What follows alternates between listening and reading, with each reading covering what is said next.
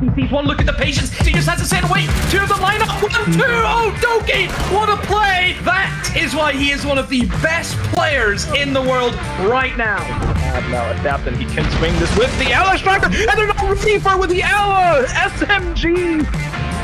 He's gonna get spotted. Tyrant finds planning on the second shot. He's dropped the pistol. He's dropped into prone. There's 10 seconds left. Tyrant, what a round! He's in position to strike. He's able to land his shots here. He got a huge slam, picks up goal.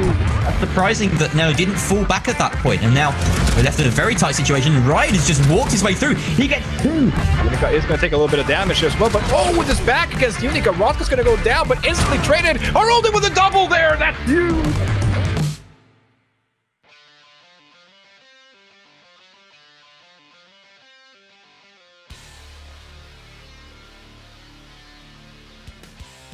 Good evening, gamers, and welcome to Playday number 5 of Rainbow Six Northern Premier League. For those of you who are new here, UK and Ireland Nationals, as well as the Nordic Championship Esports League, have merged together, and we now have the Northern Premier League. So we got a total of 10 teams that are going to be competing for the next 9 weeks. And I could be breaking this down for you guys, but thankfully for both you and me, that is not going to be the case. I'm not here by myself. I am Janiro, your host for today. And joining me are the incredible analysts themselves. We got Demo, we got Ollie on the desk. How are you two feeling today?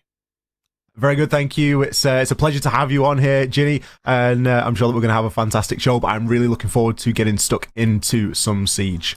You're not Ian, so you've impressed me already. That's the main thing. There's no chamber, so I'm happy. Okay, so I'm definitely not Ian, but how are you feeling about the games, though? I'm feeling pretty good. I think we've got some good games here tonight. We've definitely got an opportunity for some maybe slightly easier predictions, but I think there's a couple in there that definitely could go either way. Yeah, I don't know about close games tonight. I think last week we certainly had some really close games, but I think looking at the fixtures tonight, it could be a little bit more of a shorter evening we might have. I just think some victories are going to be a bit of a landslide tonight. Yeah, well, let's talk about last week specifically. Good that you brought it up, actually. We started off, we had quite a few games. We had MNM against Victus, Heroic against Coalesce, RIDDLE versus RCTIC, TENSTAR against Ambush, and NAVI versus Viperio 86. Now, Demo, which one of these games would you consider an ambush or maybe cause a big of an upset? Yeah, I think the ambush game is one that stands out for me. I think getting that win against TENSTAR is, as Ollie would say, you've thrown the cat amongst the pigeons, and that's really upset. I think what TENSTAR were trying to accomplish here and get their campaign off to a good start, but I think losing the ambush game, which in their minds probably thought, that's 3 points for us, it didn't go their way. So I think TENSTAR, they have a big redemption week starting hopefully here tonight. Yeah, I guess we're going to have to see whether or not that's going to be the case. We had 5 best of ones last week. We're going to have some 5 best of ones today as well. So there's a lot of Rainbow Six Siege that we can be enjoying. But let's have a look at last week specifically, and which game besides maybe the ambush one really stood out to you, Ollie?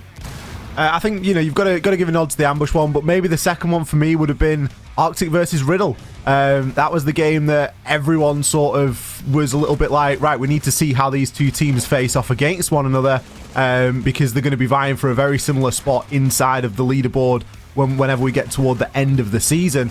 And we got very nicely surprised, let's say, by that one. They took us to a bit of a stranger map. We ended up going to Skyscraper. It was the first time that we'd seen it so far here inside the NPL, and it was a win for RCTIC, which it showed a little bit of promise from them, really. Demer, do you agree that it was the performance coming through from RCTIC that really stood out last week, or do you think there was another performance from a different team that you say, yes, this was something that I did not expect to be seeing?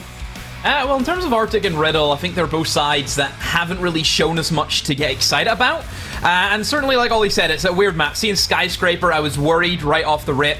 And I don't think it was a case of which team was going to play a Skyscraper better. It was which team were going to make more mistakes. And I think it was certainly RIDDLE who they didn't seem as if they were ready. RCTIC had a game plan. Well, they seemed as if they had a game plan they set up for it. And I don't know, I just think that RIDDLE just was not a good map pick at all for them. And then, you kind of move in for it even again. Heroic are always going to be there. They're always going to be that side that who's going to beat them, who's going to take them down. Coalesce, they gave it a good shot, but there were some real hero plays coming in from Heroic, and I think what me and Ollie's kind of talked about is for Heroic inside of NPL, it's just here for a bit of siege for these guys. Yeah, this isn't the end all and be all of how these guys, gaming careers are going to end up. Obviously, they've got bigger things that they have to worry about at the moment. They're just here just to play a bit of siege. That is it.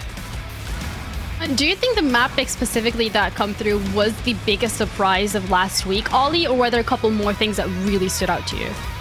I think, if we're going to really look down the list, we've got to give a bit of a nod toward the Victus MNM Academy game. That was a game that looked like it was going to be quite close for a time, and Victus ended up running away with that one. We saw MNM Academy, should I say, play in a very similar way to we see the main team play, because they picked Chalet, and we know that MNM are a very good Chalet team, but the Academy side have obviously got a little bit more work to do. But there was sort of essences of the way that we see the main M&M team play in the way the Academy team played. So they're obviously, picking up that and learning a little bit from their teammates as well. And then I think the last game of the night, we ended on a bang because we had NAVI versus Viperio. And I don't think that many people had Viperio down to win this one. Scoreline of 7-5. Oregon was the map. And it was a fairly dreadful display from NAVI, to be honest. They only got 2 rounds on the defense. It was a little bit of a strange Oregon in that regard. But Viperio showing great strength and really good sort of coordination to be able to get that one over the line. It was certainly a bit of a surprise to end things out.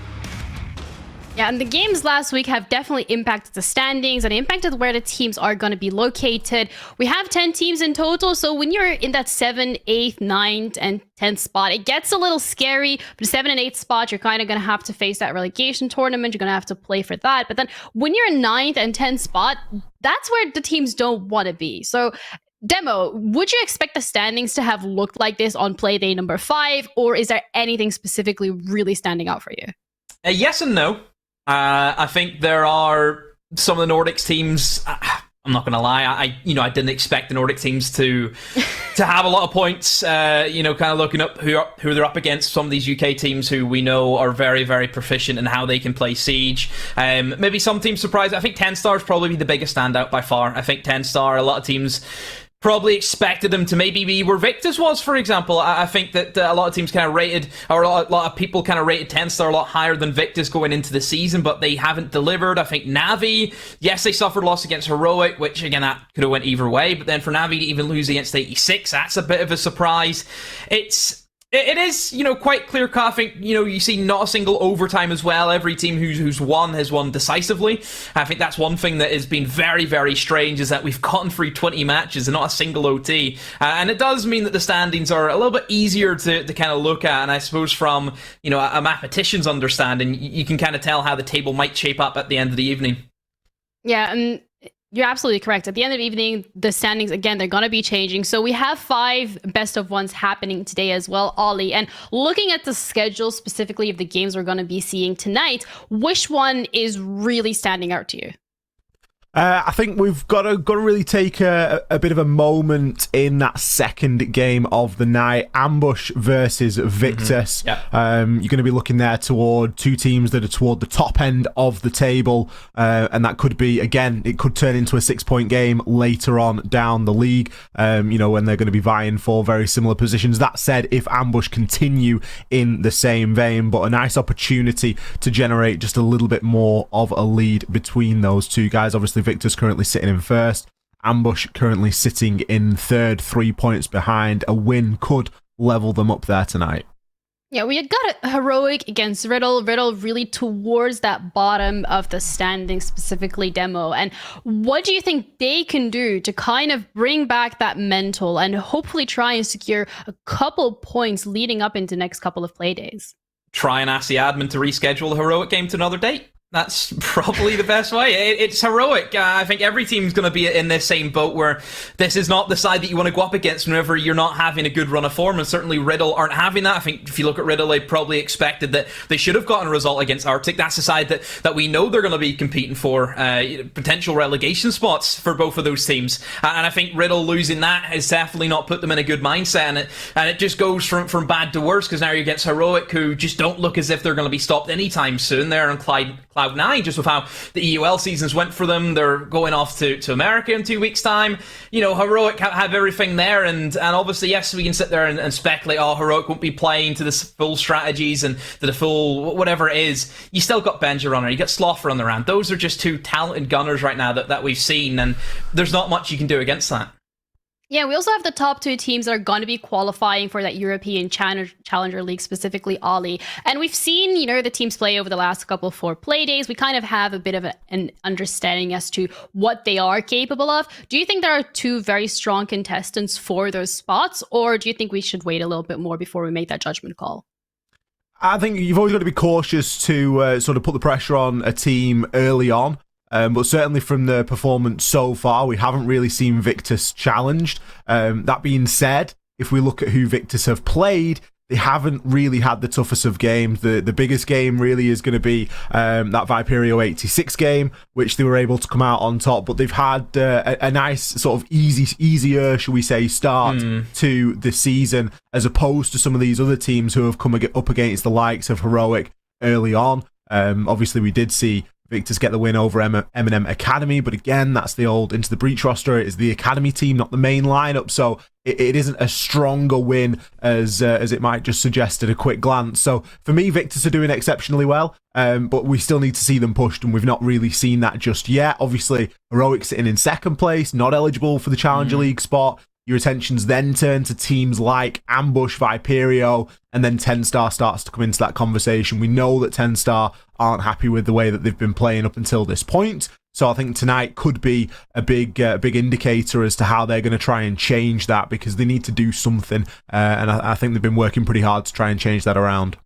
Yeah, once you're towards that middle side of the standings, you need to kind of step up a little and do something, as you said. And it's a best of 1 that you have today, so you need to hit that ground running. You need to have that scrim coming through beforehand. You need to be like warmed up in the zone. But what would these teams be without their players, right? So let's have a look at the top 5 players specifically coming into this. And gonna start off here with Gorgona. What has made these players here really stand out, and what has allowed them to excel in their roles? Well, I mean, I think you could have certainly picked anyone from Heroic just in terms of how they've been playing. I know that Gorga, he's kind of sat out for a few play days as well, so you know, even for him still to have this KD with missing a few play days, that's credit to him. I think you look at TENSTAR, I think Savage is a real talent. I think that's certainly someone who you have to watch out for in the future to start rising up the ranks. I'm sure many people probably agree with that as well. You know, the kid is some serious talent. I think Nick has surprised me. I think the whole Ambush team has really surprised me as well. I didn't have the highest expectations of them coming in. I think still they have a bit of the way to go before we really start seeing them as, yeah, these guys are here to play. They're serious contenders for a CL position. But even then, NAVI as well in the end. I think NAVI, you know, we've kind of mentioned that they've had certainly not up to par standard of a game that they had against 86, but Nathan has certainly been the playmaker at the moment for NAVI. It's just we need to get everyone else from NAVI to really start working, because Nathan certainly, he's putting in the shift. It's just, can everyone else do that? Yeah, I guess we're going to have to find that out later today. But if you guys had to pick out one individual players from these top 5, obviously every single one an incredible player in their own right, that has really showed up this season so far and has really made sure that they had a lot of impact on their team's performance, who would that be, Demmer? Oh, throwing in a really difficult one here. it is a tough one. I think I have to go with Savage. I think I have to. I think with the wins that TENSTAR have managed to get, you think about the game that they had against MNM, you know, he popped off, and I think individual performances like that can really play a big part. And just on the topic of Savage as well, you know, we've seen him come out on social media, and he says he's getting really nervous on game days. He says he's not settling in. He's still getting those kind of first game jitters, even though he's already into the 4th play day. And that, I think that does become a bit of a problem for a young player, where you start to have that doubt in yourself, and that mental game starts to take over. So I think Savage, maybe he puts too much pressure on maybe TENSTAR as a whole. Maybe they had better expectations, and then whenever the team isn't meeting those expectations, the head starts to drop. That then all comes down to how the coaches then perform reform that, and the coaches need to do their job and make sure everyone's in the right mindset. I think if they can fix the mental, which is, me and Ollie have always said that the mental game is a lot stronger some of the times than your actual Siege being played, and I think if they can fix the mentals of someone like Savage and give him that confidence, give him that morale, and give him that bit of a boost, then he can certainly just keep lighting them up as he has. We've seen that, he has that potential. He's shown us that.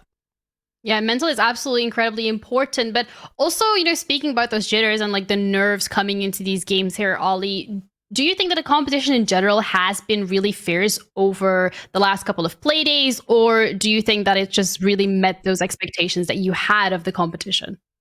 I think that it's a difficult one, isn't it? Because we can sit here and say that the competition's fairly stiff, and I think that it is. I think we've got some very well matched teams, and it's nice to see teams vie in and giving a good game to teams like Heroic, like Navi, and even in some cases getting the win there against the latter. But you've got to look at the fact that we haven't had a single overtime yet, and I think that does start to show a little bit of a gap, top through bottom in the leaderboard. You think back to previous seasons of particularly UKIN as a national league, and there was a lot of overtimes. It was very difficult. It was almost a bit of a meme, the 8-7, 8-6 scoreline, and teams, sometimes throw in whenever they get onto that sort of 6-6 or whatever it might be. So I think the fact that we've not had an overtime, I'm not going to say it's worrying, but it's something that I'd like to start seeing, because a lot of these games have been very clear cut from the start. And that gulf is only going to increase then top through bottom if we continue. Already we've got 2 teams on 12 points and we've got 2 teams still on 0 points. So that starts to create quite the gap that will be very difficult to bridge. There definitely is a discrepancy in terms of the standings and the points and in just general the overall performance coming through, and we can definitely see that in the points that have been gathered by these teams. But we're also going to look at the players individuals. So we do have a head-to-head available between Nick and Flexi, and just how these players have really been able to push their teams forward and to just ensure that they are getting the points where they need to be collected. So I'm going to start off by looking at Nick here. Demo, give us an overall overview of the play. What have they been incredibly good at, and what are maybe some areas that you think they need to focus on a bit more just to get that extra boost for their team? I mean, Nick has certainly not been afraid of playing those support operators, which I think is also that we have to praise. See these support players get in there and not be afraid. Typically support is seen as, if you want to lose a bit of KD, you're on the support role, isn't it? And I think to see Nick, here in that kind of in that position and still being able to put up numbers, free plants as well to go along with that. I think it just shows that Ambush as a whole, they've been very orientated around, these methodical pushes. We've seen, I think, Ollie, whenever me and you were kind of looking back and seeing how Ambush were playing against Coalesce, for example, they were very clean right down to how they wanted to get their pushes sorted.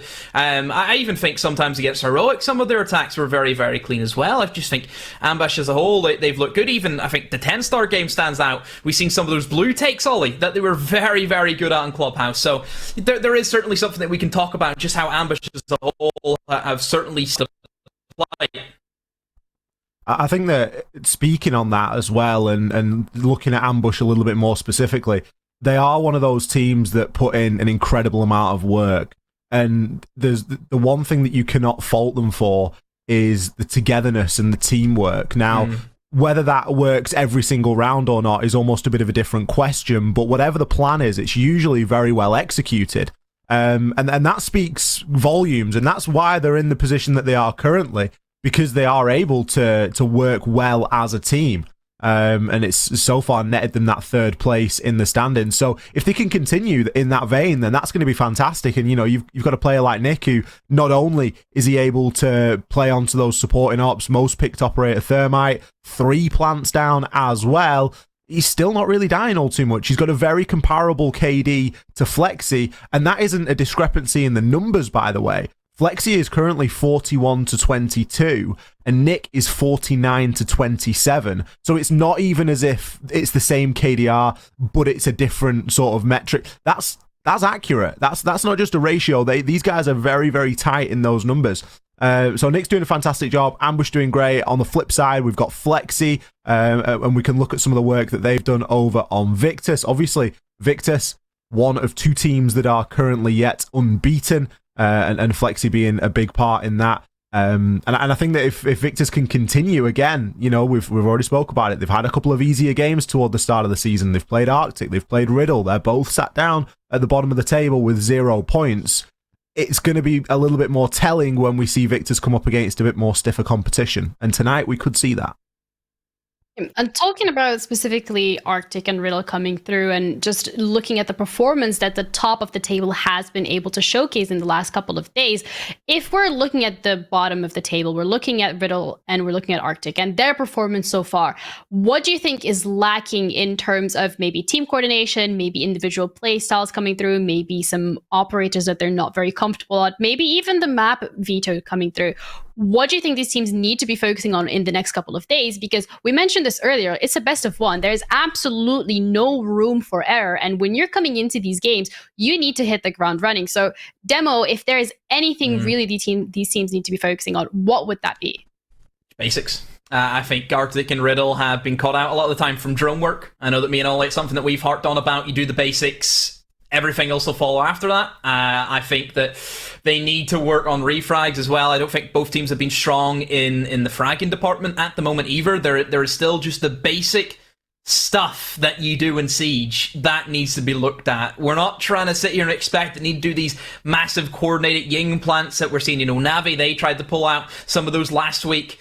They just need to play Siege the way it's supposed to be played, and that is just get the drone work in, take what you need to, get the utility in, refrag when needed, and try and get that diffuser down. That is it. That's as basic as it can be, and it'll get you rounds. We know that. It's tried and tested. Yeah, we have 5 best of ones happening today, so we're going to see whether or not these teams are going to be focusing on these basics. But I'm going to start off with you here, Ollie, and you have 5 chances of being correct this evening. So let's start off with your predictions coming through specifically. For match 1, we got Viperio against RCTIC.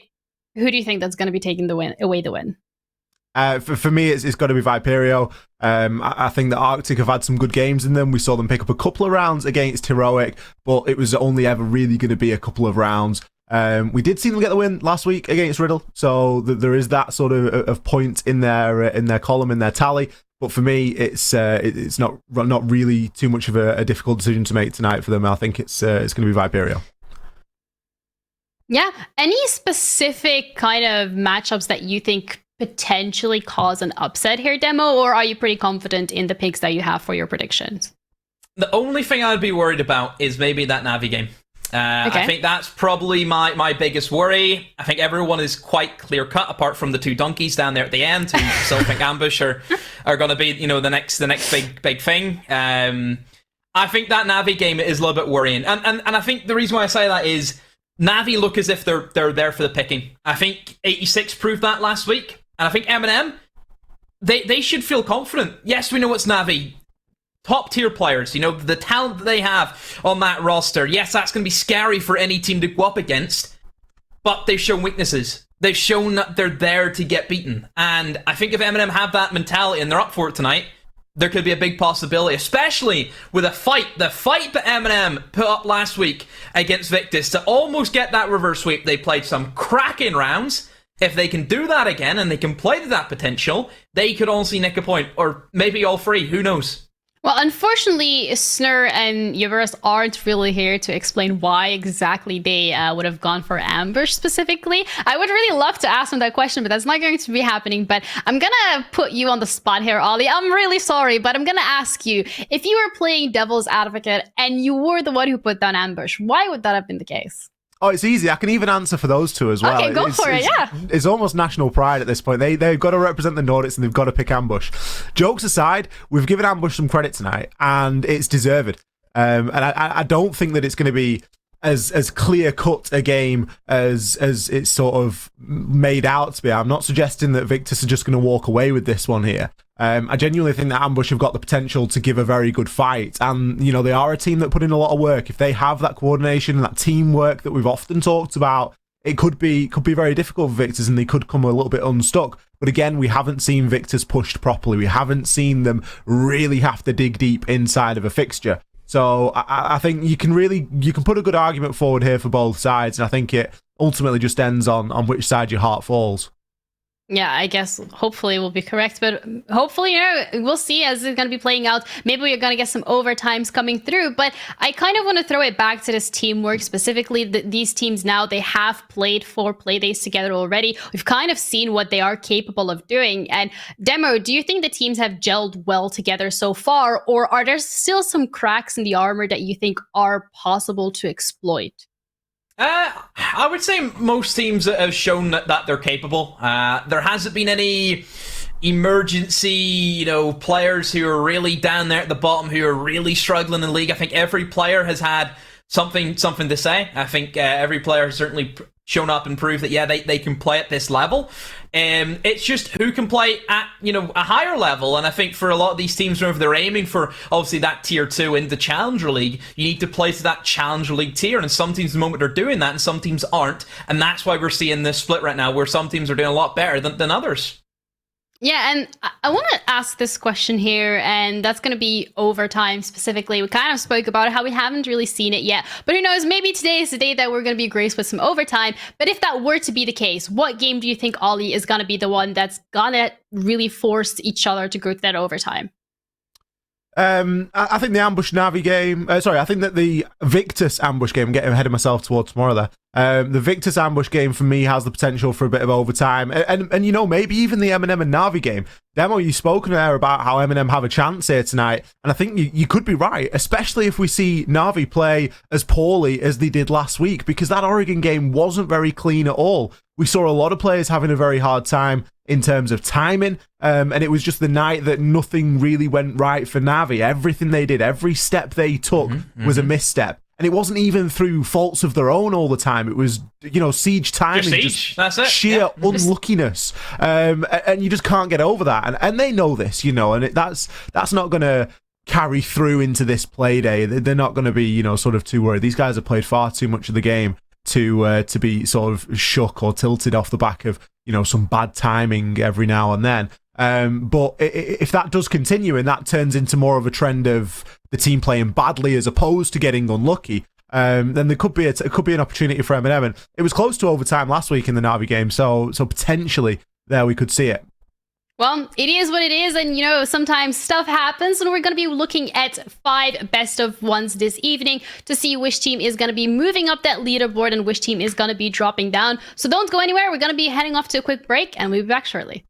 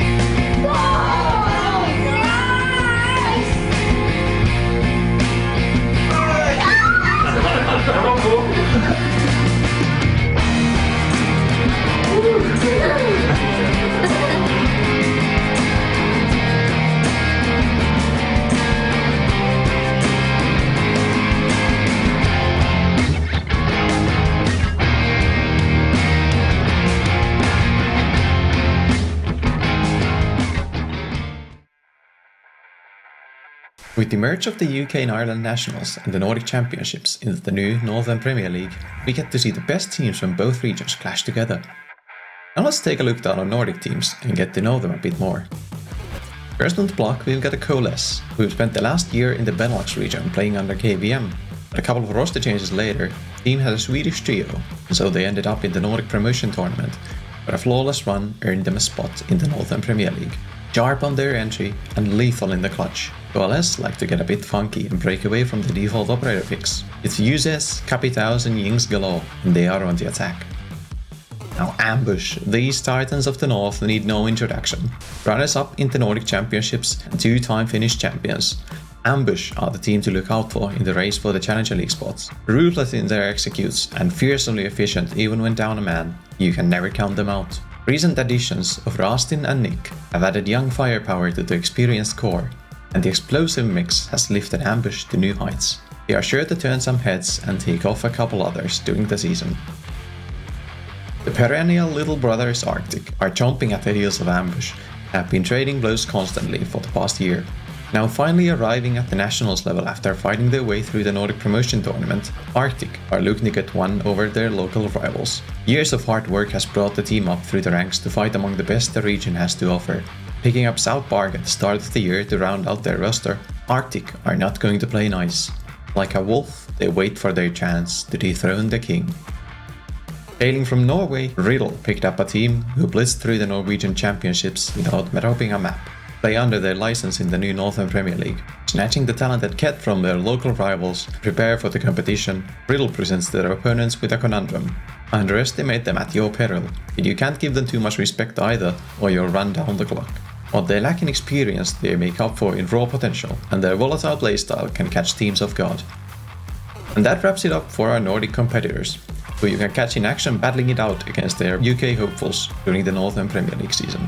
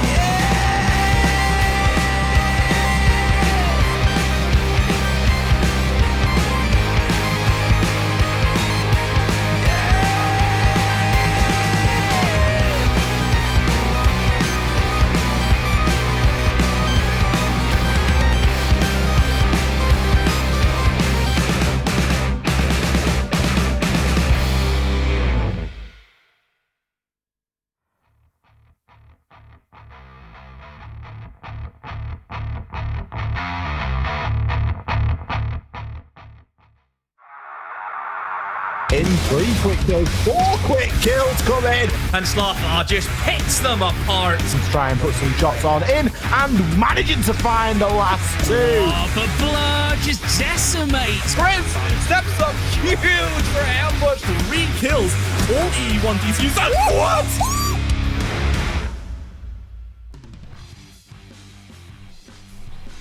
Welcome back, everyone. We're now going to be heading into the action of game number 1. We got Viperio 86 against RCTIC. And once again, I'm Janiro, your host, and joining me on the analyst desk are Ollie and Demo, as we're going to be looking more in depth into these teams. Starting it off with the roster of Viperio 86 here. And the question for you, Demo, is what have they been doing so incredibly well to actually be 3 wins and 1 loss so far?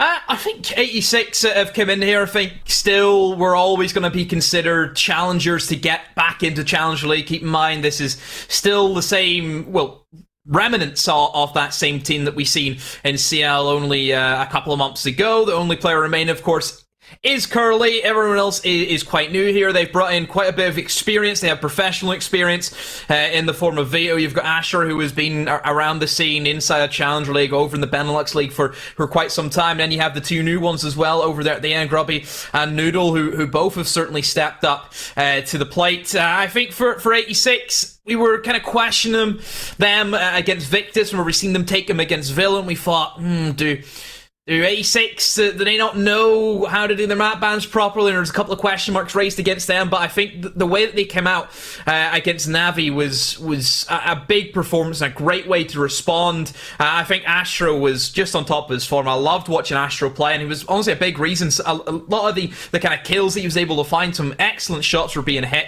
was a big reason why they were able to overthrow NAVI.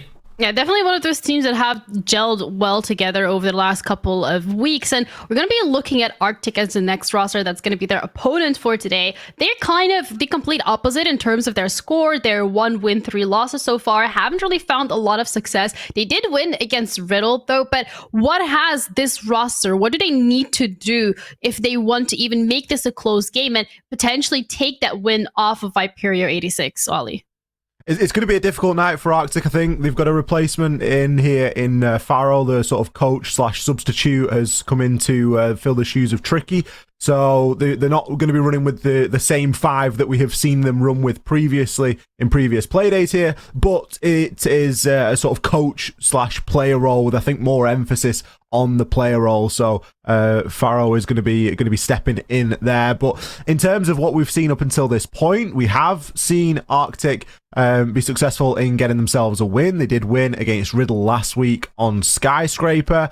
Was that the map? Was that RIDDLE playing poorly, or was that RCTIC, sort of finally showing us what they are all about? I think that this team has got rounds in them. I will always draw back to that Heroic game on Chalet, where they were able to pick up 4 rounds. You can say what you like about the way that Heroic were playing, but RCTIC played the game of siege that was placed in front of them, and they took those opportunities. And that's really all you can hope to do. So if they are presented with those opportunities again, we know that they are capable of taking them and converting them into round wins, but it's just about how many times they're going to be given that opportunity. Yeah, I guess we're going to be having to look into that, and we're going to be also looking at the head-to-head of players specifically. So we got Nuddle against South Park. Let's start off with South Park specifically. What has he been doing correctly, and what do you think are the main areas of improvement for him, Demer? Well, the thing about RCTIC as a whole, and it's not just only said about South Park, it's more the case of RCTIC. We didn't really see much from them until we seen them get their first win last week. So that's, in my opinion, what we can base them off. I know Ollie's talking about Heroic. How much can you look into that? I don't know if you really can. You're up against Heroic or not. Can we playing that structured playstyle? They're just running around because that's what they do.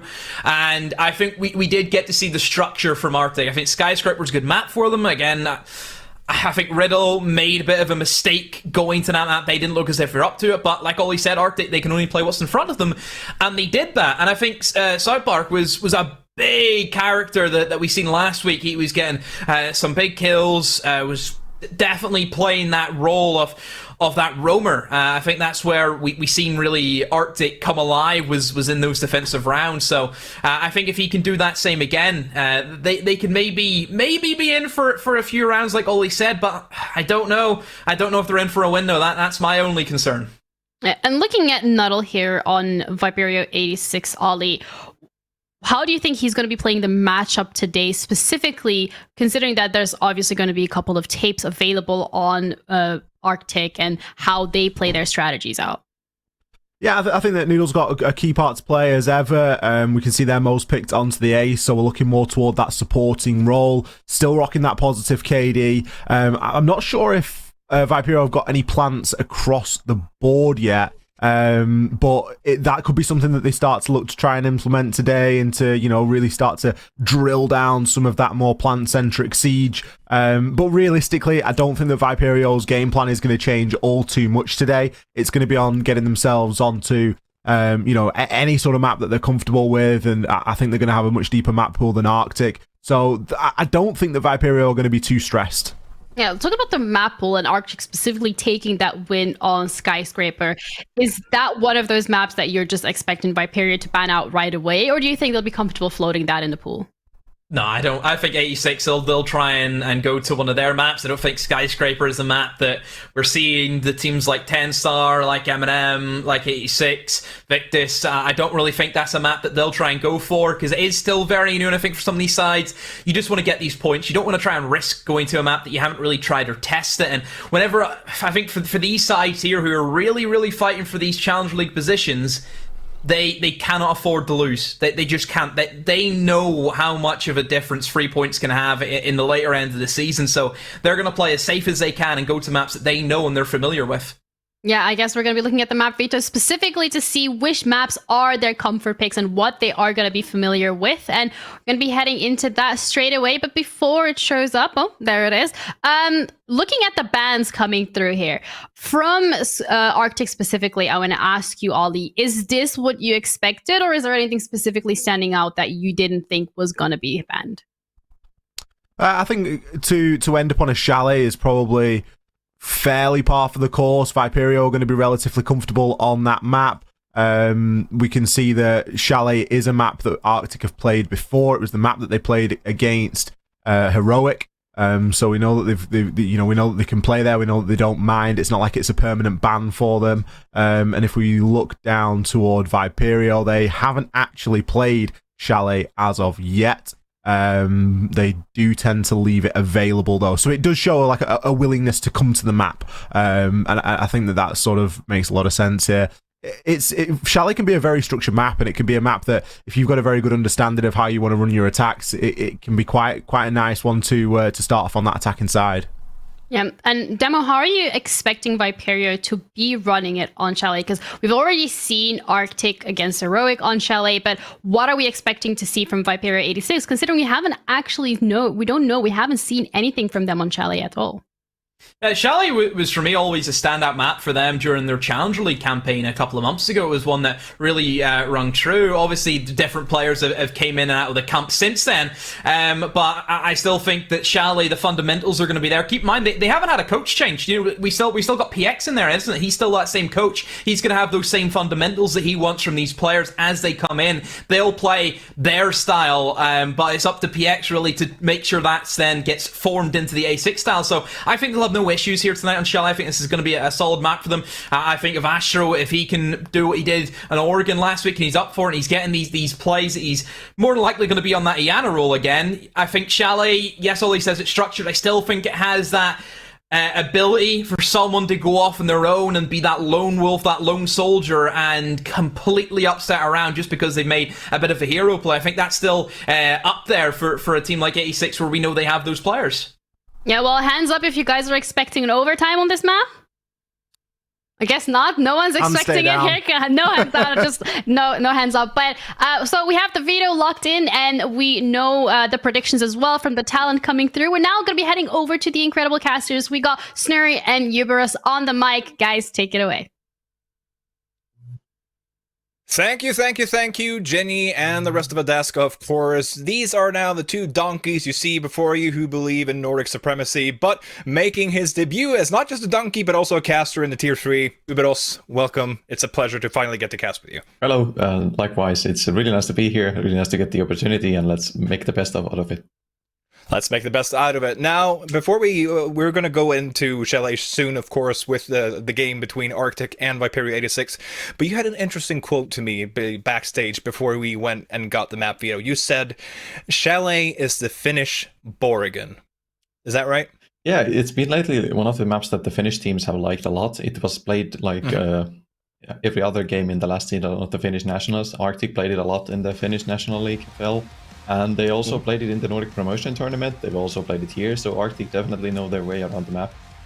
If my memory serves, they won one of their games against Ambush here on the Finnish league. So there's definitely some strength to be had there.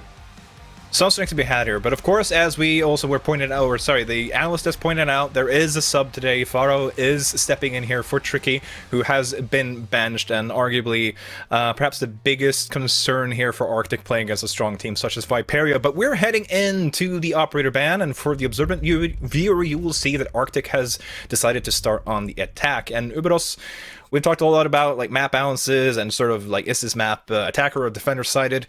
What do you think is behind the reasoning of RCTIC picking attack here, as we're seeing this bounce come through? I think they are just quite confident on this map on attack, and also they get the buffer of having the defense later on if they need to clutch some rounds and get themselves back into the game, even if their attack half goes a bit AWOL. And I think it's something that they like to do. If I remember correctly, they played a lot of like attack starts on the Finnish league here. They played an attack starting game in the Nordic Promotion Tournament also, and led them here. So it's just something they tend to do. It's a little bit of a comfort pick there for RCTIC on a night where they certainly have to get all the comfort they can, considering the quick sub coming in and, of course, facing off against staunch opponents such as Viperio 86. Seems like the defenders are going to start downstairs here inside of Snowmobile and Wine Cellar. And Faro does seem to be locking in the Hibana here, but of course keep in mind that we do have attacker repick now, so nothing is certain until the last final 2 seconds of the prep phase. So Ube, not the only Finnish guy getting his Tier 3 debut today. Yeah, that's true actually. Faro on RCTIC is getting his debut today, filling in for Tricky. So it's two of us. Let's see which one shakes more. I thought you're a chill and calm dude. You'll do fine. And just to help you a little bit on the way, wow, that was a little bit of intonation there for you. But Snowmobile is a site that there are some discussions concerning how viable this site is at this level of play. Could you go into some of the pros and cons there of this site while we're waiting for the attackers to start their assault here towards the previously mentioned site? One of the pros is if you run a bit of a roam setup, you usually force the attack to do some kind of a clear and burn a lot of time with it. As we see here, we see Wamai near the library corner here, playing with some reinforcements, and Astro is actually on the living room, bedroom side, playing around. So that is something that the attack is going to have to deal with before they can bite into the site itself. One of the downsides, so to speak, is that the breach is fairly easy to open, especially with some of the bans we sometimes see. Now we see the Thatcher ban. Ali is still in play, which they could bring to help deal with some of the utility that defense can have, like the Kaid to trick the wall. Actually going to see Kaid tricking here, as you've pointed out, and since there is no Kali, and Noodle is not really being contested here through the drone hole or anything, and so it does look like RCTIC is going to commit to a top-down clear her, dealing with those roamers that you spoke of just earlier here, with, of course, Astro playing on the alibi.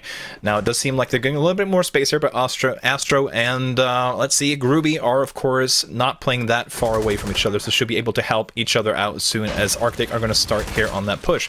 Going to hope for that crucial first opening kill here, RCTIC. We do remember that Tricky, who has been benched, was one of the best openers actually in the entire league thus far. Considering that RCTIC has only picked up 3 points, that is actually a massive individual performance by him, but it was just the fact that RCTIC were not able to utilize those round leads into round wins. I do like here, though, seeing both from Groovy and Astro that they are just going to go and rotate safely back. I say that as Groupie is still sitting in library, and this could actually cost dearly here for Arctic if they don't drone this out more. Yeah, they're ready to pounce there if they see a chance for the counter-attack and a retaking of the upstairs there. Still in a 5v5 with the last minute of the round approaching us fast.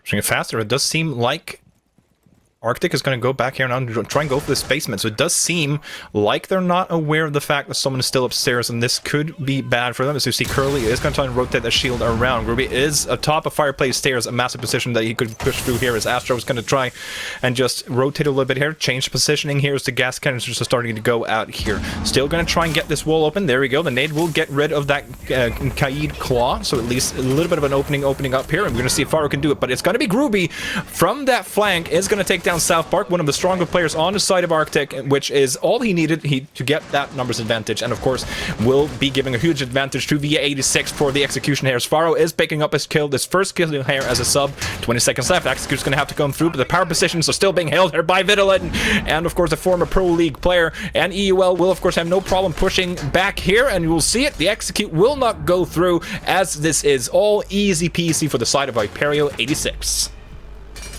Yeah, the problem for Arctic there was that they got the walls open, they got the breaches open that they wanted to, but they were a little bit light on the utility drill with the defender positions inside itself, and they just lost the duels to people playing behind shields and stuff like that. Really need to like tightening up a bit and maybe think about the operators they are bringing, maybe have some more utility drill with the stuff that they faced, and they are bringing now the Iana too. They are going to have 2 sets of nades on both the Finka and Iana. A little bit more grenades there to clear out the utility, like you said, and of course we do remember that from the first Playday, their Arctic were a bit nervous when they were playing up against Victus here, and then lost 7-1 on Villa, if I remember correctly. No, it was not Villa, it was another game, never mind. And the thing is, you have both played and coached in teams at Tier 4 and Tier 3 level, and how nervous do you think a team could become by getting a sub in? Because we don't really know how much or how well Faro knows the team in terms of synergy and the strategies yet. I mean, he is kind of the coach, I do believe you said earlier. He's but a substitute. He was brought up like just before the season started as a substitute. So he's been there for a while, but like obviously the rest of the team have played together for a long time, and he's not really like been there for much longer than the season itself has lasted. He played against them actually in the Nordic promotion tournament in another team, and he's a recent addition. But he has played with South Park. So at least a little bit of a personal synergy there, I was going to say at least, and that's the great thing about the Finnish scene. A lot of these players have played with or against each other at some level, and do know each other's strengths and weaknesses to a certain extent at least. As we see, RIDDLE here is on their own downstairs in the garage, as Noodle is being droned out here, is protected by a couple of ADSs though, so they're going to try and burn them out a little bit at least. A flash coming through, and they as well. C4 also, explosives traded, almost none of them taking any damage. Noodle taking a little bit of chip damage, is going to push up further here to take a little bit more damage. A third nades going to be raining through here. That's a lot of nades to take down Noodle. They don't even get him down to 50 HP, and as I say that, RIDDLE is trying to back up as well, and he will be able to take down Monks. So thus far, Noodle has done more than his fair share of the job here. Yeah, he's really playing around those nades well there. Only lost about 50 HP to 4 nades. And they had somebody a bit lazy on the flank drones, possibly in the downstairs when Vito got his kill. There was a drone in his foot, but he got like past it and got the free heal on the player playing downstairs on the Sofia, trying to get the Noodle position neutralized. Even still, not been flushed out of this position, and this is exactly what we want to see from someone playing at such an extended hold here. And keep in mind, it's kitchen dining. You do want that stair control here from the solarium so that you can try and push towards on this side here, because even if you try to drop down or come in from the main entrances, you still have a defender with some potential lethal angles all the way from solarium stairs, or potentially just rotate. But we are seeing that Arctic are thinking about a plan B here now, as they have realized that they have used a lot, tons of utility on trying to clear them out. Actually, they've used all of the throwables, and they've yet to start on the execute on the site itself, and that is more than enough. A massive win here of course for Viperio 86, and we do remember how it went the previous round when the execute came through. Yeah, it's the discipline and like experience shining through for Viperio here. They are really playing calm. They are not over peaking stuff. They are playing their strengths to the steerings really well. They have a man advantage and they're not throwing it away like we sometimes see. Here, Fodor gets actually a nice pick onto Groovy. That is a nice pick indeed, and it's at least good for his personal confidence and everything else, but it's going to be Noodle with a shotgun coming up close against a South Park, but of course it's going to be the LMG that wins, and the number tally has been evened out, but it's 15 seconds, the execute's going to come through here, and that will certainly favor Viperio 86, as they still have these power positions. The attackers will just have to flush the sight, and there we go. Astro is going to start the ball here inside of Trophy, a little bit of a VIDDLE as well. Farah will get himself yet another kill, but it will be yet another Viperio 86 round. Yeah, the early kills coming in advantage there. Even though RCTIC momentarily managed to tie it up to 3-on-3, the execute without any utility and with so little time left, it's next to impossible. And 86 have the experience to pull it through. They're not gonna panic in the situation, even though RCTIC brings it to an even man count. Defenders, protect your bombs from being defused by attackers. Now we're gonna see the bar side here. Ghost is being brought up again. Something we see a lot on this side, and then the addition of Melusi in conjunction with that can be really devastating on some of those tight choke points that you're gonna have to push through, especially upstairs where you're gonna clear out the bedroom side. If that is what approach that RCTIC are gonna go for, and that is what we saw a lot of them from the Finnish league. With the frost mass up in the second floor, and also arguably here at the double window FCC, and with the laser gates coming out here as well. I'm not doing an impersonation of Ace, by the way. It was just trying to remind people that this is where it all started. The latest of the gate started all here in Chalet, and Ace of Pyrite, of course, the OG, I was going to say, of that accent. Not, of course, of the term itself, but he definitely immortalized it alongside Dez, and a big shout out to those two, of course.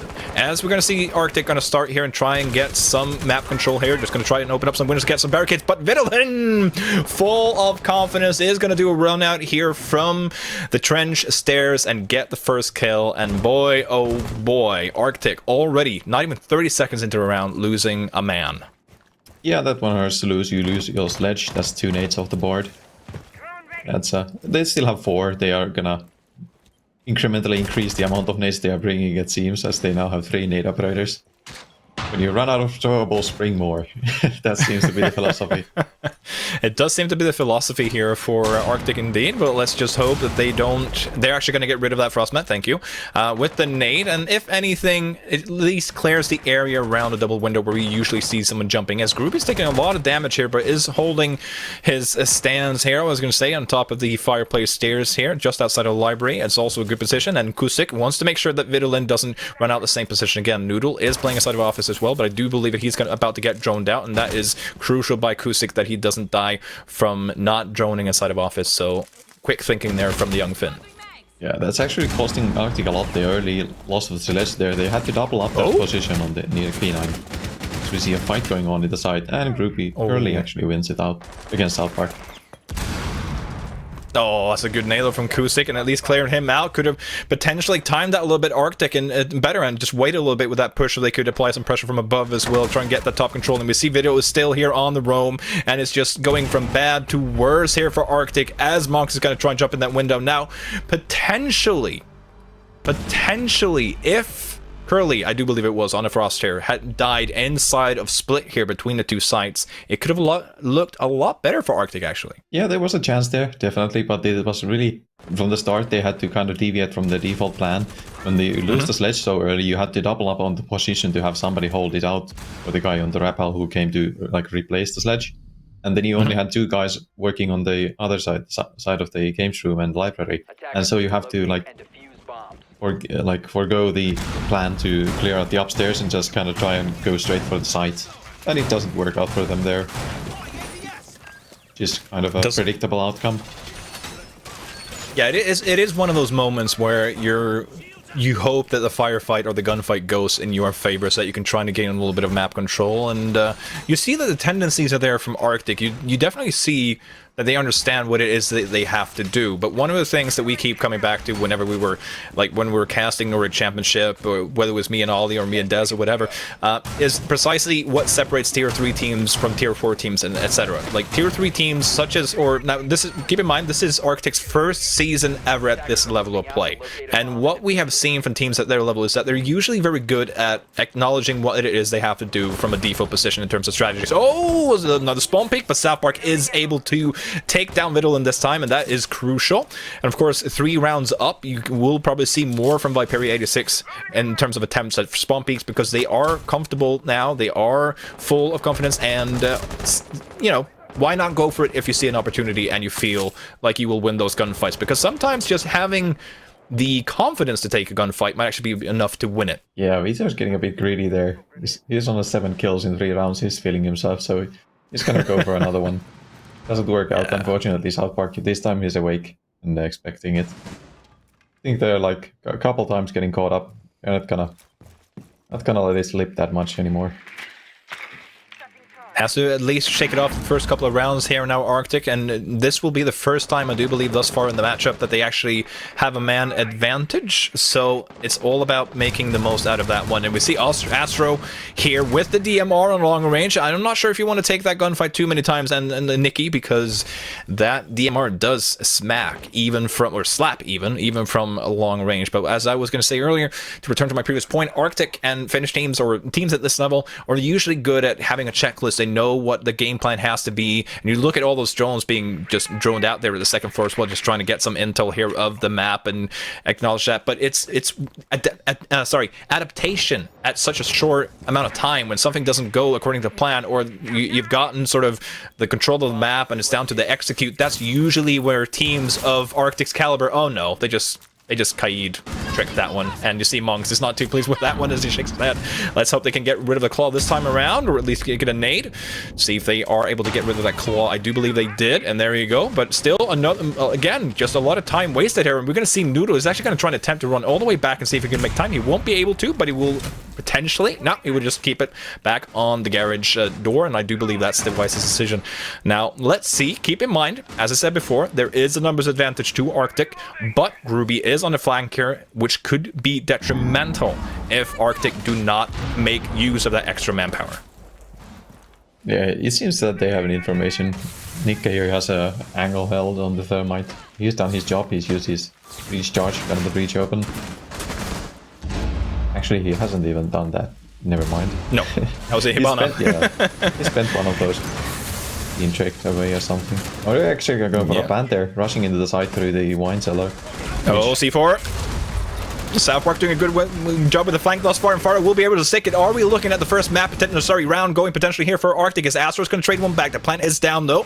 So there's a 4v3 plant, the man advantage here for RCTIC. Yeah, this is a tough retake indeed, and this is where RCTIC is going to have to make the most of it, and there it is. It's all down to Astro. Now, he's played well. He's going to be able to get that gate back up, but there you go. RCTIC will take the first round, and this is how much more time you can get if someone misses the spawn peak and you have a man advantage for the rest of the round. Yeah, so the Thermite had actually opened the side there for the wine cellar.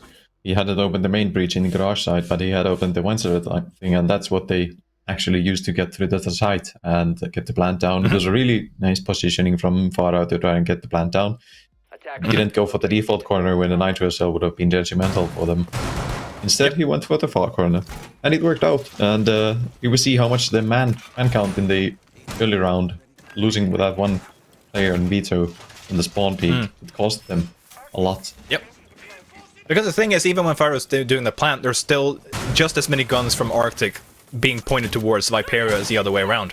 Yeah. So when you have a 5v5, for instance, the plan, you know, all of a sudden it's a 5v4 in terms of guns. Of course, you still have to be in the vicinity and all that stuff, but when the execute is coming down, that's usually when the defenders make the call. Guys, they're planting, we're going to have to collapse on this, or we're going to have to eat out C4s or whatever.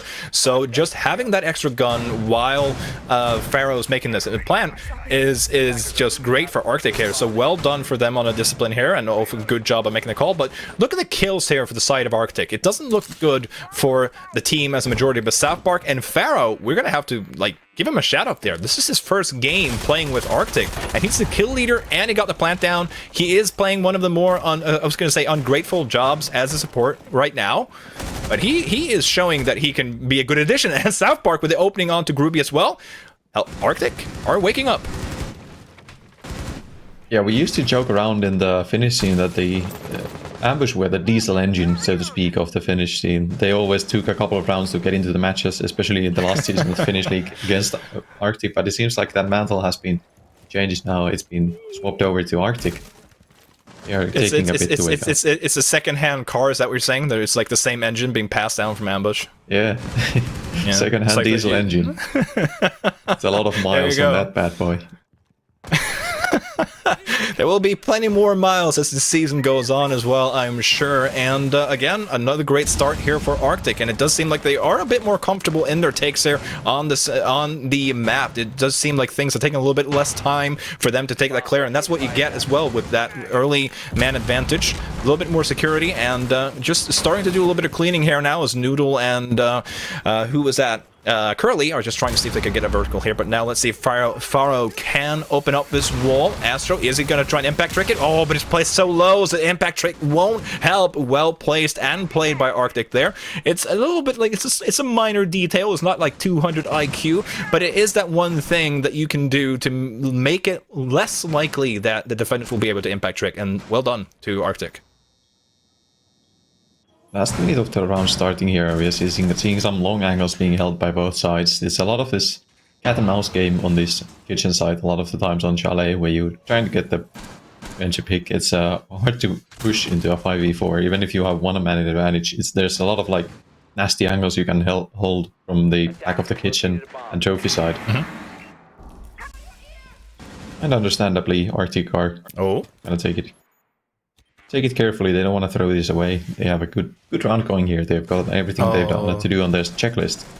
That drone, though, being called out here by Medic. Perfectly so. There we go, yeah.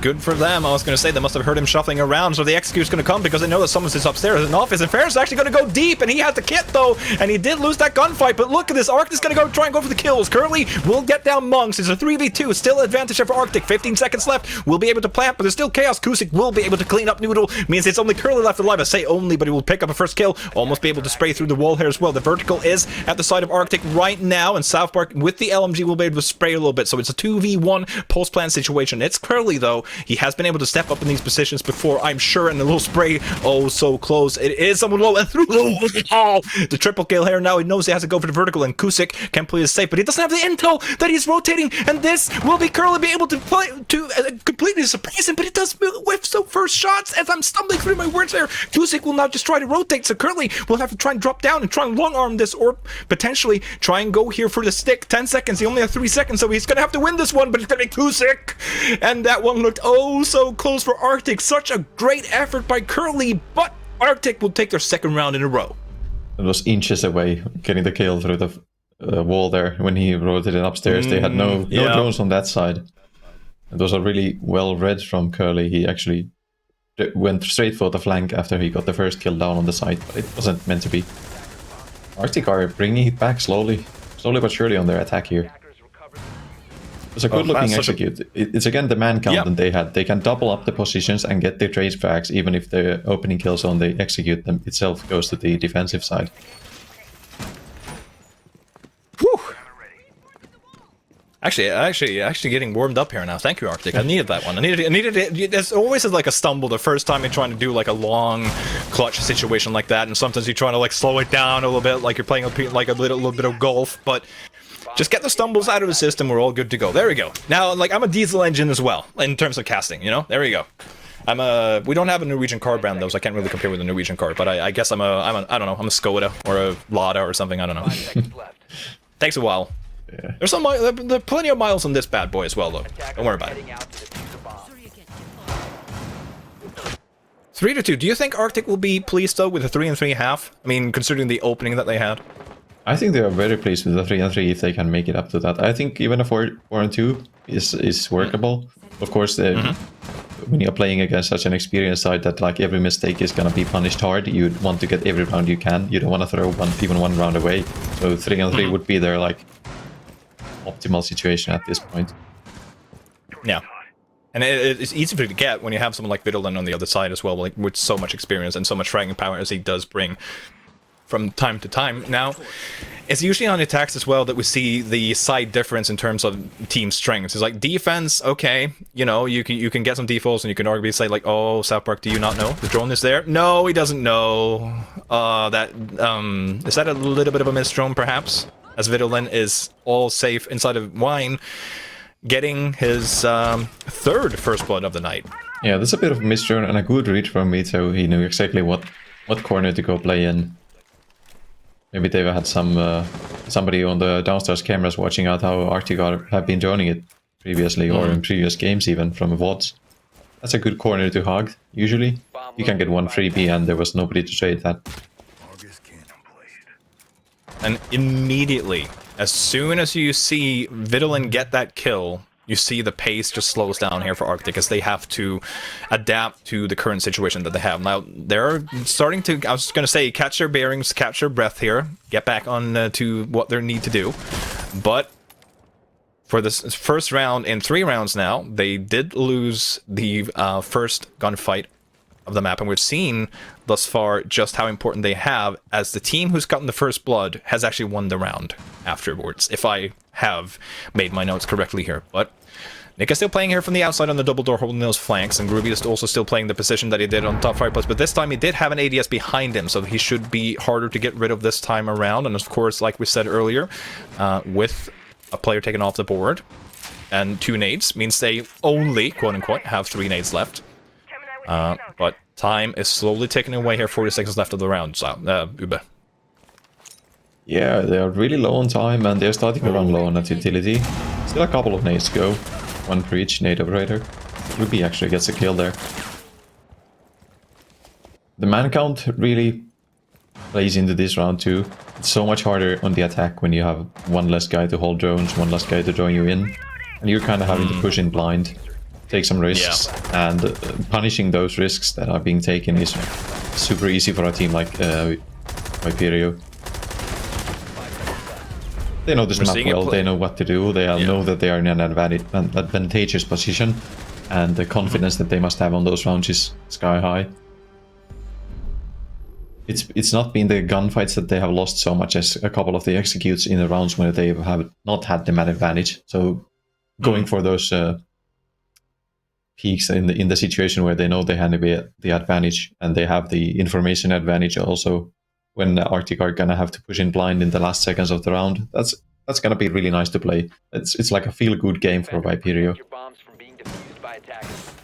Absolutely feel good there, and will feel good as that previous round just looked too easy there for the execute. And that's the thing about Siege, you know, you could have 2 great rounds coming through from RCTIC, and then all of a sudden get that opening kill there on the side of Viperio 86, and the following round will look completely different. I do believe it was crucial for Viperio 86 to get that round win after losing 2 in a row, to just stomp the momentum here coming through from RCTIC, as we are getting what were you know, a little bit of a reset in terms of the game pace here as they are swapping sides. RCTIC on the defense will start their first sight onto bar here, as RIDDLE actually is able to sneak that crucial drone onto site, and that can give a lot of information about how many or how few people are on the site there, how many are on the potential ground floor, because he placed it just like opposite of the wall to the fireplace and should have quite a lot of view throughout the entire site there. So easy, not easy, but well-placed drone there by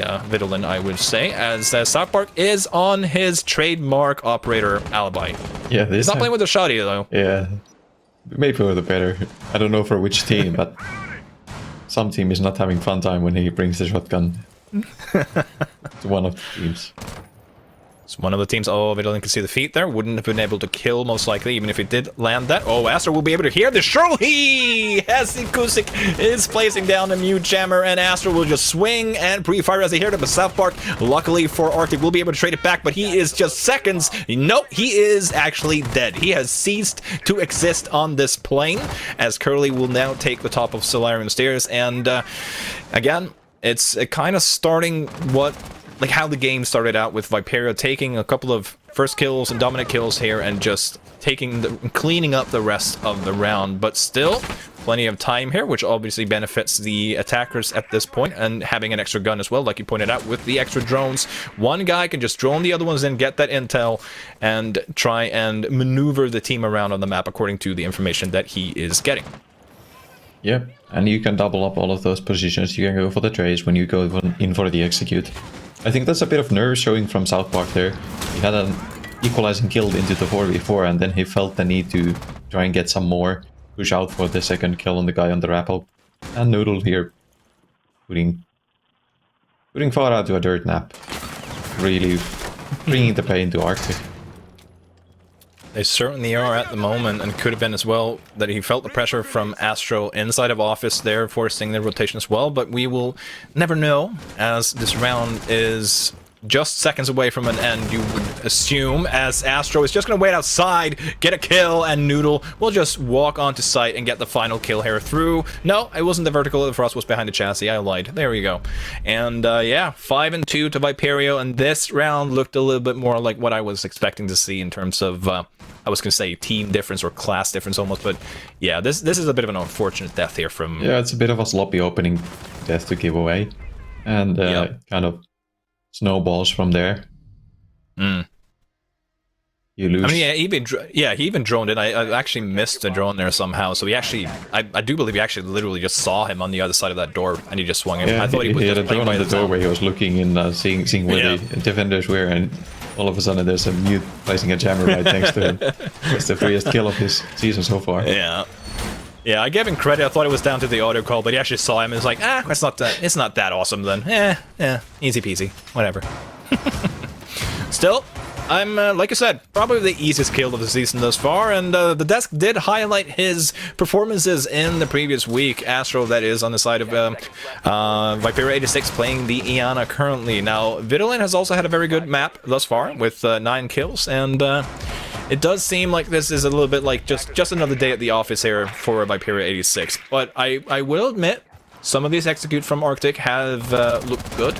And I actually feared worse for Arctic, considering that they're playing with a sub, but Pharaoh certainly not been sort of like, if you looked at the stats and looked at how he's played, you wouldn't think like, oh yeah, he's the sub, he's going to be like the one they're going to have to drag along. He's actually done his job. Did a Twitch drone just destroy a Goyo? Going to catch it there? It does seem like it. Yep, that's unfortunate. That's unfortunate.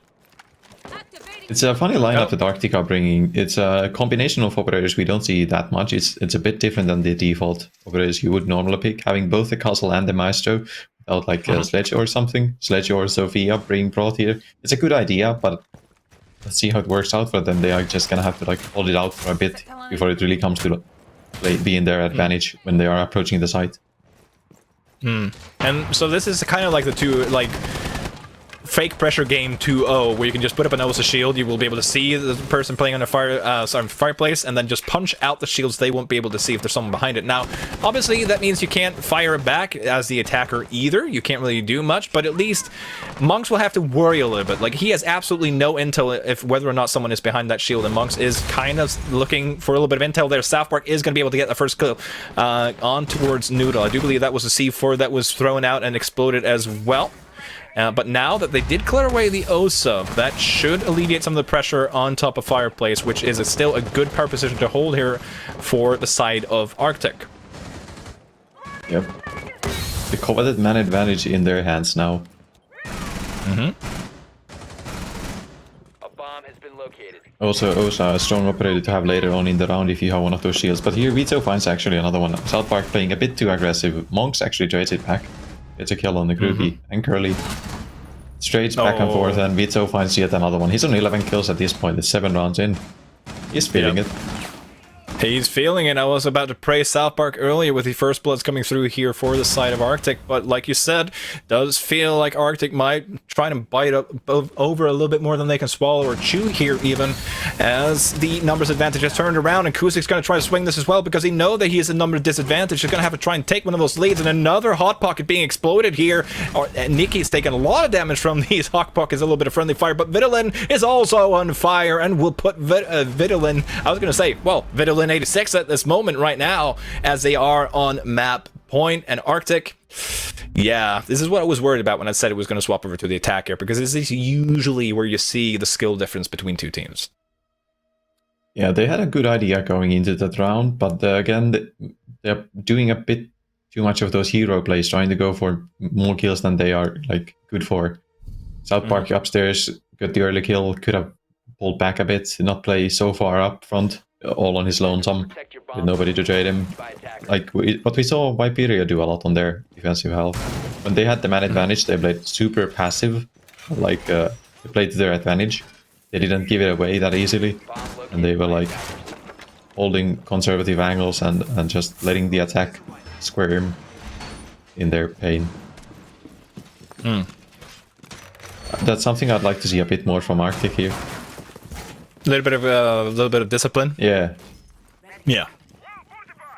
That's what you get when you have all those young Finnish gunners on the same team, you know? It's just, you're gonna have to rein them in a little bit. There you go. Look at Vito. 4.0 KD. An opening KD 3-1. Absolute great performance by him today, and again with another one of those pesky little drones here from Vidalin. He has been notorious for being a little bit of like a hit or miss player. Like he's either like way up there just landing every single shot that he's taking, or he seems almost like he's not even playing on the server. But right now he's currently making the most out of his position there, and Astro is going to be able to find the opening kill onto Kusic as well. And I do fear for Arctic now, as we've seen every time that someone has gotten a numbers advantage, except the previous round actually has gone the way of the team got that opening kill. And with Noodle picking up a second, the second for Viperio 86 right after as well. It's not looking too good here for Arctic, Kuberos. Yeah, it's starting to look like it's a moment's time before the fat lady sings for Arctic.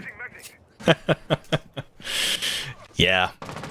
If this was an opera, it would be a tragedy, for sure. And Vidalin getting a kill into Faro as well, who's been playing well, and it's a shame to see a player who has been stepping up so far for Arctic in his first game, official game for them here in the NPL, and now being snuffed out here by Viperio 86. It's like they decided, you know what, we're done playing around, we're just gonna make this a flawless, take the 3 points and go home. Nope, not gonna get the flawless. Nick is gonna get a kill at least. That's his third of the evening, and Viperio 86 have all day until where they are. A little bit of an LOL in chat, but it doesn't matter. Groovy will end the game in a quick, fast 7-2 by Viperio 86 over Arctic.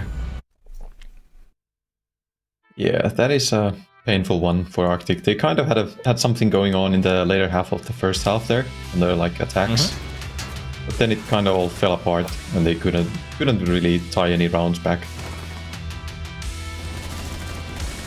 So they couldn't really tie any of those rounds back. And do you, like, if you were to summarize this game while we're watching these replays here, I mean, you already did a little bit fair for Arctic, but we obviously talk from the Nordic perspective here, but Viperio 86, what were the things they did well here? Because it's easy to talk about Arctic, it's like, oh yeah, you know, they failed to meet up, but what did Viperio 86 do to make Arctic struggle in this game? They played very disciplined, if we like ignore a couple of the peaks from Vito early on in the game, but then again, he was like, he really pulled his weight and more than that in this game, so he shall be forgiven. But that's the discipline that they did. It was really good from them. They really didn't like get caught up in any of the silly nonsense that Arctic pulled out. Well, I mean, it was Chalet, and you said it. I mean, this it has for the FEL, the Finnish League, been a little bit of a Borrigan, but right now, looked like Viperio 86 just stepped up and said that, no, you know what, you don't own this house. This is Viperio's house now. And you know, I made a little bit of an oopsie, but I'm gonna stand by that statement. Tonight, it was all Vidalin 86. So there you have. Yeah. It's like you can just gathering your thoughts there. This might be, because I just have to point this out, and it's not to throw Ubidos under the bus, but the first couple of times when you have a producer in your ear telling you stuff about things that are going to happen like in 2 minutes time and stuff, it takes a little bit like, it's not like you're hearing a voice inside your head for the first time that's not yours, and it's just like, what is this sensation? Is this God? Yeah, it's also Anyway, trying to listen Ubidos, to two voices at the same time. It's a it is you'll get used to. You will get used to Ubidos, I'm sure. And someone waiting on the desk, though, to be able to talk even more about this game is going to be Ginny, Ollie, and Demo. Guys and girls, take it away. Thank you so much for that lovely introduction. And hello, everybody. Welcome back. We're going to kind of dissect this game a bit more. So Chalet, one of those maps that we said that Viperio was going to be pretty confident on. We haven't really seen them play yet, but they're comfortable floating it around. We have seen RCTIC play it, but that wasn't really successful. And fortunately for them, that wasn't the case again. So I'm going to be starting it off with you, Demo, specifically. And that is, what has RCTIC done well this game that has allowed them to secure those 2 rounds? They got the plant down, which I think was probably the main thing that me and Ollie kind of focused on. Don't think there's much else that we can really talk about RCTIC. I think it comes down to the mechanics. I think the gun skill was on point today from 86. I think Vito started off very, very strong, and I think he continued that right the way through. Astro, again, I think carries on that momentum from last week, had another great game, and there wasn't really anyone from RCTIC that I look at and thought, you know what, if he gets himself in the position, he can maybe change the round. I think it was quite clear-cut from, honestly, I think you look at the first 3 rounds, you expect it's going to be quite a quick one, and I don't think it's more of a case of seeing that, RCTIC getting those 2 rounds. It's more the fact that 86 have allowed the plant go down. They've allowed a plant to happen twice in a row. In the space of 2 rounds, 2 plants have went off, and you have to kind of question 86 and think, what's going on there? And to be fair to RCTIC, I think their basement, I think they adapted quite well. All we looked at the basement and you thought, this is so basic. If you do what Tim tells us to do every day of the week, you will have no issues with that. Ollie, what was the issue? Why did the plant go there? Not once, but twice in this game specifically. Well, I think that RCTIC must follow Ace of Pirate on Twitter. Because Ace of Pirate, for anyone that doesn't know, does a little bit of Siege School. He likes to throw some informative material out there into the community. And he had a great thread this week, and the thread this week was actually attacking that site on Chalet, attacking into that garage and that wine cellar. And the attack was flawless. It's very basic. Get the wall open, establish a flank watch, make sure that you're not going to get snuck up on, and then move in and plant the diffuser and refrag where appropriate. And that's exactly what RCTIC did. It looked really good. It looked really considered. There was a great element of teamwork in there, but that was it. As soon as you then have to start dealing with sort of a layering system, as soon as you start to dealing with multiple floors, when you don't just have to focus on one level and a set of stairs, that's when things really started to fall apart for RCTIC. And we saw that lack of coordination start to sneak through again. And, I mean, let's be honest, Viperio, they were almost just running around doing whatever they wanted at times. I think Vito started off the game, he was like 6-1. Everyone's had a pop-off performance on the side of Viperio, and I just don't think that RCTIC can hang at that sort of a level. So would you say here, Denver, that RCTIC was mainly outmatched, or were there things that Viperio 86 has done specifically that has really allowed them to kind of have that individual pop-off come through from the players? No, I think it was just team difference. I think 86 have looked a better side throughout the course of the season. I think a lot of people would have said that, 86 should come in here and have those kind of performances. And I think 86, they've done well there, 7-2. I think that's clean, that's comfortable. I think that kind of sets the marker out and say, that's how I want to start things off. That'll give them now a good boost going into tomorrow's game for them. I think 86 just had the better players, the better gun skill was showcased. All I said, they didn't really do anything fancy, just kind of did what they want to do, and that was it. 86, they just played an easy shell, and I think as soon as you get past those first 3 rounds, they kind of knew themselves, this is ours, boys. We can just, don't necessarily take the foot off the gas, but we can certainly drive the car now. We can take them where we want to. Yeah, and that's exactly what they did. They took RCTIC, even further down that standing, unfortunately, and they're moving up as they did manage to secure that win. Fortunately for us, we have an interview with the coach coming through from Viperio 86, so we'll be able to kind of ask a bit more about the strategies coming into this. So first of all, PX7, congratulations on the win. You guys put on quite I cannot hear you for some reason. I'm sorry. There is currently no I could hear sound the casters, coming but through. I can't hear you. Junior's mic is currently not working, so we're gonna be looking at these tech issues, and then Maybe I don't know. I can like show my screen or something. Okay, we're gonna be coming back to Duskfire. I'm back, guys. That Welcome interview to the went really NPL. well. The interview went really well. He said that it was a very easy game, very quick coming through. No, I'm joking. But just talking a bit further about the performance coming through from Viperio 86 here, and we kind of mentioned how good they were at popping off individually.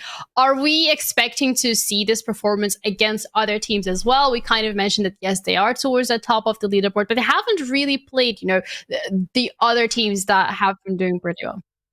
I mean, they have an easy game tomorrow. They have RIDDLE next up, and if RCTIC beat RIDDLE, and look what 86 just done to RCTIC, you would certainly put your eggs in the basket on the side of 86 to honestly go and do another performance like that. So I think 86, they've had, looking at the matchups this week, it should be 6 points. If 86 don't get 6 points, I think that they themselves have to look and think, how have we dropped points? Because those are two games that they should be winning. They've done the first half, and I think they'll go out in the second half tomorrow, and I think they'll do the same again. Yeah, so put your eggs in the Viperio basket unless you're Ian, and then you're not going to be doing that. But that's okay. Everybody makes a mistake every now and then. But the interview seems to be ready with PX7. So once again, I am going to be heading towards that interview. And hopefully you can hear me this time around. Congratulations on the win. Thumbs up if you can hear me. Yes, no? Yeah, okay, cool. Yeah, congratulations. It's all working. So happy to hear that. So my first question here is more about the performance this game specifically. So you guys did allow RCTIC to get 2 plants down. Are you happy with the performance this game? Like, how are you feeling? Well, it's fine, honestly. Like, we're not really looking at, like, no disrespect, of course, but like, we're expected to win against RCTIC. We did it. It was convincing. That's it. Honestly, that's it. So would you say it was mainly the mistakes from RCTIC that has given you guys that opportunity to really walk away with the win? Or were there strategies of your own that were down in place that has given it? Or would you say it was maybe a mix of both?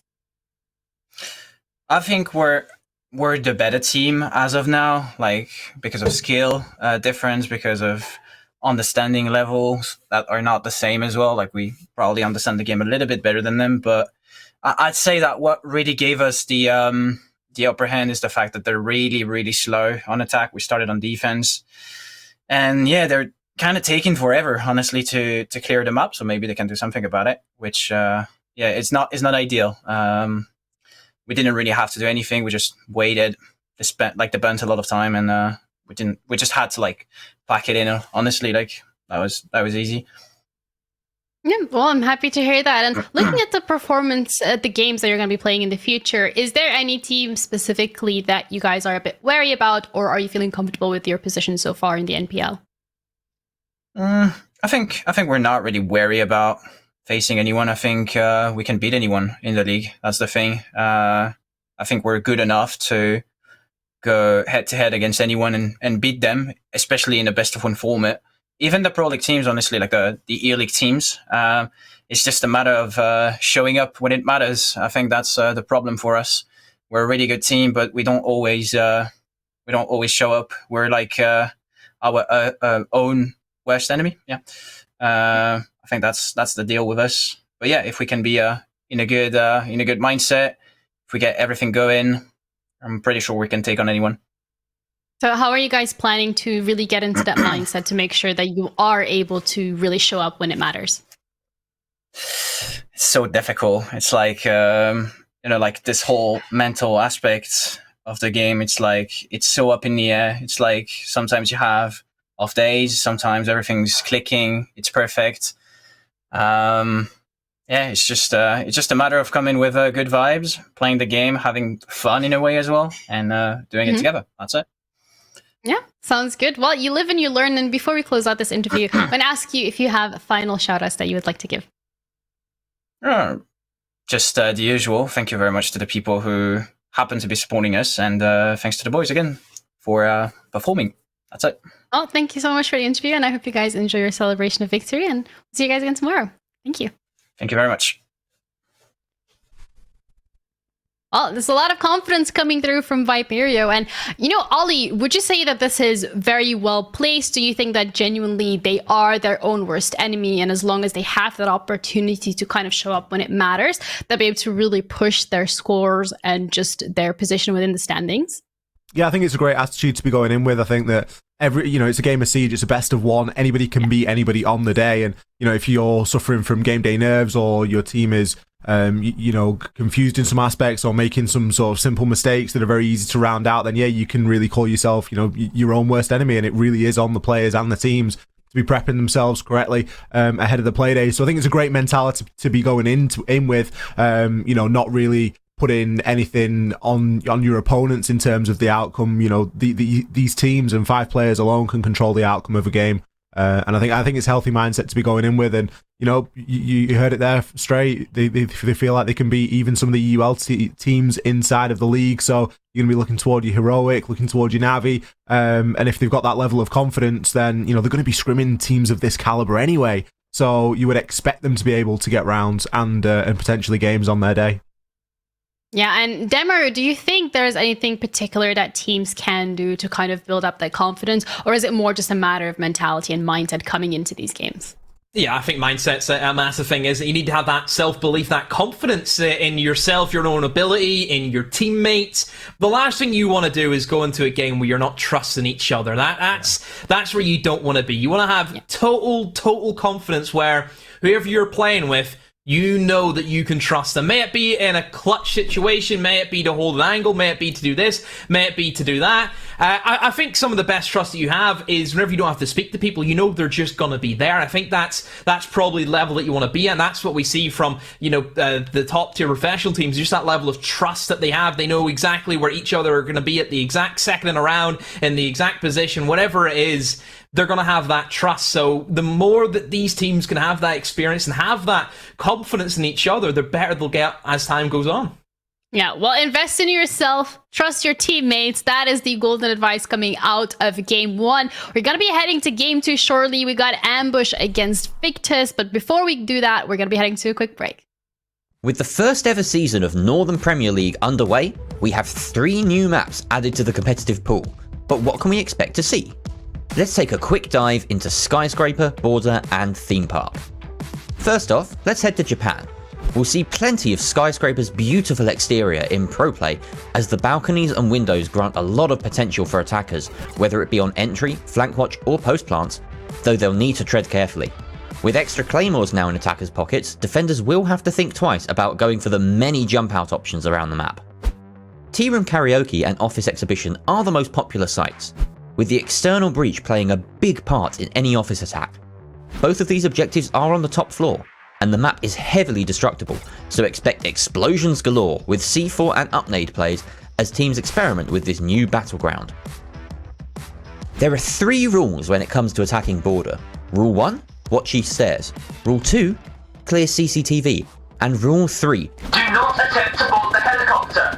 This is a small map, with only 2 staircases, making it the toughest of the 3 for defenders. Pros will stack their utility on defense and won't give up ground easily, because there isn't much of it. Catchers like Jaeger, Wamai and Aruni are pivotal. Attackers can save time with ops like Ossa and Nomad, who gain and maintain map control easily. Entering site is but a formality here, so expect to see lots of throwables to burn through those ADSs, support plants and blow enemies sky high. You thought this theme park was abandoned? Well, think again. It's back into competitive rotation. Defenders just love this large map, where they can roam freely, or better yet, extend the site. Initiation and Office are usually contested no matter the site choice. From there, defenders can reinforce walls, shoot drones and retreat, or go for early kills. Once those walls are blown down, expect long-range gunfights across these open rooms and sprawling corridors. Hard breaching and wall denial are essential here, so operators like Maverick, Thatcher and Kaid as well as Mirror, will have a big impact if left unbanned. There's so much more to uncover about these fresh maps, so tune into NPL to see what our teams can cook up.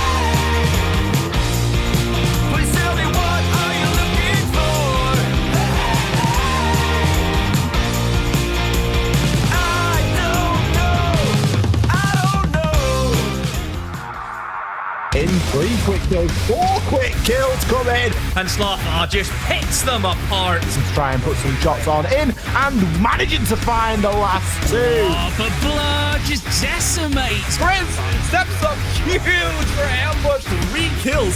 All E1 DCs. What?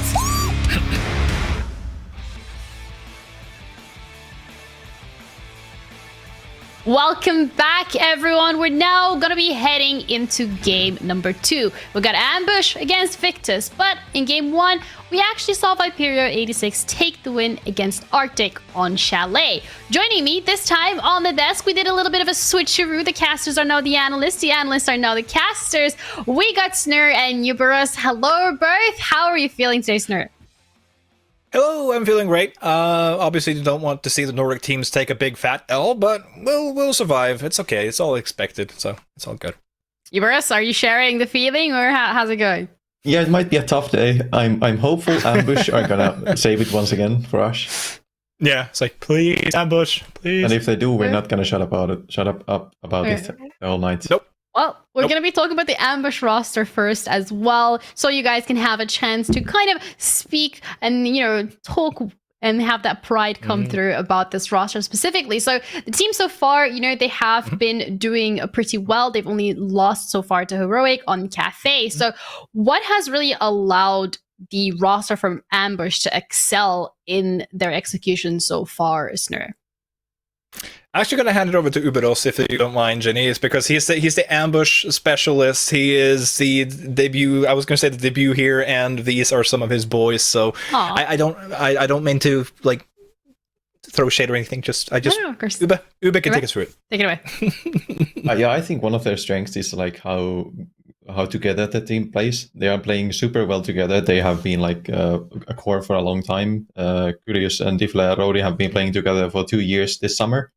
And it's really showing in a lot of the stuff they do. They play very strong like team game. They are not leaning heavily on individuals to pull them through, but they are like playing as a team. They are playing it for each other. They are helping each other in situations where some teams maybe tend to go for more like solo plays.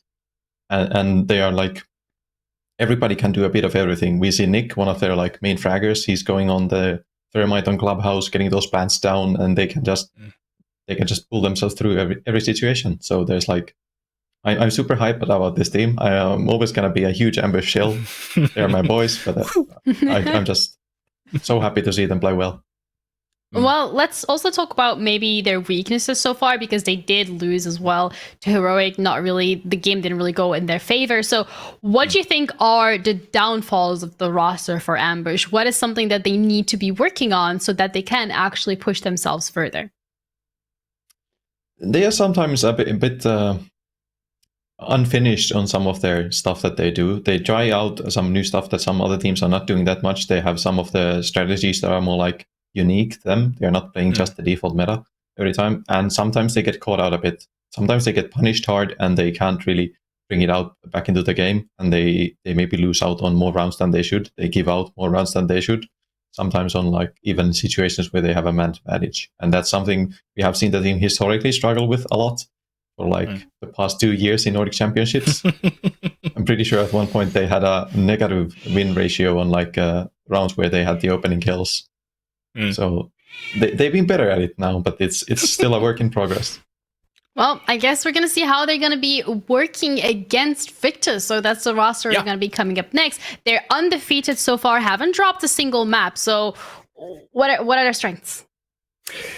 Where to begin? I mean, the one thing that has, I mean, this is why I wanted Victus, by the way. I wasn't being nice to, but also I wanted Flexi for myself. That little Did you research? No. It's just that he's so wholesome. He's so nice to talk to sometimes, and he's actually a lot more down to earth now than he was in the Nordic Championship. He was all like, "Yeah, I'm the best," a little bit of Ronaldo flair over him, and he's just a very nice little boy. No, but Victus, what has definitely taken me by storm the first couple of weeks here by Victus is their individual performances from day to day, and it's not just the same player as well. I mean, Oscar has a ridiculous 14 opening kills in 2 play weeks, died 4 times as a first blood here. So it's just Oscar showing that he can really pop off against some of these supposed weaker teams.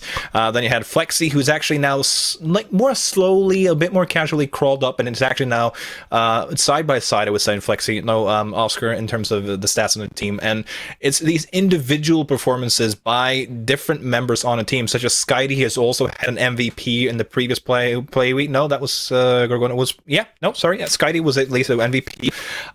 So the individual performances have been great, but also what surprised me the most, and what I wanted to see from Victus previous play week, was could they play as a team against stronger opponents, and they definitely showed that.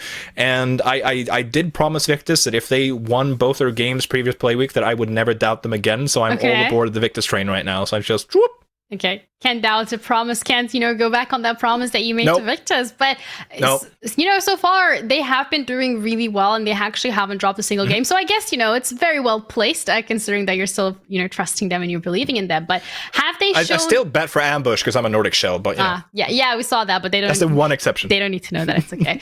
But are there any weaknesses coming through or that we have maybe seen glimpses up with the Victus roster, or do you think that they've just been really solid so far? I'm still curious to see how they will do when they are behind. I do think that they have mostly been in charge of the games that they're playing. They mostly have been playing from an advantageous position. And I think the final hurdle for Victus, I think, is like Demo and Ollie talked about in the pre-show as well, in the prep phase, that, they haven't really faced as much stiff competition as some of these other teams here. And I am curious to see how players such as Flexi, all love to the young man. I adore him, but I know that he can also get into his own head a little bit. And I do believe that some of the other players on that team share that sort of weakness.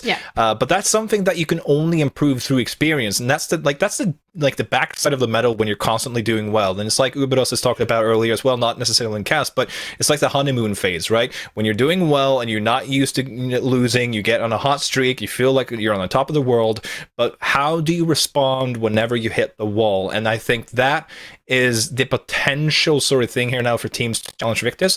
Get an early start, get a strong opener, put Victus on their back feet, and see if they are able to respond.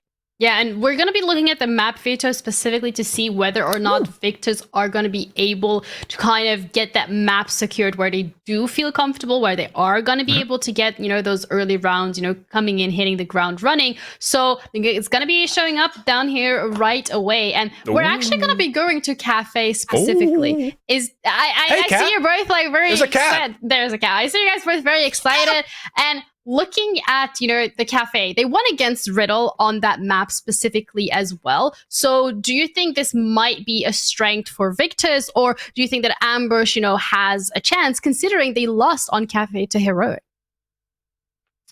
Sorry, I'm all about the cat right now. Ambush takes this away, please.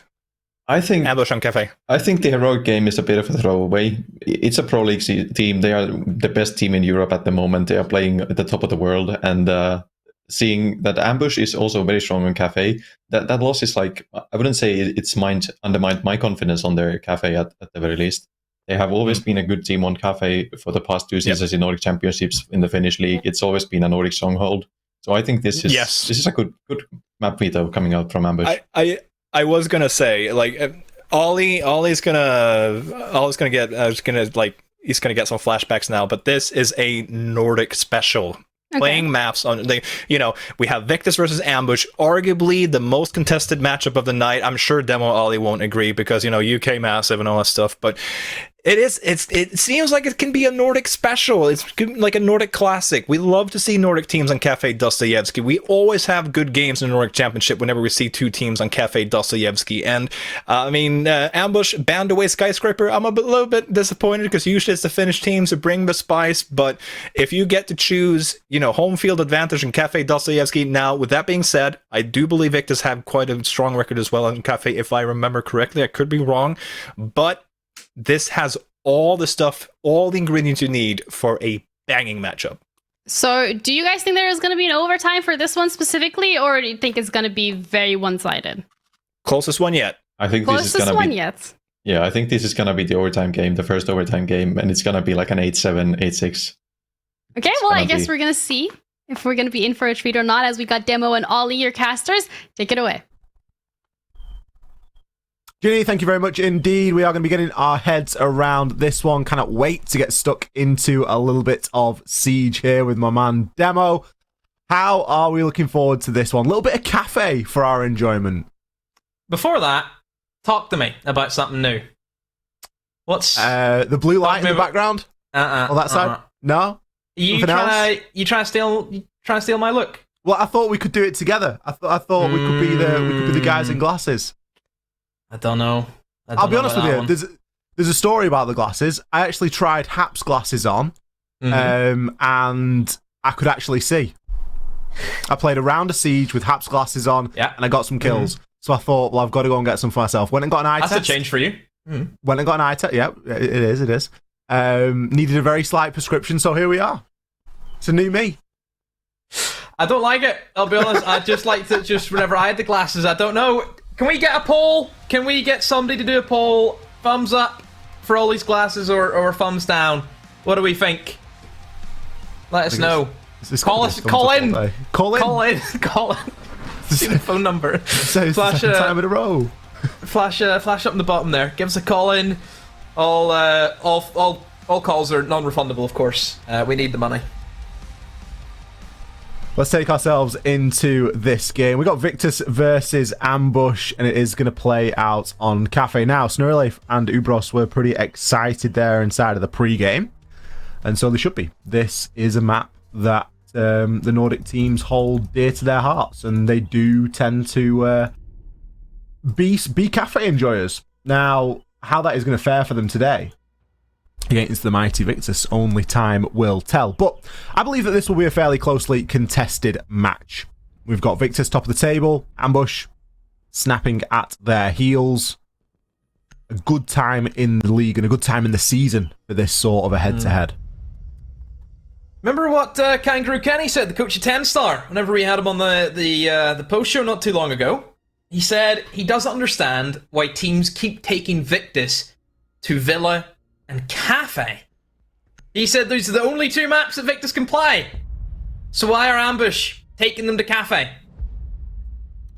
Well, Ambush Why? are a fairly accomplished team in Cafe. Now, albeit it is against a different stamp of player. It's not fair necessarily to compare Ambush's previous Nordic League experience against somebody like Victus, for example. Victus have proved themselves to be of a good quality. But I think that it's a map that they're probably going to find some sort of comfort in. Now, whether that's going to do them any favours in the long run or not, only time will tell. Ambush have got the slightly tougher side of things here, of course, starting off on the attack. Cafe, renowned as a map that can be a little bit more tricky than others to get a head around on attack, mainly because you've got to, one, make it to the building, which, if you're against a very oppressive defending side, can be quite difficult. And two, you've got to spend quite a bit of time on the rappel or get yourself up onto the roof, realistically, in order to effectively clear the map. Now, that's where it sort of differs from other maps inside of the pool, so it is a little bit unique in that fashion. I see the Tachanka. You know I'm not the biggest fan of Tachanka, because I think whatever Tachanka can do, Smoke can do it 10 times better. Yeah, that's what I've always said about it. Both of them do the same job, where they're all about denial to a certain area. But the amount of times where we see a Tachanka try and use the launcher and then just get somebody just run through the fire and shoot him in the head is unbelievable, Ollie. And that's the biggest issue that I have whenever I see the Tachanka, especially whenever there's no smoke. Why not just bring the smoke? Yeah, I think Victus have brought the Tachanka here in an attempt to speed up that site setup. Some teams like to do quite a lot of renovation inside of that kitchen, and obviously that's why Tachanka's being brought here, but it does beg the question, and there's room for a smoke as well in some cases. But we'll have to see. The bans aren't particularly oppressive here. We've got a Flores ban and a Thatcher ban, so fairly par for the course. So Wamai ban getting thrown in there as well. Of course, Wamai very powerful on Cafe. Throwables are going to be one of your best friends as an attacker. Speaking of throwables, Ambush are bringing 6. We've criticised Ambush in the past for their lack of grenade usage. Could we be about to see a little bit of a C4 kill? Nope, we see the toss out, but it is not successful. So it looks to be a VIP and restaurant clear coming in from Ambush, trying to ignore that bakery as best as they can. This is usually the kind of third alternative, actually, that we see a lot of the time, Ollie. Typically, it's, you're more, across the bakery, try and fight for bakery control and try and open up those main walls, or we usually see a lot of teams go upstairs to try and use that verticality from above that you can get from bringing an operator like a Sledge or a Buck, but no, they're just going to go direct, try and almost soft clear, not looking to really entry and upstairs. You can tell that his room work hasn't been done, because that's where the Jackal's being brought in, and he's off by himself, seeing if he can maybe catch somebody by surprise, but that is risky from Rhodey. Keep in mind, if he gets eliminated, nobody is there for the refrag, which is such a big issue, and well, there's Diff, just rocks right past the Tachanka. Those fires, it's not going to be able to be good enough. It just doesn't do enough damage. You can see them coming from a mile away. It doesn't have that big of an area compared to a smoke. And it's going to result in, of course, a kill for the side of Ambush. Skyty is in a very tantalizing position right now, because he's looking for the kills, but does he know where the players are? That's a great cross being held by Oscar, just giving that assistance over to Skyty. And Kilias, well, I don't know if this is going to be a good gunfight for him. He is up against the deployable shield, and that should be an easy swing, and it will be. Expected engagement there from Skyty. Ambush not having the clear out there, Ollie, and allowed that player inside of VIP just to sit back and pick up those kills. A lot of time spent there by Ambush as well. Rhodey going to go for a desperate hatch drop, but with the diffuser just the other side of the soft wall and no clear path through, he's going to be left with a very difficult decision to be made here with only 15 seconds left to go. Skyty eventually finished off inside of Christmas, but Oscar has hit the rotation beautifully and is now able to use the hatch diffuser cold on the ground. Rastin, you got to find 3 in as many seconds, and you're not going to be able to do that. Picks up 1 as an exit onto Flexi. But realistically, that attack was always going to fizzle on out. Victus going to be successful in round number 1. So Ambush, if you're going for that clear, you need to have the utility. You need to have it done. It looks as if, Ollie, that their way of clearing out the player in VIP is actually just walk up behind him and try and shoot him in the back. They weren't trying to use nades. They weren't pushing people in through, white corridor where you'd burn through the ADSs, get the nade onto the shield, and then kind of pinch that guy instead of VIP. He's not allowed to escape then if somebody in the double window. yeah, just very, very strange from ambush. You had a Jackal upstairs, Ollie, just for the sake of it. It felt like, you know, well, what did the Jackal really offer there? Yeah, I think there was a lot of utility that went unspent as well in that round. If you think about, you know, you mentioned there the nades. There was 4 nades brought. I don't think we saw all 4 thrown. We didn't really see any effect off them if they were. There was, you know, plenty of burn utility in there as well to deal with the ADSs. That deployable shield remained stood. A lot of questions, really, there. It was almost as if everybody on Ambush had their own sort of idea of how they wanted to approach that. And that's quite shocking, because we've credited Ambush as that team that, if there's one thing that they do have, it's a good level of coordination. And they are able to pull out pocket strats. So you would expect them to be able to approach a fairly standard bakery attack, or a fairly standard freezer wall attack, quite easily. Oh, IZN trying his hand at a spawn peek. Of course, Valkyrie changes. Can no longer throw those cameras outside, as they will be disabled after a few seconds. So maybe, you know, Valkyrie doesn't have that same prowess as what she once did on Cafe. Of course, Ollie, we know how good she really was in this map, where you get those outside cameras and cover off a wide section of the building. And of course, with a lot of windows, and the jump outs start happening, and that causes issues for the defense. But since she did get nerfed, we have seen her ban rate actually plummet quite a bit, Ollie, which I suppose the nerf, it's done the job. Yeah, it's done the job, and that's, I think, what everyone really wanted out of the Valkyrie, wasn't it? You know, Valkyrie has still got a place. We can see there enough for YZN to bring the operator here on this map, but yeah, it's not going to be as oppressive as it previously was, and especially on a map like Cafe, where you would expect, you know, potentially 2, sometimes even 3 outside cameras to gather that rappel information. It's certainly something that could swing a little bit more now for the attackers. You're going to have to rely on things like sound and, you know, actually, you know, getting a visual on somebody outside in a window before you just go flying out. So we are setting up ambush and an east side take, Ollie. So they're trying to be oppressive on those windows and really try and root out these defenders who are tucked into these difficult areas. You can see in between some of those bars, and of course towards that freezer, there's going to be your main threats. And there's the nade, and there goes Oscar. That was expected. So really a matter of time before these nades started connecting. So the main way that Victus have to try and go up against this is to deny access to below, because even still trying to get rid of some of these players upstairs, it's going to be a difficult task. There will be 2 downs right now, 1 for Victus and also 1 for Ambush. Ambush, so they have the Finca, so they can get stemmed right back up. That means they're ready to go. But YZN, he needs to get picked up. He's not in a good position, and it doesn't look as if anyone is actually going for him. You're going to have to rotate out of your way, really, to try and get it to pick up there. That's a great shot over onto Skeptic. He does find one onto Rastin. In the meantime, Flexi with the swing shuts Nick down on the window. There's your head-to-head, Flexi says, as he sends him back in. Still, not a great situation to be in. It's essentially 1 versus 3 here. The final couple of kills come through. Some fancy picks, not enough there. Ambush respond with a round. Ambush just being able to get a couple of downs there in that engagement. I mean, Ollie, let's be honest, if you look at how Ambush set it up, they did very well to get that first nade kill, but it looks as if Victus just gave themselves up.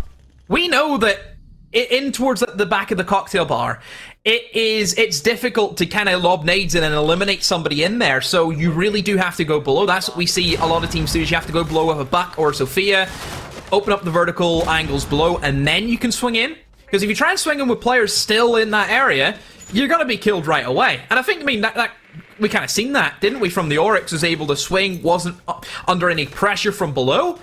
And I don't think Victus realized that. Victus could have just sat still and maybe could have just won that round. I don't know where YZN got killed from. You seen where he got downed inside of, I think it was inside of piano, wasn't it? What was he peeking? What was he swinging at? If all that pressure's come from the east, how's he getting killed? I think it's a good example as to why the top floor has fallen out of favour as well, you know, with changes to the amount of burn that attackers have, the amount of nades that are typically brought in an attacker lineup. It isn't as viable anymore, the top floor. It can be a very difficult side to try and keep a hold of, and teams usually find a lot more solace more toward the heart of the map in that mid floor. That's where we're going to end up here. If Victus can start to chain some rounds here on the defense, or if the attack attacking prowess of Ambush is going to be enough here. They certainly look very comfortable. And they're leaning into those grenades quite heavily indeed. Bringing 6 this time, so you would expect plenty of value out of them as well. Certainly did a lot for them in the previous round.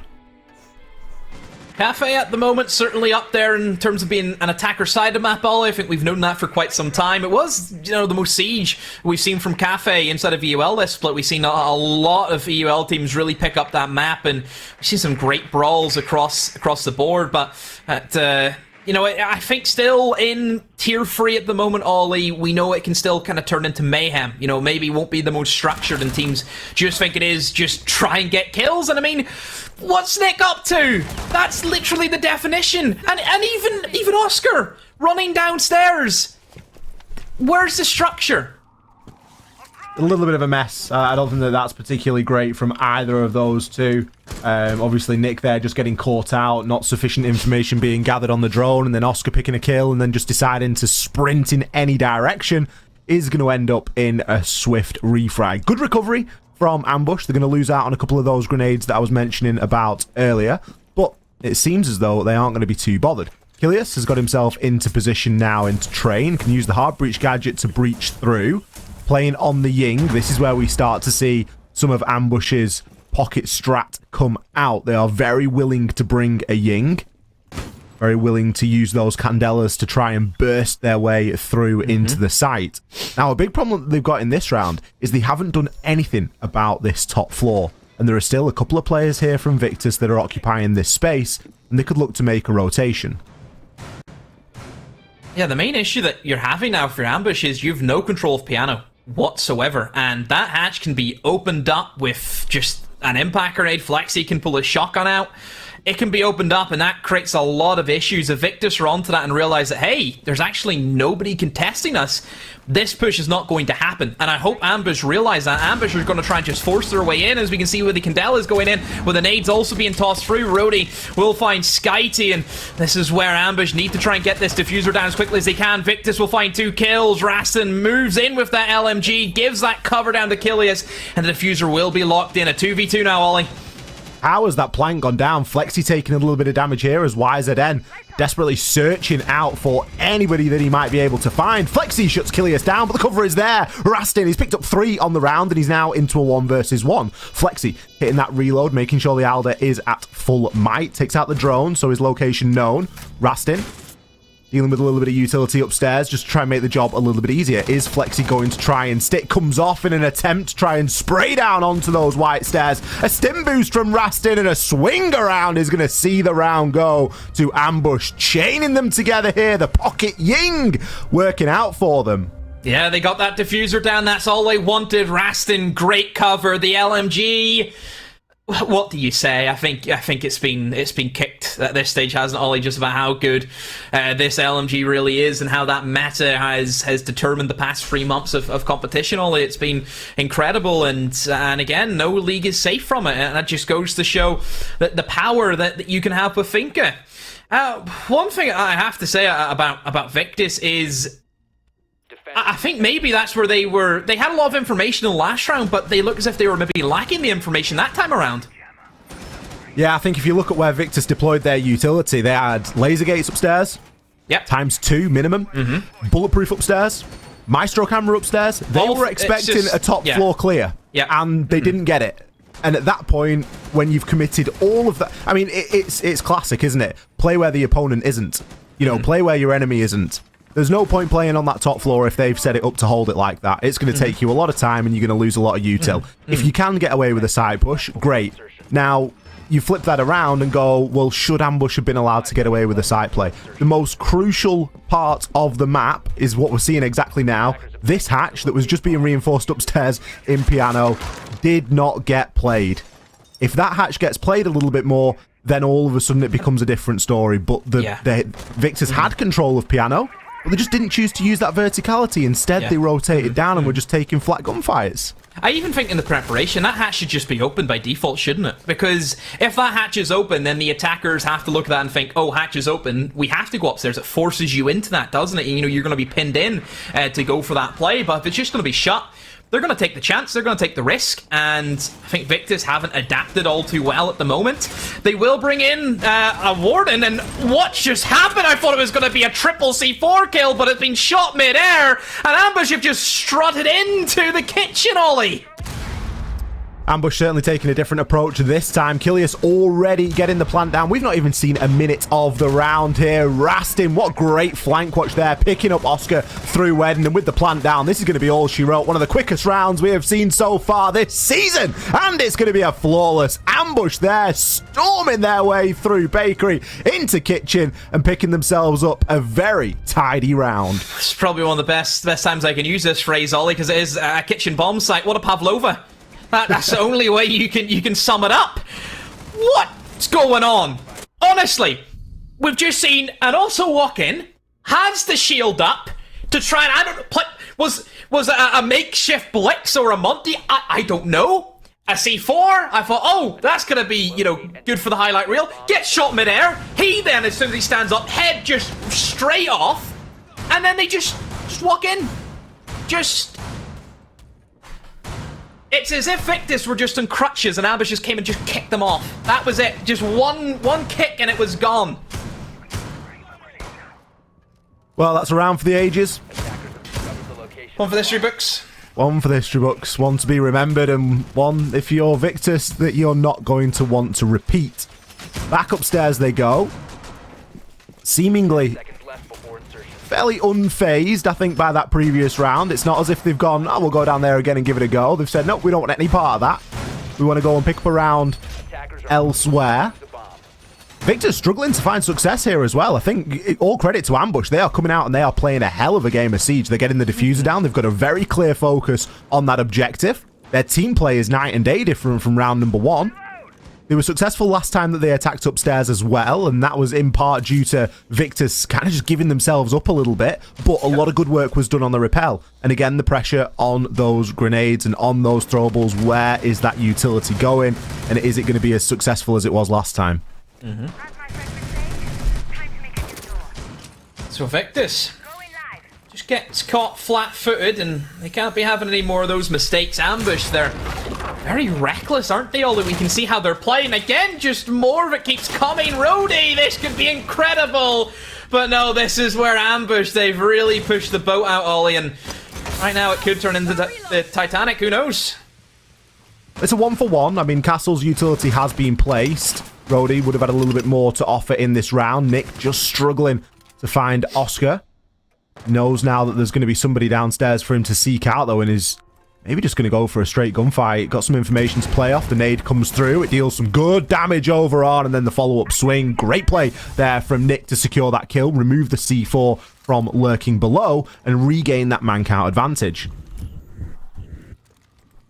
So Ambush, after that explosive start, see that the fog starts to clear a bit, and we have a better understanding of how they're starting to set up. They don't have any control of really anywhere at the moment. Just the rooftop is where two of them are going to be placed, but no control piano as of yet.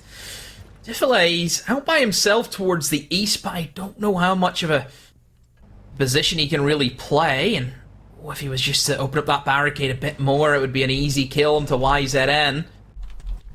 Well, that is tense, but nope. Not moving at the moment. I mean, as soon as YZN stands up at any point, he's going to be dead right away. So, as long as he stays crouched, but there's the head. A nade kill also comes in from Ambush. Victus. My goodness, Ollie, what do you say about this? It must be the worst start that they've had so far in the competition. Well, this is what we wanted. We wanted to see Victus push. We've said that they haven't come up against real significant opposition yet. They found their games very easy, and they've often breezed through them. Now they're coming up against a very well-prepared Ambush side that have clearly put in a lot of work. No surprise there to see the round once again go into Ambush. There were even drones flying around, red pings. They're not taking any chances here. They want these rounds and they want them cleanly. They're not leaving too much up to chance. Picking up kills in very free and cheap ways as well. Defele out there on the AC unit, being able to have that great line of sight through white.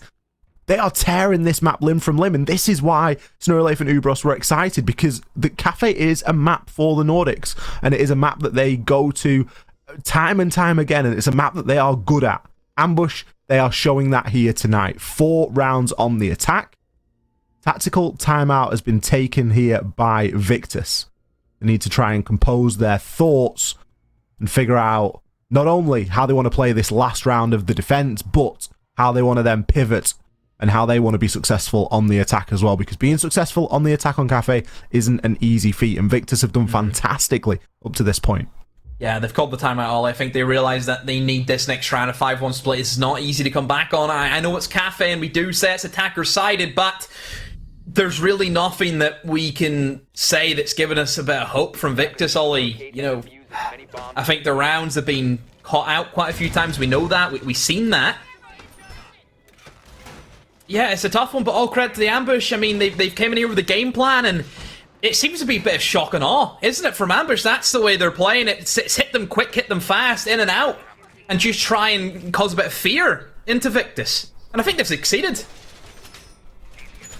I think they have. Victus look like they're on the back foot right now. You know, Wazden, 0-5. Yep. Oscar, he's had a pop-off season so far. 3-4. SkyTIC, 3-5. Nobody is positive. Nobody is putting in a big shift. No one's got more than 3 kills. Flip side, Nick, 6-3. Rastin, 8-1. You know, these are players that are absolutely popping off here. You want to speak about confidence. You want to speak about getting into the site quick and getting the job done. We've got an Amaru this time. Yeah. FLA. He's gone, yep. Algara hook in, no sweat. Every kind of attacker repick that we've seen happen has not favoured Victus. Victus have brought, I think, the Warden twice. Ying was not brought. Whenever they didn't bring the Warden, Ying was brought. That's how things are working out right now for Victus. Is I think they're aware that Ambush have a Ying trick up their sleeve. And whenever they brought it, they're not bringing it. And whenever they don't bring the Warden, it's there. You know, you can't make this stuff up. That has to be tilting. That's the word. Just an absolute tilt fest. If you're Victus right now, you have that game plan, but it's just not working out right now. Classic Ambush as well to remove at least one of the catches away. They either take away the Jaeger or they take away the Wamai, and it's so that they can force that Ying play, and it does work for them. Now they're looking for a top floor clear, whereas previously we didn't see them heavily contest this top floor when attacking into the mid. They are now going to be doing so. Lexi, got a little bit of info to work off, knows that somebody's on his white window, but Defele is waiting, Garrahook in hand, just waiting for the call to hop himself in. Now, there's a lot of information available upstairs here for Victus, and this is one of the comments that we made last time. Ambush did a great job of playing where their opponent wasn't. This time, they're going to be taking more of a direct approach to clear that top floor in an attempt to do maybe a fuller job and not leave too much up to chance, thinking that maybe Victus would have made some sort of adaptation. Now, the patience here from Ambush is stellar. They aren't rushing this. If LA has been looking at that window for the last 20 to 30 seconds, waiting for Kilius to get into position with the Ying. This is it now. The Yings are going to go in. In comes the Gara hook, and that is almost masked the sound, but Flexi ends up winning that engagement, but nobody else was there. I say that, though. Nick actually swings at a good time. We'll find Skeptic, but Flexi has the refrag. It's a little bit poor, though, from Ambush. It wasn't too coordinated there, Ollie. And it has cost them now the man advantage, so Victus, they look as if that timeout has certainly helped them, and it settled the nerves a bit as kills now start to rain on through for them. A 2 versus 4, Nick up the swing. Has that Yana in hand, has to try and make a play, looking maybe to sprint across, and now he's in right beside him. But to Victus, they know, yes they do. Skyty will swing, and Rhodey tries to walk up white stairs, and Skyty is there once again. That was better from Victus, but I think the timing was off there from Ambush. It's strange, isn't it? We credited Ambush when they went for a more direct approach. We criticised the fact they didn't take top floor, but they got away with it. That round, they tried to take the top floor with a fairly aggressive, lineup to do so, and it didn't work out for them. Now, is that a momentum-based thing? Is that just an unfortunate thing of Victus finally screwed their heads on? I guess we won't get to find out because the sides are now going to switch. But as soon as Ambush took their foot off the gas on those attacking rounds, it didn't really work for them. I think that shock and awe play style really played into a couple of those rounds going in their favour. Now we see the side switch, and Victus have managed to grab themselves that last round on the defence. They've got just a little bit of something to be working with here. A little bit of positivity that this is at least salvageable.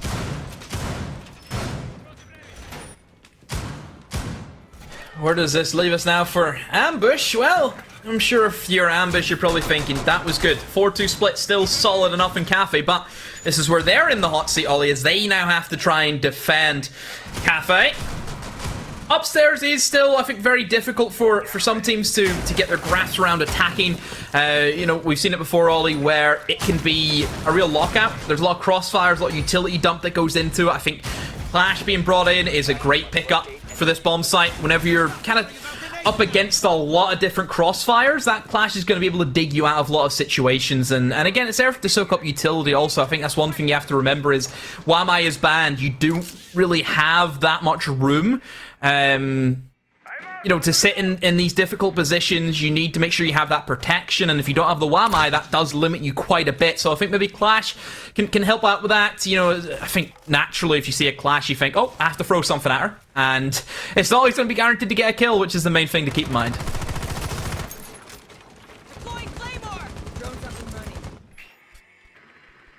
Let's see how Victus choose to approach this round. SkyTIC gonna hit a little bit of preliminary drone work. Somebody on the window for him. Rasting going to be playing downstairs in train. C4 in hand. Coalesce, of course, can do quite a lot of work here with the bulletproof camera inside of Piano as well, which looks as though it's going to be fairly well short-lived. Coalesce just dipping off his position there. It's going to cause a little bit of a problem for Rastin playing below if he does want to try and get a C4 up, but there's going to be still ways and means of communicating that. Also, Rody playing below as well. So, a fairly significant off-site presence, especially when you consider that Clash has got a shield in the hand for 99% of the time. There's only really 2 people up on the site. If Victors get the read on that, they might actually be able to hot drop in and do a little bit of damage. Time will tell. Victus, need to try and find a pick somewhere to alleviate, I suppose, a bit of pressure and one less angle to worry about. Oscar is below, and he may be the playmaker here. Ollie's up against 2 of them who are lurking downstairs. He hears movement as now the 2 defenders actually trying to get back to the bomb site. Oscar taking the risk, not shooting the default cam. I think he has no idea that there's a second man on the bottom of White Stairs, but Rody has dropped the kill. Is not there to try and secure the refrag, and oh dear, that puts Rody now in a difficult position because he's not on the bomb site and everyone else is starting to get picked off as well. Victus are playing it very slowly, but it's working for them at the moment. A tough home game that hasn't really paid off there for Ambush. The Clash pick now looking like it could have been spent in a better direction, especially with the focus that Victors have shown toward those roamers. You're going to preference having a gun in your hand here when the push finally starts to come through. Nades now getting tossed in as I think a stim for these final 20 seconds is going to rage through the veins of these attackers. Nick picks himself up 1 before being almost instantly traded on out, and Coalesce is the last player stood. YZN sees to that. Quick round there for Victus, doing a great job out there on the roam. Clearing out those players below. Oscar, that's the kind of round that we were looking for from him. Very much so. I think that's what we were maybe lacking in the first couple of rounds, Ollie, was you know, that presence of somebody can slip in and make something happen. So Victus, it's a lot better. Gets them back on track now, only 1 round behind Ambush. This next round could be a big one, Ollie. As soon as Victus have just a little bit of momentum, we know the damage that they can do. And if it gets to a 4-4 and even split, then I think Ambush then have to seriously consider maybe a timeout to try and slow things down again. Yeah, I think Ambush certainly needs to be cognizant of any sort of momentum going Victus's way here. It's by all means pretty much a level playing field at this point. It's 4-3. There is not the big advantage of rounds. It's 1 round behind, and that's something that a team like Victus are going to be more than capable of picking back up. We can question all we like the defensive phase from them, but realistically that is only half of their game, and if they continue to attack in this way, then it's going to be very difficult for Ambush to try and shut them down. I think I'd like to see a little bit more togetherness from Ambush here on this one. We had 2 players playing downstairs, and yet they weren't in position to trade one another out. There wasn't sufficient utility or information available you know, it would have been nice to have someone flicking cameras just to know that somebody was in that corridor. Yeah. You know, it's not ideal. It's a very niche use case of having someone sat on cameras for that long of the round, but if someone's in sight flicking cams, maybe that doesn't happen. I think there'll be more to come, Ollie, as well. We see a nuke be brought in by Flexi, and you know what's going to happen, don't you? It's going to be a crouch walk up white stairs 9 times out of 10, or maybe up the brown stairs. It's really up to his decision. So, Victus, maybe changing up their attack patterns here, Ollie. We're seeing a bit more pressure towards the east side. Maybe trying to ignore a piano clear and almost do similar to what Ambush had attempted. And yep, there it is. The crouch walk up white stairs from Flexi. Oscar with a nade. But all of it does come down to Flexi, and he makes his kill happen. Victus, they've almost just gave a bit of revenge back to Ambush. Very similar attack. It is similar. Coalesce is going to try and chase Flexi, but he'll be chasing a shadow. Flexi already way outside. Going to jump now back into the drone and see what information they can gather. 2 quick kills going to Victus in the first half of the round, and not so much as a bullet fired back in response from Ambush. Oh, Coalesce, you better than that, bro. Come on, you can't be peeking Flexi like that, just showing your head out the door. What do you say, Demo? It's all she wrote, and we've not even seen 2 minutes. Yeah, Ambush not up to scratch in their defense at the moment, and I think Victus, they've been very patient, haven't they? They've waited to get their picks. They haven't rushed anything. And Ambush is almost playing into that. Ambush are kind of running around. You know, they don't look as if they're aware that somebody could be lurking, could be crouch walking in a position. And that's causing them issues. And Victus, they're happy to have that control. They're happy to play slow. And it's going to result in just another clean round. Flexi tried his hand of getting his 3rd kill in the round, but Raston will deny him that. Swinging left, swinging right. Doesn't know what he wants to do now. Stuck certainly in the middle between a lot of bullets and Skeptic. There he is. We'll find the kill. Victus square it up. 4 rounds apiece. Level playing field now. It's back to 1-1. If Ambush don't take a timeout here and now, I fear that it may be a little bit too late. They need to try and get on top of this because they haven't even been competing for rounds on the defense. It's looked very, very sorry. And you mentioned there, you know, running around. They look headless, Demo. They look like they're just giving themselves up. And that isn't good enough. That's not the same coordination that we see from this team on the attack when they've got, you know, Candelas flying, people covering plants and crossfires, you know, being established. That isn't the same team. These guys are peeking doors. These guys are giving themselves away on white stairs for no good reason. Just getting plainly caught out of position. And Victus are just lapping it up. They're saying, yeah, more of that, please, because I can get those kills all day.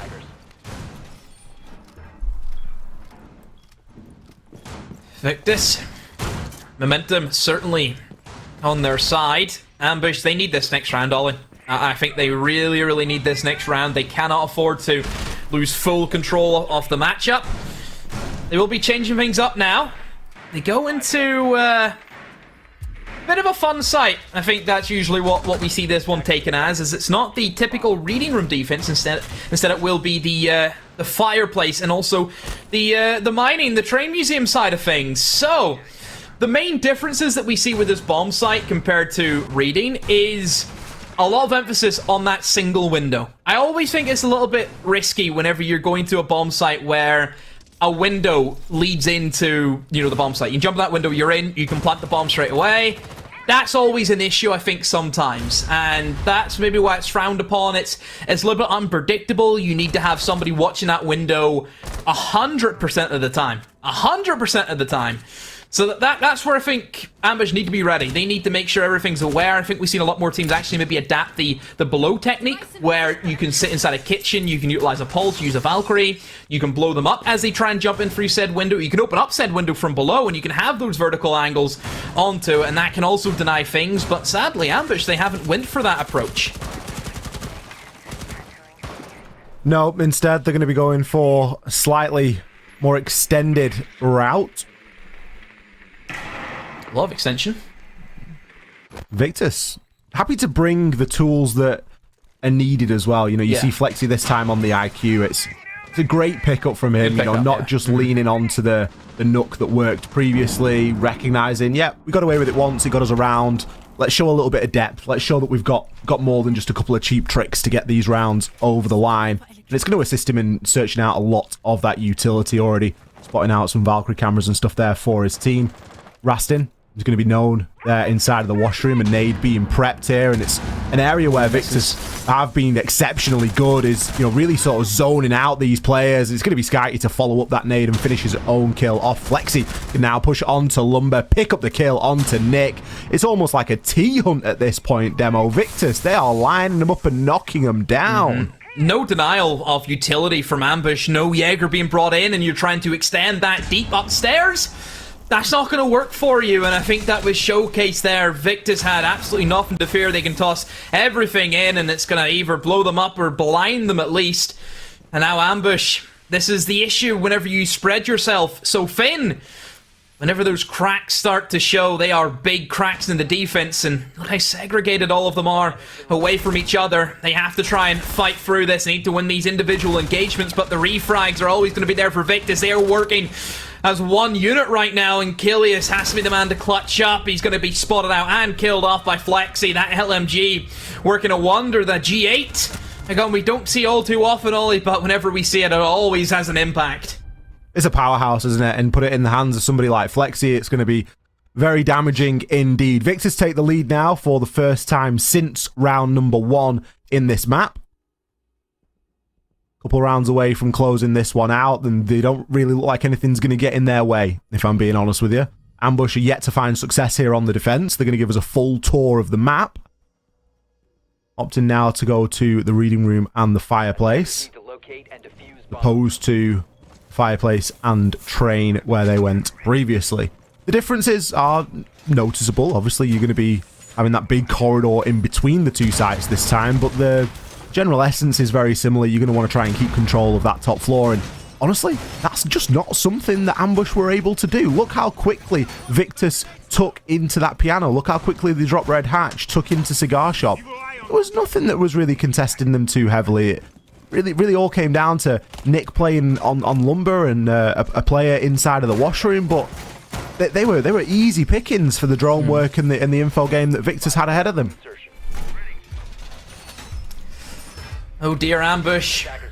That is 3 defenses in a row lost now. Victus not dropping an attack.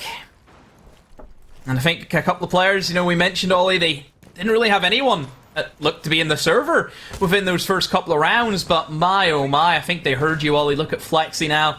Look at Oscar. They've certainly stepped up their game and are carrying Victus through this right now, but I think Victus have been very proficient in their drone work. I think the refrags have been untouchable from them. The basics are being done so well by Victus in these attacks.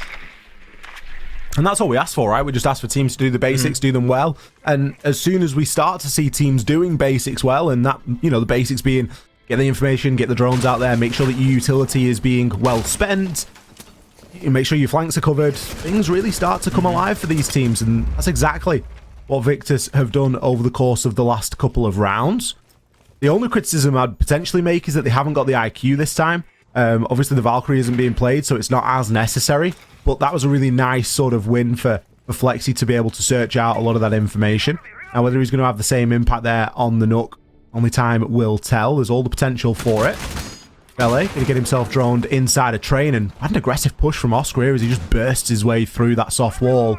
Got his teammate in tow as well. Defele getting caught left and right. Does pick up the kill onto Skyty and Brilliant. Oscar. So pretty unforgivable stuff there. Defele having a big part to say in this round, and it doesn't look like he's done yet. Yeah, an individual brilliance there from Defele, and I mean, the refrag kind of praised Victus there, saying how good they were, but that was not clean from them, and that means Ambush have firm control right now. Flex gonna have to actually use a nade to open up that hatch to try and find that guide, but doesn't even go for the swing, and Defele, he is safe for the meantime. Skeptic is on the other side of the wall to him, but Skeptic, he knows he has that diffuser, and nobody is there to support him, so he doesn't want to move an inch. They do have some drones set up to try and cover off that 90 corridor above, so that will feed some information at least to Skeptic, so he can try and front up and take this 1v1 against the guide, and this is where some Victus players need to try and shine bright.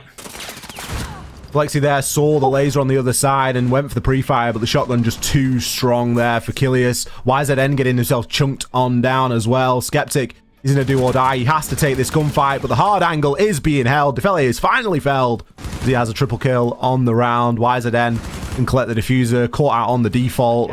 His moments are numbered here with 20 seconds left to go. He has got a mountain to climb, conscious of the vert, but also knows that he could be getting challenged from elsewhere. 11 seconds. It is dire straights. 1 versus 4. It would be an ace clutch. 1 second per kill. I think the chance is relatively low. The round is going to fizzle out here, and Ambush finally see some success on the defense. Finally, Ambush will have something to talk about in their defense. Victus really cost themselves in this opening engagement here against Defele. You can see that they had that idea that he was in there, wanted to gain control of Train as quickly as they could, but if you actually looked at the initial setup from Ambush, they just kind of sat upstairs, didn't really want to hold on to Piano that much. The hatch wasn't open. Maybe if Victus had taken that initiative volley and thought, hey, if we can maybe secure upstairs, open up that hatch, and then try and push the Kaid, we'd have a lot less problems.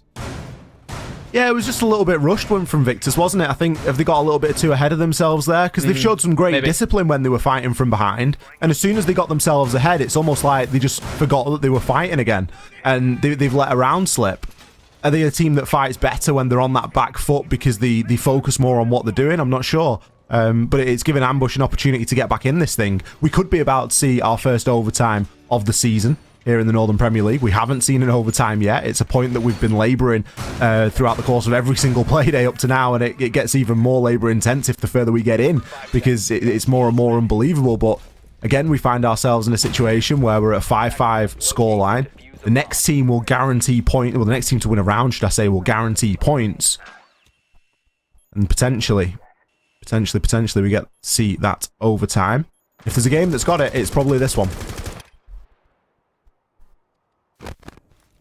We said this before in 5-5 games all in, and it's ended up being a 7-5, so I don't know if you should have said that. You might have jinxed it. Victus on the attack. It will be a kitchen defense from Ambush. They have the Capitao, which I'm a big fan of in this matchup whenever there is no Wamai to worry about. Certainly that Capitao could be great for picking off some strong positions inside a kitchen. You think about all the little cracks that you can tuck yourself in behind. You think about janitors. Think about the cook closet. In behind bakery. In behind one of the kitchen cookers. All of these areas can be difficult for attackers to deal with, but one Capitao bolt and they're dead. That's as plain and simple. Even the double window, you can Capitao off. So many options for him for the kitchen bomb site, so I do enjoy this pickup. And, of course, in Owamai, it's just going to be free, isn't it? Victus have shown a real wide variety of operators, and, you know, they're very willing to bring whatever it is that is required to do the job. And I think that Flexi's flexed quite well this game. You see him on the Maverick now. He's been on the Nook. He's been on the IQ. He's really been all over the shop, so a good willingness to just bring whatever it is that's required. Oscar should be looking to maybe find that kill over onto Rhodey. He knows that Rhodey's going to be there. Maybe looking for a nade from below. SkyTIC instead going to finish the job. Dealing with that Mozzie on the top floor. There is still Rastin. He's pretty much locked into the freezer right now. He's just been droned as well. There's no way he gets out of here alive. Oh, he's got a kill though, so I mean, that's still worth it. He managed to at least take somebody with him to the grave. He was always going to be dead there. No way was he ever going to be getting let out of that prison. But I mean, the fact that Victus actually dropped the kill in the Maverick there, it's a bit of a letdown. Thankfully, there's no Kaid being brought. If there was a Kaid here, that would be a lot of issues on the side of Victus, so they've got away with it scot-free. Probably just missing out on the nades, I suppose, from Flex would be the only thing. But I think Victus still have enough now to carry out this push. They have the sledge, they can open up the hatch still, they have that thermite. They should have no issues. It should just be run-of-the-mill stuff like riding a bike now, isn't it? And you know what they say about riding a bike? You never, ever forget.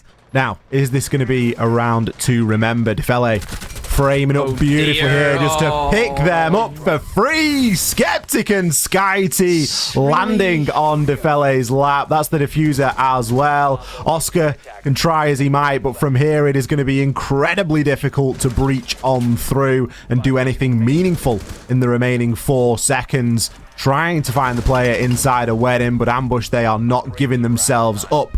They lock in a match point here and guarantee themselves some points. Yeah, I don't even know. I don't even know from Victus what happened there. They had the man advantage. They had the hatch open. Maybe they just took a little bit too long with the clear. Maybe that was an issue. They managed clearing upstairs. They got that last roamer finished off with about a minute 10 to go. And then that happens. They just drop no info, no nothing, not expecting that to happen. Do you know how many nades SkyT had in his pocket when he dropped? I'm guessing 2. He had 2. Yep. 2 nades. You know, you can call out that losing Flexi on the top floor was a pain because they didn't have, you know, they lost 2 nades, but they died with, as a team collectively died with 3 grenades in pocket. Yeah. A whole 3. I don't even want to think about how many drones they had. That was disastrous from Victus. The round was almost on a plate for them. They'd done a great part in the early game. Yeah, sure, they'd spent a man clearing that top floor, but those things happen. They still had a 4 versus 3, and they still just dropped down a hat. How many rounds do we end? Do we see end demo with players just dropping hatches? 5 seconds. And you just like, just no, just please. Attackers are moving to defuse the bomb. Well, that means Victus, they've dropped their first points of the season, Ollie. Guaranteed at least 1 point. They have dropped. Maybe the full 3 could happen for them. All Ambush need is 1 more round. Victus, can you take us to our first overtime? On to our next attack. It will be towards the top floor. Victus, overall for the attacks, you know, we've kind of praised them how good they can be, but these last 2 rounds certainly have not been that. Momentum has swung now back in favor of Ambush. The last time we seen Ambush, whenever they're trying to defend the top floor, Ollie, they got caught out just by these little solo crouch plays from Victus. Victus takes their time, very much so, for these top floor. And I think Ambush, honestly, if they just sit and just wait, try and burn utility as best as they can, don't try and roam, don't try and give away these free 1v1s, they can maybe win it just on time. Yeah, I think Victus's confidence is going to be a little bit low right now as well, and you could start to try and leverage that and take a little bit of advantage. I think previously one of the problems we saw was that Ambush were fairly willing to spend 2 people downstairs on the roam, and that was a little bit of a problem whenever Rastin and Rody got caught out and got caught separately. So it really does depend, and it kind of lives and dies on that roam game, because Ambush are playing for denial here. They're playing those C4s, they're playing them downstairs, and they're looking to try and use information that they've got on the site. So you would hope that they're well supported and they're supporting one another down there, but we did see a kill just go as a clean 1 versus 1 now. It's a different approach this time, albeit from Victus.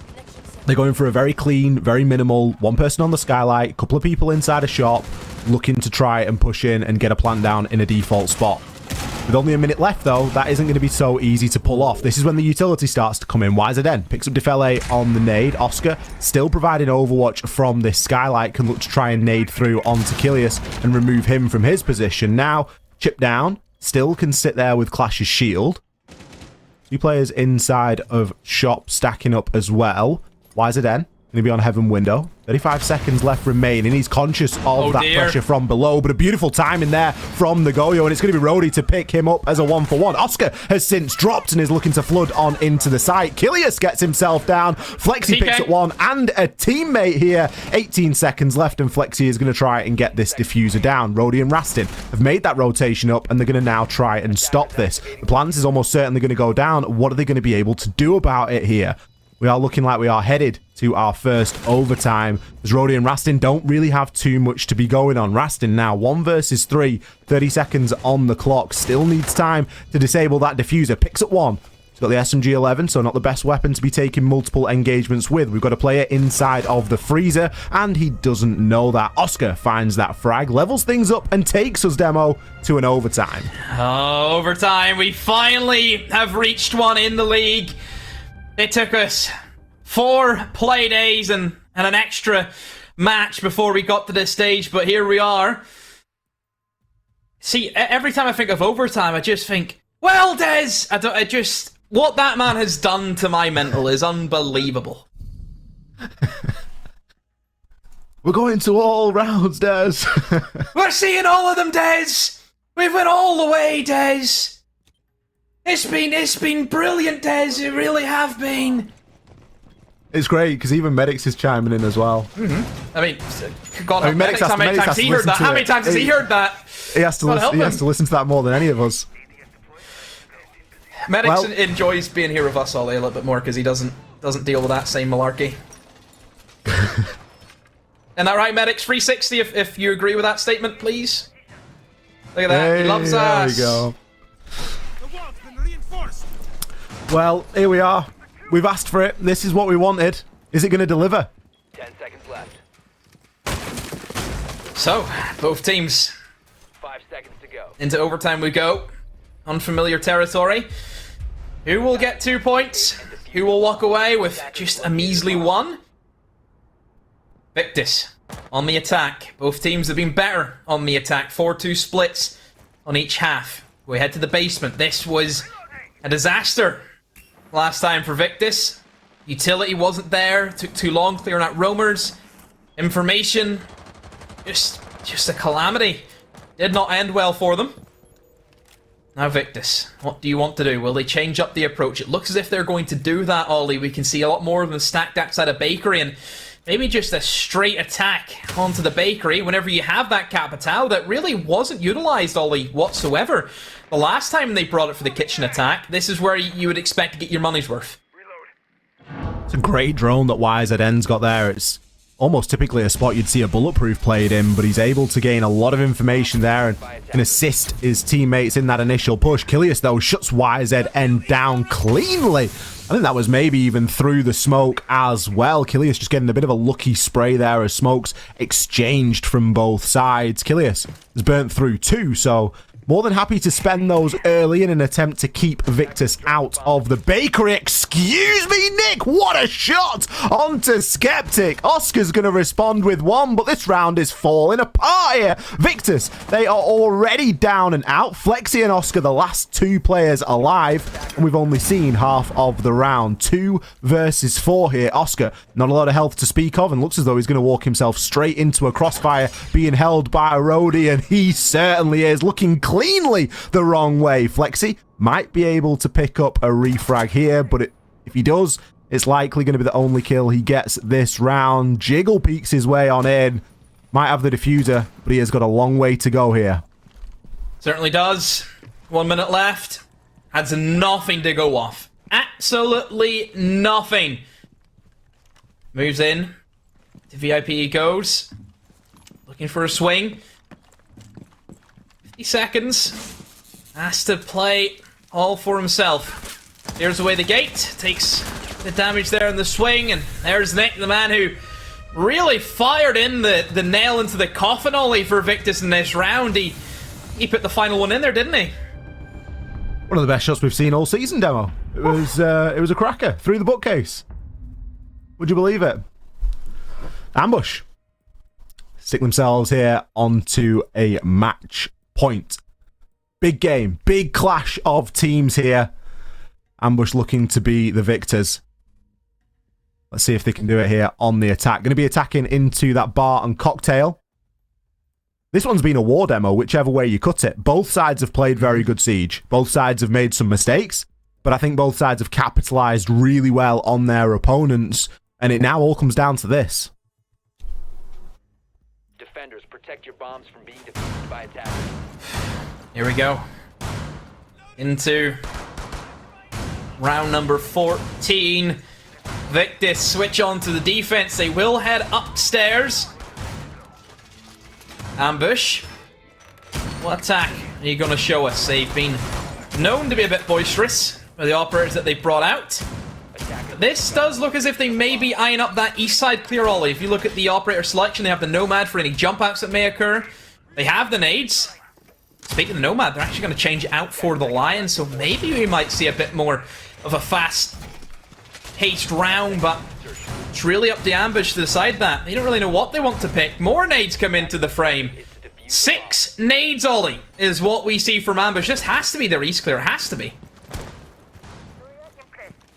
Well, quite possibly. Ambush, we've criticised them in the past for not bringing enough nades. Tonight they have been bringing plenty. And I'd wager they've had equal use out of them as Victus have done. You know, some of the plays that Victus have made have been off the back of grenades, but equally we've criticised that lack of usage when it hasn't occurred. Let's see if Ambush can really do one better here and pick themselves up a couple of freebies, at least start to move some of those defenders around. We've got a couple of off-site players. Not sure how thorough this drone work has been. You commented earlier about the Nomad being 6 picked off, and you kind of worry when you've got players capable of big impact. Nick, look at the confidence on this man. He pushes his way all the way through, exchanging shots, and picks up the kill onto SkyTI. Just about gets himself out of the Toxic Babe gas before he gets put down. It's going to be a nice entry. Certainly is, Nick. Solid game. Good, strong game from him right now. Victus need to respond, though, with a kill on their own to give themselves a bit of hope. Keep in mind, they've also burned through, you know, the smoke grenade. Since smoke is dead, they don't really have the denial anymore, so that gives Ambush a lot more time to play with. And oh, what a shot from Oscar! We talked about Nick earlier on, Ollie, but what about that for the reaction? My goodness, Oscar. Maybe another one, as there is somebody right below him on the white stairs. Definitely doesn't know where he's went. He doesn't want to make a move. Oh, the pressure is tense, Ollie. Who is going to come out on top? A minute 10 to go. 4 versus 4. Oh, this is a great game. Oscar somehow managed to get his way back upstairs as well. That was a brilliant kill that he was able to achieve onto Nick. Nick, of course, fairly well chunked down from previous, but I think it was still a headshot, so Oscar going to be pretty pleased with that one. One for the highlight reel.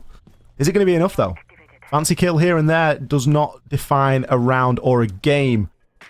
And this is a game-defining round. You can feel the tension as Ambush are really taking their time with this one. Nade getting tossed up through there, and a great follow-up from Defele. Flexi just choosing not to move. These nades from below are going to be deadly. There's nothing really that Victus can do to fight back against this Skeptic. Giving themselves a little bit of an out there, but it's not going to be enough. Rastin! These nades are pinpoint. Rody picks one up onto Oscar. YZN, as the last player standing, grabs himself 2. There's only 9 seconds left, and the diffuser's cold. He's got information to go on as well, but he takes the challenge. Defele shuts him down, and Ambush lock up the game. Ambush, see it over the finish line. The stars almost aligned there, but like you said, Ollie, went for the challenge, but it just didn't work out for him. And Ambush, my goodness, the nades, a follow-up from below was incredible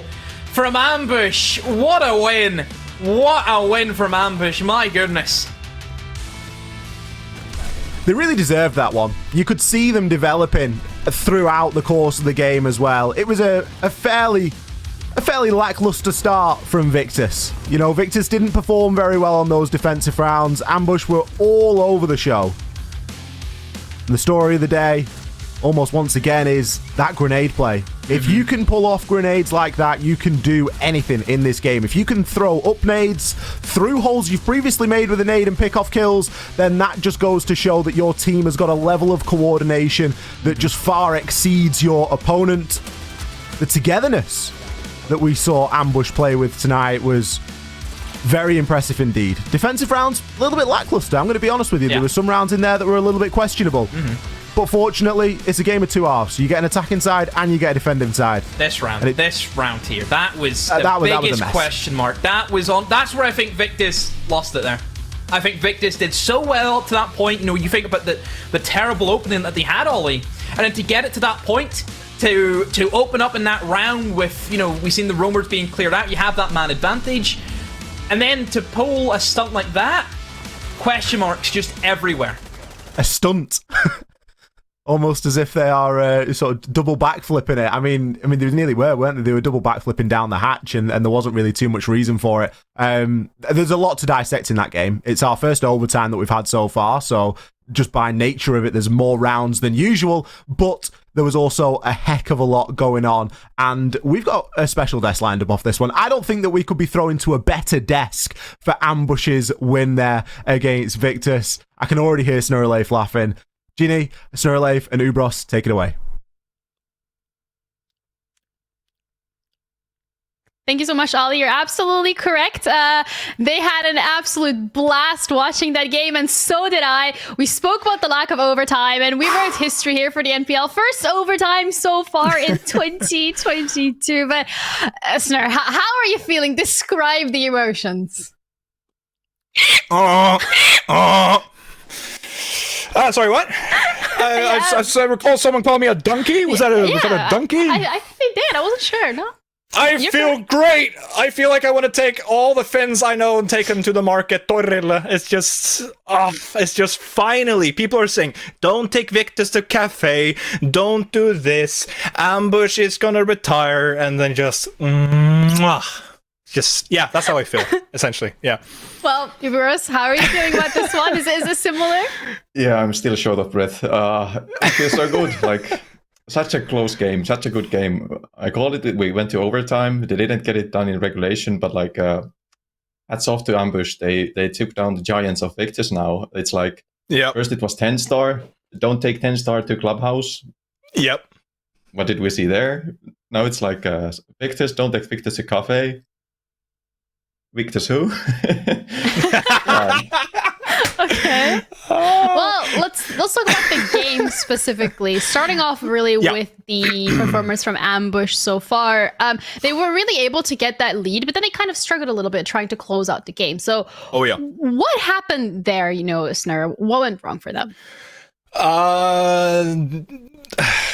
Well, Ambush, for those of you who don't know, and Ubedos knows, and the Finnish people know, they were sitting all over in Twitch chat being like, yeah, it's Ambush time. Like, Ambush sometimes can be their absolute worst enemy. They can be incredibly stubborn. They will go back to sites that they just lost. They won't call the timeout. They never called the timeout, by the way, even when they lost 4 rounds in a row. Like, Victus, they had a timeout. Jake is a brilliant guy. I don't know what he said to his team, but they looked sharper and they started to sort of slowly dissect and crawl themselves back into it. You could see that Victus started to gain a little bit more confidence. You could see that on the defenses, Ambush were not looking as sharp as it did on the attack, which really got me worried. And I think Ubedos had a great point that we talked about backstage as well. You could see that some of the Ambush players were all of a sudden playing, on a lonesome island. Like, they were just standing there, like, holding the Finnish flag. It's like, this island is mine. If I die, it's so good. But luckily, without the timeouts even, they were still able to claw themselves back into the game. But, whoo, man, it's just a game where I think a lot of nerves were... I wouldn't be surprised if Achilles is in an interview and his legs are shaking just like after the TENSTAR game. Well, it's actually really interesting that you mentioned the interview, because the interview is ready and we're going to be able to speak to one of the players coming through. We're going to have Roth coming through as well for the interview specifically. First of all, congratulations, Ross. How are you feeling after that one? I feel great. That was such a hard match to win. Oh, God damn. They really put up a fight. That was hard. So talk us through, the first couple of rounds. You guys really won that quite easily. And then you got to that 4-round lead and you really started struggling putting the rounds on the board. What kind of happened in that period of time, and how were you able to get back that lead and just win it in overtime? So on the attacks, at the start, we were able to do our fairly default takes, what we've practiced the most. But by the end of it, we were struggling to figure out what we want to do next, so that Victus doesn't adapt to it completely. Because if we just get countered, that would suck. So that's what happened at the end of attack. But then going on to defense, it's obviously a completely different game compared to attack. So it's it's really hard to translate the momentum you get on attack to defense to an extent, because the playstyle we have there is very different. But at least we got the 2 rounds on defense then and managed to win it in overtime. But you guys put up a great performance in winning it in overtime, and you guys really looked more put together specifically. Was there a speech that anyone was giving by any chance, or was it just the fact that you guys were really in tune with each other? There was no speech whatsoever. There was no speech. Okay. There was no speech whatsoever, unfortunately. I wish we would have had one. That would have been really funny. If Rodi would have a speech, that would be the most funny thing ever. And then Gillies is just kind of shaking his arms, going like this the whole time. But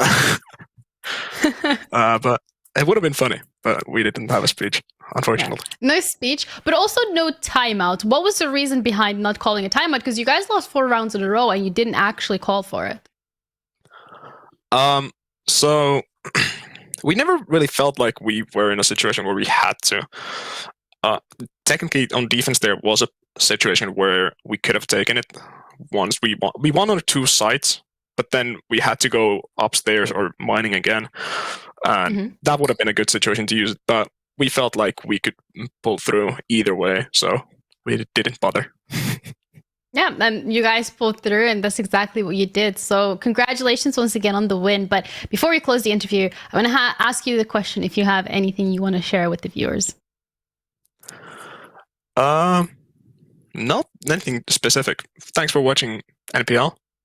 It's nice to have people watching this kind of tier of gameplay. And also some kind of representation for the Nordic side of Siege. But that's it. Nothing else. Well, thank you so much for the time, and thank you for the interview, and looking forward to seeing more of you guys. Yeah, thanks. Thank you.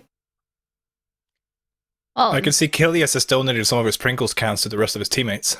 Yeah, well, you know, some good snacks maybe to eat whilst playing those games. But we spoke with them about the timeouts, and also they said that they felt really comfortable in their position in the game, and that they didn't feel like they actually had to call for it. Would you agree with this, Euros, or do you think maybe it's something that they need to reconsider going into their future matches?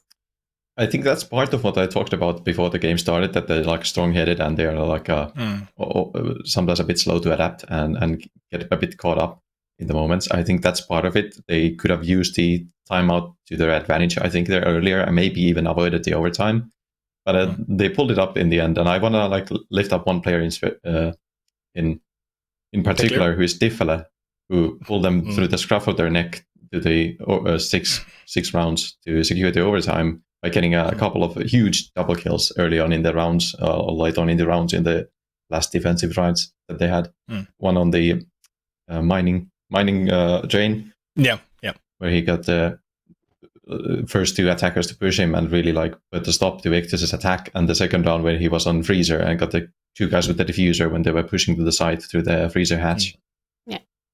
Snur, do you agree with this kind of being the standout player, or is there another person that you really want to highlight? No, I sorry, I wouldn't even let you finish, but there's no question about it. They felt there were individual players, like for instance when Rodi got the kill on someone rappelling in through the cocktail balcony and got like the hot puck and everything, that was a 4-on-4. I was sure that round was going to go their way, but it didn't. So all in all, just Diffele was the better player, I was going to say today, like who really stood up for Ambush. And I mean, obviously we're a Nordic shill kind of duo sitting here now, so we obviously have to mention a little bit about Victus as well. And I do think that, you know, there are players on Victus today that will be kicking themselves for the individual performances, but I do think it's also about the nerves that we talked about before the game.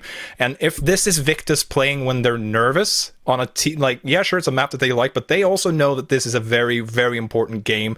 I think actually less of the teams underestimate Ambush than the people watching who don't really know Ambush, because the teams know that Ambush are a strong team.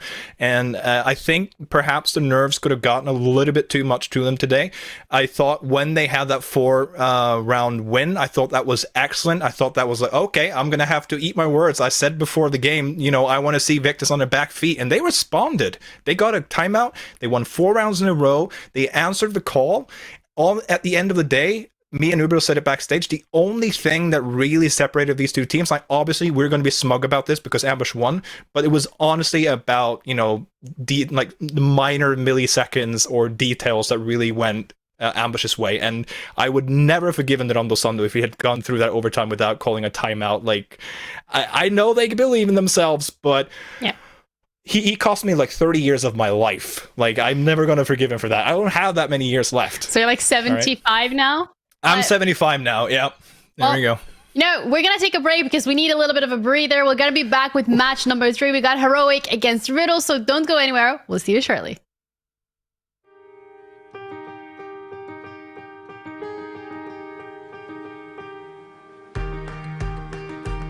Nobody likes being left out.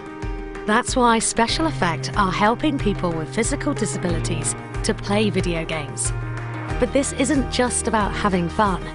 The gaming setups we create are personalised, so people can play to the very best of their abilities. And that opens the door to inclusion and independence, confidence and creativity. Help us level the playing field and create more magical gaming moments. Because it's everyone's turn to play.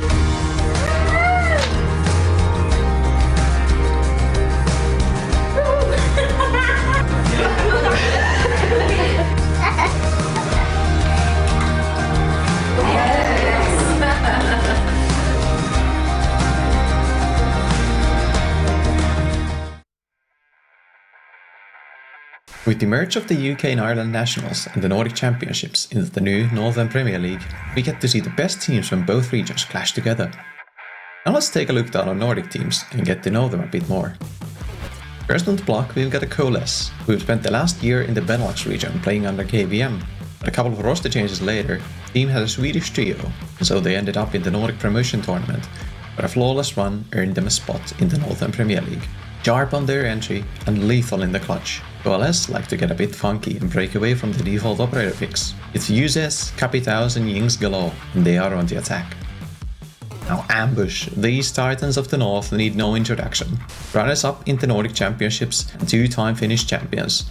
Ambush are the team to look out for in the race for the Challenger League spots. Ruthless in their executes and fearsomely efficient even when down a man, you can never count them out. Recent additions of Rastin and Nick have added young firepower to the experienced core, and the explosive mix has lifted Ambush to new heights. They are sure to turn some heads and take off a couple others during the season. The perennial little brothers RCTIC are chomping at the heels of Ambush and have been trading blows constantly for the past year. Now finally arriving at the Nationals level after fighting their way through the Nordic Promotion Tournament, RCTIC are looking to get one over their local rivals. Years of hard work has brought the team up through the ranks to fight among the best the region has to offer. Picking up South Park at the start of the year to round out their roster, RCTIC are not going to play nice. Like a wolf, they wait for their chance to dethrone the king. Hailing from Norway, RIDDLE picked up a team who blitzed through the Norwegian Championships without dropping a map. Play under their license in the new Northern Premier League. Snatching the talented Ket from their local rivals to prepare for the competition, RIDDLE presents their opponents with a conundrum. Underestimate them at your peril, but you can't give them too much respect either, or you'll run down the clock. What they lack in experience, they make up for in raw potential, and their volatile playstyle can catch teams off guard. And that wraps it up for our Nordic competitors, who you can catch in action battling it out against their UK hopefuls during the Northern Premier League season.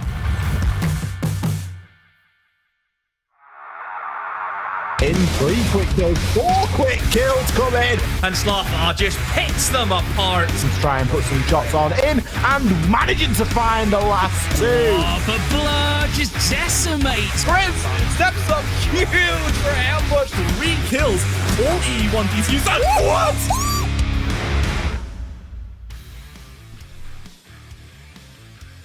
Welcome back, everyone. What an absolute banger of a performance we just saw come through from both Victus and Ambush. Ambush walking away with that W, and we're now going to be heading into game number 3 of the evening. So we're kind of approaching that halfway mark. We got Heroic against RIDDLE, and we did another switcheroo this time. The Uno reverse keeps happening, and we have Analyst, Demer, and Ollie on the desk. Let's start talking about this matchup. Let's talk about Heroic versus RIDDLE. What are you expecting to see, Ollie? a flash of light and some quick colours, I'll be straight. I don't think we can sell this for anything short of what it is. It's top versus bottom. It's an EUL team against a team that hasn't yet found success inside of NPL, and I'm not expecting it to be particularly close. That being said, it's going to be a good opportunity for RIDDLE to play against a team of exceptional pedigree like Heroic. Yeah, Damo, I see you like nodding in agreement, so I'm assuming you're like on the exact same wavelength as Ollie here. Yeah, it's work experience for RIDDLE, isn't it? You get in there and learn something, I suppose, because we're not going to sit here and say that it's not going to be... Oh, what's wrong? Am I... Oh, I think Stream can hear me, but I don't think you guys can hear me. Welcome back. I'm not going to, sit here and say that it's not going to be a heroic win, because that's what it's going to be. It's work experience for RIDDLE at the end of the day to get in there and see what they can do. But yeah, I don't think that we can sell any other way than Heroic's going to come in here and, it's just a case of how many rounds are RIDDLE going to get more than, are they going to win? It's going to get 2 rounds, going to get 3 rounds. Do you think 2 to 3 rounds is realistic in this scenario, Ollie, or are you more expecting a bit of a clean sweep come through? Oh, I would expect a couple of rounds. I think, look at Heroic at the moment. They've got the Charlotte Major on their minds. They're probably going to want to just go to any old map and just play fairly individual. So, some basic coordination should be able to pick you up a couple of rounds, whether that's on the attack or on the defense. So I wouldn't be too surprised to see RIDDLE pick up a couple of rounds tonight, but I wouldn't really push it much past that. We can see the lineup there for Heroic. We've got Mr. Officer stepping into the breach, the vibes man himself, in for Gorgona, who, if Gorgona keeps going on, he's going to be sporting that 2.5 KD for the rest of the season, and it's going to look like a great start, even though he's only played a couple of games. But we all know that Heroic have this sort of rolling roster at this point, and it just helps keep things unpredictable for them. Yeah, and looking at the RIDDLE roster as well to be coming through, is there anyone specifically that we should really be keeping our eyes out for in terms of them having that individual carry potential to secure a couple of rounds for the team? It's really, really difficult to really highlight somebody in the team where the team just hasn't really been there. I think Kevin and Perry, they had some good moments in the first week, but that's been really it for RIDDLE. I think Katarl, he's hit some okay shots, but yeah, like I said, Ginny, it's gonna be they're gonna be out of their depth tonight, and whenever you got Benja who can just run around, you got Slav who's just gonna run around, even Murat who could be sat in any number of corners. That's literally what Murat does. Like, if you look at how Heroic play, the 4 players will just sit there, they'll play their game, they'll actually look good, and Murat will just be off just in his own world. He'll sit in a corner and he'll just crouch walk around. That's literally how it is. It's just out he goes. Murat listens to no one. Usually on Legion as well. That's it. That's all you can say. He's just out there doing his thing, but we're not going to be looking at the head-to-head. We're going to be going straight into that veto once it is available. But talk a bit more about the Heroic roster here. So we said for RIDDLE, there's maybe Perry, one of those players we should be looking out for. But then for Heroic, is it more of a team effort, would you say? Or are there a couple or just one member in particular that really is like leading that spearhead? Heroic have got the full package at this point. They've been together for a good amount of time. They've got that experience of playing, the highest level inside of EUL, and they're going to be very well coordinated as a team. Now, they're playing with Mr. Officer. Mr. Officer is the coach, so realistically, you wouldn't expect that same level of coordination, but with the major coming up in the next month, you're not going to get that level of coordination anyway, so it's probably a good thing that Mr. Officer's playing. Mr. Officer loves a bit of the National League. He used to love UKIN, and he loves the NPL. He's absolutely all over for it. You can imagine that he's almost chomping at the bit, like, yes, I will play with you, thanks for asking, sort of thing. And it's good because it allows the team to play in a little bit of a different play style, and they've still got that good synergy, they've still got that good core coordination, but you've got somebody like Benja, and Benja can just turn around on its head within the blink of an eye. He appears out of absolutely nowhere and picks himself up 2, 3, sometimes even 4 kills. That can be huge. You back that up with good supporting plays, you back that up with good flexible plays, it really doesn't have any sort of limit. You know, the roster in this sort of scenario is going to outclass RIDDLE in almost every single way, and it's on RIDDLE themselves to be better. You know, you don't really want to be looking to see how you can try and counter their EUL plays. You just want to be able to play Smart Siege on the day. Well, riddle me this. What map are we going to be seeing today as the veto is going to be coming through? I am expecting maybe Chalet, but it's looking like Clubhouse. Far off. Is this something you expected to see, Demo? Clubhouse is like the most default map that I think probably RIDDLE would want to have. It's just, you have to do the basics right. This is the most, it's basic. You have to be able to drone well. You have to be able to refrag well. You have to be able to set up these pushes. And I think for Heroic, it still gives them that possibility where they could just run around. I think Clubhouse, it can still be very unpredictable if there is roamers, if you can have that roam game set up. So I think RIDDLE are definitely going to be up for some stiff competition, but I don't know, maybe RIDDLE, if they just want to try and play silly Siege, if they want to try and bring these weird operators, rushes, everything, anything they can do, who knows, that might work. Because I think Heroic, you know, they will leave holes. Heroic, 100%, they will leave gaps in their defenses. They will leave weaknesses. It's just, can RIDDLE expose those? Yeah, I guess we're going to have to wait and see. But Ollie, looking at Clubhouse specifically, are you expecting RIDDLE to maybe have a bit better of a footing? Do you think this increases their chance of the amount of rounds they can take? Maybe even potentially, I know it's a bit of a stretch, a win? Or are you thinking, you know, Heroic, they're super incredibly comfortable on this map and it's just going to be very, very easy for them? I mean, Demo's put it really well there. There's going to be holes, there's going to be opportunities. It's about how you try and capitalize on that. Couple of few cheap tricks here and there are going to pick you up some rounds potentially, but are you going to be able to repeatedly get away with that? I believe that RIDDLE is starting on the attack, so that already leads you into dealing with potentially a headless roam game, and you could choose to just circumvent that by, you know, focusing sight directly. So RIDDLE really have got, you know, everything's in their hands right now. They really can control a little bit of the outcome here against Heroic. I'd love to see them pick up a couple of rounds tonight. Yeah, I guess we're going to have to wait and see as we'll be heading into game. The casters this time around are going to be Snurry and Yubi. Guys, do your thing. Thank you again to the analyst desk, Ginny, Ollie, and Demo. Now, you've already seen how much Nordic shell there is in me and Uber also, I was going to say, but even we will have to... what's the word? I think admit that it's not really looking too good for RIDDLE in a matchup like this. Yeah, I think we've had our fun. Now let's get bodied for once. It's like I don't really see RIDDLE sort of like making it all the way here, but of course, another cat. There you go. All the cats on stream today. See, that's all we need really. What's the name of the cat? Come on. Perre. Fluffy. Perre. Fluff. There you go. It means fluffy? Yep. There we go. Perre means fluffy. I don't have any perre here, but, you know, we'll take what we get. I know what we do have, though. We have a matchup on Clubhouse, and I do have to stress two important things here. On the side of RIDDLE, that can really make this be a little bit more on their side, I was going to say.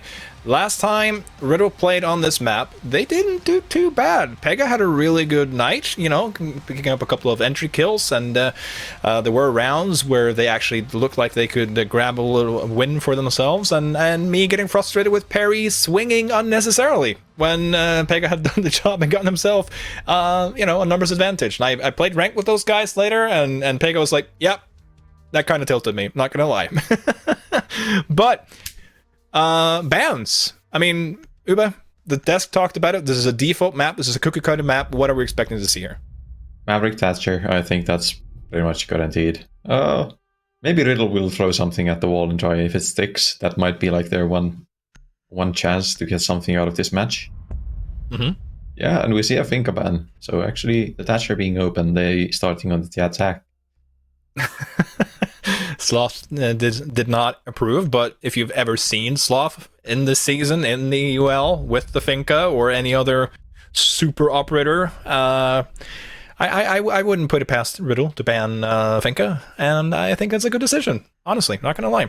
Yeah. And like they are on the attack, like you said, and with the Thatcher being open, that makes it a little bit easier in terms of the breaches at least, and it doesn't seem like they're gonna use Finka themselves. So. Yeah, I think it's like when you're playing against the UL side as a like unexperienced tier 3 team, playing the default stuff is not gonna net you a win. They are better at it. They have been doing it for longer than you have probably played the game, and like it's gonna be really bad. So we're trying to shake it up a bit and try something different. That might be our one chance, like secure at least a couple of rounds, try and get something rolling, maybe get some momentum.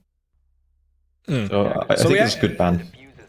See, this outside of the Norwegian league, I think is actually the most amount of Norwegians on the server I've seen ever at the same time, with Officer being on Heroic, and we have Katarl, Perry, and Serpega at least on the other side here. And with a UK representative, of course, on the side of RIDDLE with Pogo. And yes, I'm probably going to make a pogo stick joke at some point. Just bear with me, I'm just going to have to find an opportunity to do so.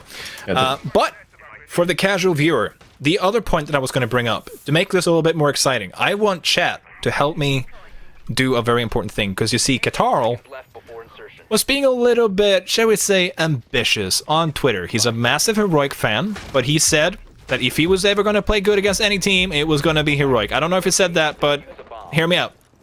He said that if he doesn't go double digits against Heroic, he will drink a glass of the Norwegian delicacy makrell i tomat, which is mackerel in tomato, not juice, but like, what's it called? Like, I don't even know what it's called, but he's gonna have to drink a glass. So, yeah, so if he doesn't get 10 kills against Heroic, Katarl has promised to do it live.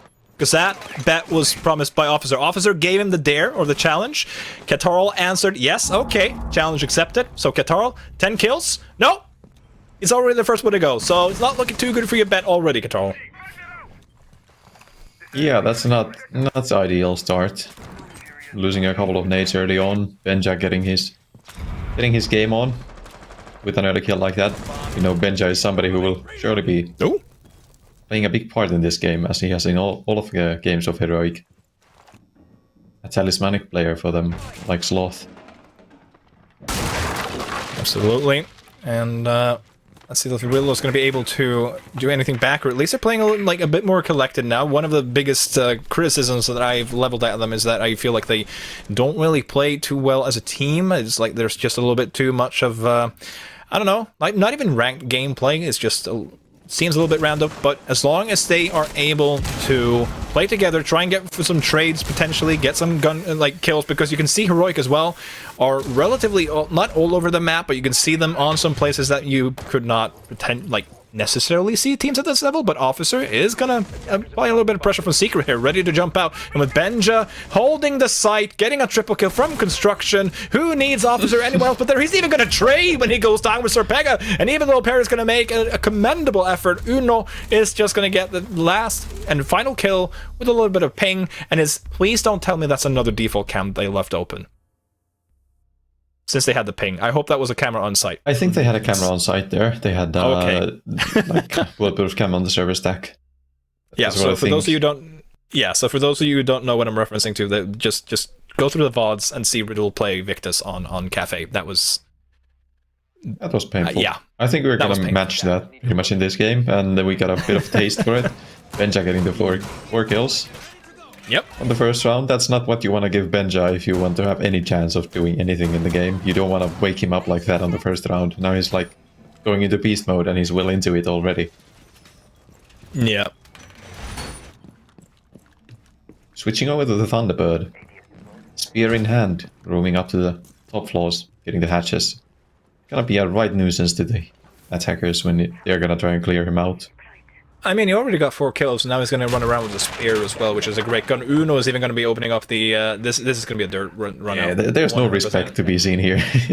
Honestly, why would there... I mean, Pogo does have a drone on it. He should have been able to see that, so hopefully Pogo's going to be able to spray that. Is he going to be able to take a gunfight against the Finnish legend? He's going to shoot out the default, perhaps bait it out. No, I'm pretty sure he knows. No, okay, maybe not. I don't think, the drone should have been able to see the debris there, but it's going to be Sloth who takes that. It's actually going to be Sloth from the western hallway doorway instead. And that's a little bit of a double peek. And yeah, that's the kind of fun that Heroic... Oh, that was a one tap. Oh. That was a one tap. A punch hole in the garage door. Yeah, you see, this is why we were given the ambush win, so that we would, we would just have to be able to witness this and just get one taps into our soul and just be reminded that, yeah, this Heroic team is just gonna essentially wash over Riddle, you would assume, but... Yeah, but they are a Nordic team too, so we count them as Nordic teams as long as they are winning. We did say, and I know that Demo is going to be furious. I don't even know if he cares anymore because I've said I don't want to argue with him. He's 10 years younger than me, and he still scares the living crap out of me, so I'm not going to take a fight with that guy. But today, I'm going to take the wins where I get them. Sloth is on the hill from main stairs, and the crosshair placement is muy bueno, and there we go. That's why he is currently, if not the best player in the EU because of Citizen, he is up there. Grizzly is, of course, that's not Thomas. That's a clone. See, I'm even struggling here to put my words together, but yeah, like that's just the level of play we're seeing here right now. We're essentially casting what could have been a rank plus game, and there we go. Perry is at least going to get one kill on the board here for the side of Riddle, so it's not a flawless round. And Perry, I have to point out again, this is one of the players I probably heard the, well, I say that and he just walks down the stairs, but one of the players that I've heard the least about from the Nordic scene, and he's actually been able to do a respectable effort here in the MPL thus far. As we see Katarl, I mean, I joked about him being double digits in terms of deaths, and you said, I don't even know if he's going to get the opportunity to have double-digit deaths, and these first 2 rounds, yeah, I think you might have a point there, my friend. Yeah, if we're going to see 10 rounds, I think that's commendable. Getting 3 rounds against a team like Heroic is no mean feat, though, as we see, Heroic are playing kind of carelessly. Yep. Then again, they're still like far away from even losing a single round, so they haven't been even like worried at any point yet. Attackers need to locate and defuse bombs. That's the thing. Apparently the word I was looking for earlier, by the way, was with tomato sauce. How could I forget a simple word such as sauce? I'll just blame... Okay, for those of you... Like, obviously, I wish we had, like, behind-the-stage voice comms for the previous match, and I apologize to Ginny, because that's the first time she's ever worked with me in Nubidos, and I think we scared her. We scarred her. That as well. Scared and scarred. See, that's how you can add just one R to a word, and you can get 2 completely different, but similar meanings. Anywho, Heroic doing business as usual. Not really usual, but they are taking these rounds as comfortably as we would assume beforehand here, and they are going to set up a defense here inside of gym and bedroom. And again, lineup coming through here from Riddle with Pogo. The sub is taking up the hard breach role, or the support role, and that is sometimes what you would expect for a sub stepping in. And Uno this time is going to be getting... I mean, they're just passing the first bloods all around the team at this moment. Yeah, Riddle are having trouble getting out of spawn. Yep. It's a... No. There's really not much to analyze here. I don't know what you mean. Well, you know, there is a trade, but does he expect there to be 2 win strip? He doesn't, and he is felled by his fellow countryman and officer's going to get a kill on the board, and he's going to be activated now as well. He's going to be enjoying himself, but yeah, you don't... Trust me, guys, if you're here, you're not used to seeing Siege, and Heroic is an EUL, like, top-tier team, trust me, you're not going to be able to see what you're seeing here in front of your eyes at the EUL level. At least, I don't think so. At least, I don't hope so. But Katarl will get his first, only 9 to go to avoid drinking mackerel and tomato sauce. This is a round that they actually have a chance in. 2v2, it's still very doable. There's Officer still on the board. There's a Coach, so a bit of a leeway given there. No. Now it's all a Grizzly. Just Grizzly, I say, but he's also one of the top-rated players of the last season. And RCTIC, highest KD ratio in the Nordic Championships, as if I'm not mistaken. Mm-hmm. One of them at least. Yep. AFK being dropped in the chat. Yep. Yeah. Trying to bait the real players here because they don't... Oh, well, a little bit of a ring around Rosie there as they are closer. Danger is closer than you would expect, but a little bit of a kerfuffle there. But Riddle at least make sure that they get themselves around, and you know, that's why you go for trades. That's why it's important to get those kills whenever a kill is coming towards you. Just make sure that you even out the man count, and then if you pick up a kill, you see, like I said, this is one of the things that can, like, I was going to say hurt Heroic in terms of, is he actually going to play the Caveira? He's actually going to play. I think, yeah. Yeah, he's going to play the Caveira. Of course he is. It's Benja. Right. what was I going to... My point... Yeah, my point was, as we saw in that round, because Heroic are playing with relaxed shoulders, they're essentially, you know, they secured a spot in Charlotte. They're like half their brain is already in the US at the moment. They could just run around, have fun, but that also means that a lot of their players can be very isolated. So if you're able to pick up those kills, if you're able to drone out, you know, catch them off or cut off the rotations back to the rest of the team, or just make sure to flub that player. I say just because even if it's a 1v2, you're still facing Benja. In this game, it's like what people said about Shaiko. Even in a 1v2, you would still think, well, Shaiko's got a shot. You know, it's Shaiko. And at this level of play, you could say the same thing about Benja. Like, even if it's a 1v2, well, I don't know, it's Benja. I almost favor Benja in this duel. But my one concern is the main criticism that I've, you know, lobbed at RIDDLE is precisely that I feel like there isn't much of a team synergy with how they solve things. Yeah. Going back to the last round for a little bit, it's not often that you see a team win a round where 2 of their players don't even make it out of spawn, pretty much, but it maybe tells a bit about Heroic's attitude to the game. Really not putting too much shoulders into it. Yep. Oh, he put it on the wrong wall. See, with the change coming through, for the viewers who haven't really... Oh, no, did he misdrone him? Oh, no. I think he misdroned him. I think we are going to have the first interrogation coming soon here. Please, no. I predicted a lot on my bingo card here in this matchup, but a Caveira interrogation, I have to admit, is not one of them. So Katarl, at least Pega is close to him. And he's still under the desk. They clearly haven't spotted him because there's no way he would be doing this if he knew that, like, he was under the office bench. It's going to be Officer with the first blood. Like I said, almost everyone now is only Grizzly missing on the first blood list there for the side of Heroic. And oh lord, Benja.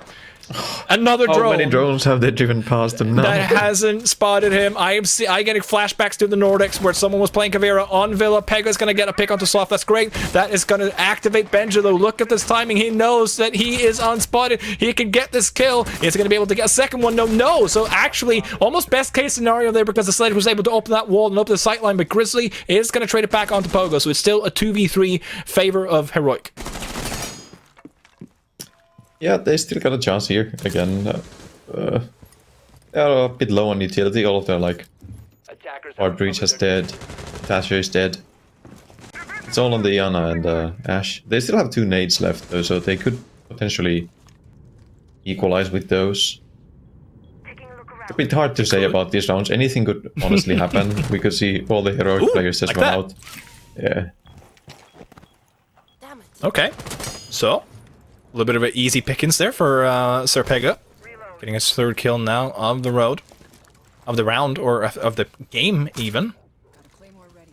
Just gonna put out the Claymore and just hope someone's gonna run through that, past that drone hole or whatever, because you have 2 Claymores now. Oh, close, but he's gonna run in. Grizzly's gonna get the kill. He's gonna get a second one, and that's what I mean. Like, when you have a power position such as that, and you're facing top tier competition, and you're just gonna try and rush in past the player inside of Red Stairs. There's just too many disfavorable variables, I was going to say, in that matchup. And look at this. Look at the patience. He's just like, nope, no one's there. I was going to go up and knife you, perhaps, but no. Yeah, close enough. I wish we got the interrogate. It would have been great. Not going to lie. And I stand RIDDLE, but getting an interrogation would have been pretty funny. I have to admit. Yeah, then again, that might be the most we can get out of this match. Hey, you say that, and the oldest guy in the NPL actually is my age, so he's not that old. He's young, and you know, he's a charming guy. He's not going to be running the Caveira. Let's see if he's as good at playing hide and seek as Benja. Yeah, we'll see. I mean, we're playing bingo now. Like, we only need Grizzly to get a first blood, and everyone on Heroic would have gotten a first blood this game. According to my notes, at least. Benja round 1, Sloth round 2, Uno round 3, and then Officer in the previous round. Yep. 5 seconds left. I did lose that one, though, so it might be a bad omen.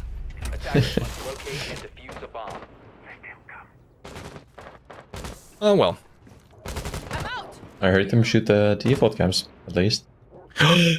Progress! Someone's been doing their homework! And I know these guys. Like, I mean, oh, okay. Is that what they're doing? He's just going to be lying on the hatch and just waiting? Oh, you know, no. I was gonna say is don't mess up. Like if Grizzly gets an opening kill now, which is a bit difficult considering where he is, but no, it's Benja. Okay, he ruined the streak. Okay, great. But okay, Benja with an opening kill again. These are by far the most difficult games to cast because there's absolutely nothing going on that is even down to anything but just gun fights, and crazy plays. And here we go, Benja goes to the kitchen window. He's gonna see if he can just jump out on someone here. No way. Guitar. I mean, did he not see him? Did he not see him? Hello. Guitar.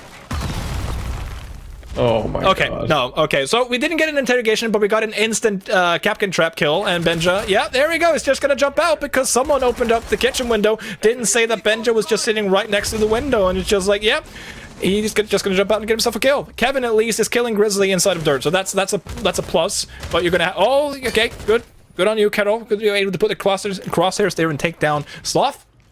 And be able to try, and Uno's even up here now in kitchen. He's like, hey, I'm not going to sit here on site and wait for you guys to have all the fun. Like, I'm going to come up to you guys and get some kills as well. Now, see, if people think we're being mean to Riddle, I mean, this is kind of why us and the desk were like, yeah, like Ollie said, we're going to see some flashes, we're going to see some imagery, and then this game is going to be over. Oh, is he going to get the ace? He's chasing for it, and he got the ace! Here we go! Nice. He's on 10 frags in 5 rounds. I wish I could have been more hyped for this moment, because I think that's only the second or the third ace thus far in the season. But it's Benja playing Riddle. Yeah! Woo! Ace for Benja. Congratulations. That's amazing. Like, his stats are just going to go up through the roof now. Yep. We got a timeout at least, so at least Riddle has done something that Ambush hasn't done today. So that's something. Yep. And they didn't even lose 4 in a row. That's true. Well, yet. Yes. I don't think they have a chance anymore. Actually, they do. Well, losing 4 in a row? Yeah. No, because if Heroic gets 3, they got 7. Yeah, but it was like 1-2. Oh, yeah. Don't. Hey, chat, ignore me. Just ignore me. This is what happens when I try to do maths and try to be logical. Yeah, tough math. Yeah, I mean, like 2 plus 3. That's very difficult. Like potentially 3. Yeah. So. Anywho, let's try and salvage this. Uberos, I believe you already mentioned this, but how could potentially Riddle, now they have a timeout now, how could they potentially salvage anything from this game? It's gonna be really hard, but they'd have to play more together, play more strict. And now they're kind of getting caught out, like... This is gonna sound harsh, but it honestly looks like I'm looking at an unbalanced ranked match. People are just running out, getting kills, multi-kills every round, nobody's playing the objective. We're kind of like doing whatever. You just need Riddle to really tighten it up. Go as a crew, go for objectives, try and get the executes happen to on sites. Have your drones in order so you know where the roamers are. You're just kind of letting Heroic walk all over you, and it's not hard to like stop it. We had EUL teams suffer the same fate this season, but yeah, it's a tall order. But like when you have people doing spawn peaks like this and you don't have information on it. Well, but they do. did. Yeah, they do actually. There we go. It seemed like they didn't know, but a couple of the rounds they've been caught out by spawn peaks and stuff like that. It shouldn't happen at the tier 3 level. No matter like how high level your opponent is, you can play around it with drones. Yep. Wait. No, Kevin. Oh, well, it's not... Okay, fine. It's not as critical. That was, I do believe, the default cam still up, right? Might be. Is it still up, Medic? Was that what you were showing me? Yes, it's what he was showing me. Okay. Oh. So, I mean, it's not as critical. It's not cafe. Arguably, it's a site where arguably it doesn't have to mean a lot, but Riddle has to do a little bit of odd checks and remember where the default cams are. Because in ranked games, at least we shoot the default cams, at least. At least I do.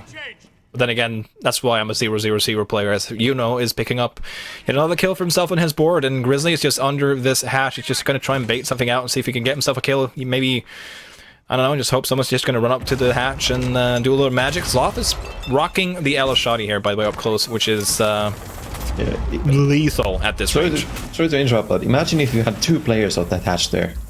Imagine if you just doubled up one position, like once. But you're just having everyone do something solo on the side of RIDDLE, and it's not gonna work.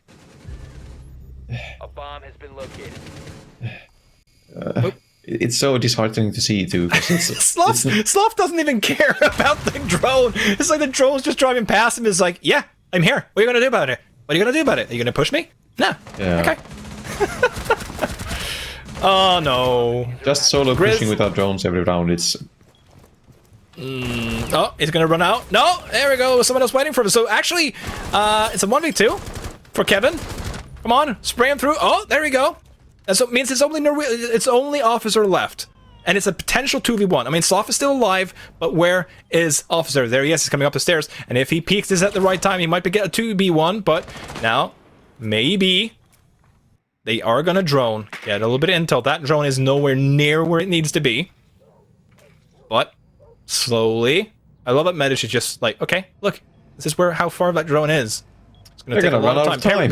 Don't peek! Don't peek him while he's droning. Okay, sorry. This is what we mean, though. Like, that just makes the entire... Oh, okay? Okay, you're gonna hear a sound, and that's gonna be me putting down my headset and slowly walking away from this game. They're not gonna win 4 rounds in a row. That's true. So RIDDLE has been able to achieve something today that Ambush, the best Nordic team, hasn't. So, well done. I'll give them that. RIDDLE attack. In my notes. There you go. Right. I honestly, I did not. I usually try to come up like scenarios of how things can play out and how people can win rounds, etc. I did not expect RIDDLE to win a round because Uno wanted to just kill Sloth with a pistol shot and take the 1v1. Yeah, the scenario where RIDDLE are winning rounds is that Heroic are just bored out of their mind and they're just going for it. It's harsh, but it's... Sometimes you just have to say it like it is. Technically, they could win 2 rounds in defense and it could look very, very good on paper taking 4 rounds of Heroic because Ambush did the same. So if you don't watch the VOD, and if RIDDLE take 2 more rounds, they will at least equal the amount of rounds that Ambush has taken from Heroic, and we'll just leave it at that. I just think that defense against Heroic is harder because when you're on the attack and they are gonna peek into you from defense, you're in like a good position. But here they're actually gonna. Yeah. Just a little bit of Nordic copium here now, okay? just gotta believe. That's some heavy duty copium. It's a trailer load of copium, but Sir Pega with the opening kill on the Jaeger, and the Officer is just going to remove him from this plane of existence. But there we go. It's a good trade, and this, I love to see this. Like, Fuse is an operator that we called it for so many years. Like, why don't you just get Fuse and clear absolutely everything? Grizzly's already on site with the kit, by the way. He's outside. He's putting up the shield. If no one peeks him, he's just going to be able to plant. He doesn't even have to use the smoke canister. There you go. At least someone's going to open up the site there and take him down. But Benja is going to be able to trade down to Katarl. Benja is just running rampant on the site here, knows that someone is the side of blue. Officer's getting a kill as well, so Perry's going to have to be stuck here on a 1v3, and they're going to drop down the hatch. Not going to be able to finish off that kill. They know exactly where he is now, but is it going to be able to pad his stats a little bit? Heroic are going to take the round. You know, that's just... yeah. Easy pickings. Yeah. It's hard to stop that from happening on defense. Yep. So... if anyone ever want to ask casters which games are the hardest to cast, behold. But I think it's good that you get this game on your first playday. I'm not gonna lie. We can just sit here, we can relax, you know. Have a little glass of a drink or something, and just talk about. Heart rate gets a chance to stabilize after the reload that we had last game. Yeah, that's true. That's very true. Yeah, 2 of those in a row, and I might have had to go to the ER. Oh, there we go. There's the chat. That McCrellan box is closing in on my brother Katal. See, Medish, thank you. This is why you're like... This is why he's like top tier observing at the EUL level. He's just making sure that whenever I keep chatting, he reminds me, hey, dude, look at this. Officers on point. Katal is 7 kills away from not chugging down that tin can of mackerels right now. And he promised to do it live as well, by the way. And it was his girlfriend that convinced him to say yes, apparently, according to him on Twitter. So, you know, shout out to her. Good for me that I like it. Okay, so apparently Katal has done it before, I guess, I assume. Because it's a different thing eating it on a slice of bread. Oh, come on, officer, on the entry. No, Perry's gonna take it, so technically... Oh, they could have waited just a little bit. Grizzly would have gotten the first opening kill for himself, and we could have spread it all around, and they're already on site, and they're planting. Uno is playing Kali and just getting kills down here. No, the plant's not going to be denied, and it's just going to be back and forth. So they're running back here on the site. It's a 2v2 situation here on post-plant. Benja and Sloth, though, the 2 worst possible players that you could be facing in this scenario. And Pogo, the substitute, is going to have to step up huge with the SMG-11 against the 2 of the great gunners inside of the EUL, and he's not going to win. Heroic, 1 round closer to ending Riddle's misery, I was gonna say, here on Clubhouse. Yeah, Heroic decided they've spent enough time as it is, and they've just picked the rush lineup and went straight to the bomb site there. And I assume they're gonna do it again until it's done. Rip and tear until it's done. Rip and tear, yeah. This is looking more and more like one of those traditional first-person shooters, like, speaking of rip and tear, like Doom or Quake or something. It's just like charging through the levels and just mowing down whatever you see. A good old 10-player saloon fight on the downstairs of Clubhouse. I mean, that is probably the closest we've been to like a classic FPS brawl here in basement, like on this map. Like, sure, it's just like 10 people just gunning at each other, just going haywire. Benja's bringing the glass. He is. The glass or the glass? Glass. You know, my brain is not working. Glass. I mean, with all due respect, watching this, I don't blame you. I don't blame your brain. We are obviously very professional casters, and we are making this as entertaining as we can. Yeah, but like you said, there's not really anything to analyze here. It is more of what we expected, and quite frankly, 2 of the rounds that Riddle's even got was like, one of them was literally, oh, there we go! Grizzly got it! Yep. Every team member on Heroic has officially gotten an opening kill, and Officer as well has also decided, you know what, I just remembered, I'm old, my back hurts from carrying Benja and Sloth all this season, I'm just gonna, you know, I'm gonna put these kids to bed. And Kevin says no, he's actually gonna win a big gunfight against Benja. He's gonna clip that, and he's gonna put it on his Twitter and say, this is all you need to know from the game today, is Officer's gonna pick up a grenade kill, and it's only Perry and Katar left alive against 4 of the Heroic team members, and he's gonna swing Sloth, who is just, you know, he's just trying to see if he can get some kills there, and Katar's gonna get a double. I mean, he said he likes mackerel, but he certainly is making a valiant effort here at the very end of the game to try and avoid having to drink it. Yeah. I want to comment really quickly, Kevin here, who's the coach and player at the same time. I don't want to commend him from his coaching, but rather for his fragging capability. He's like... Hang on. Sorry, go on. This is doable still.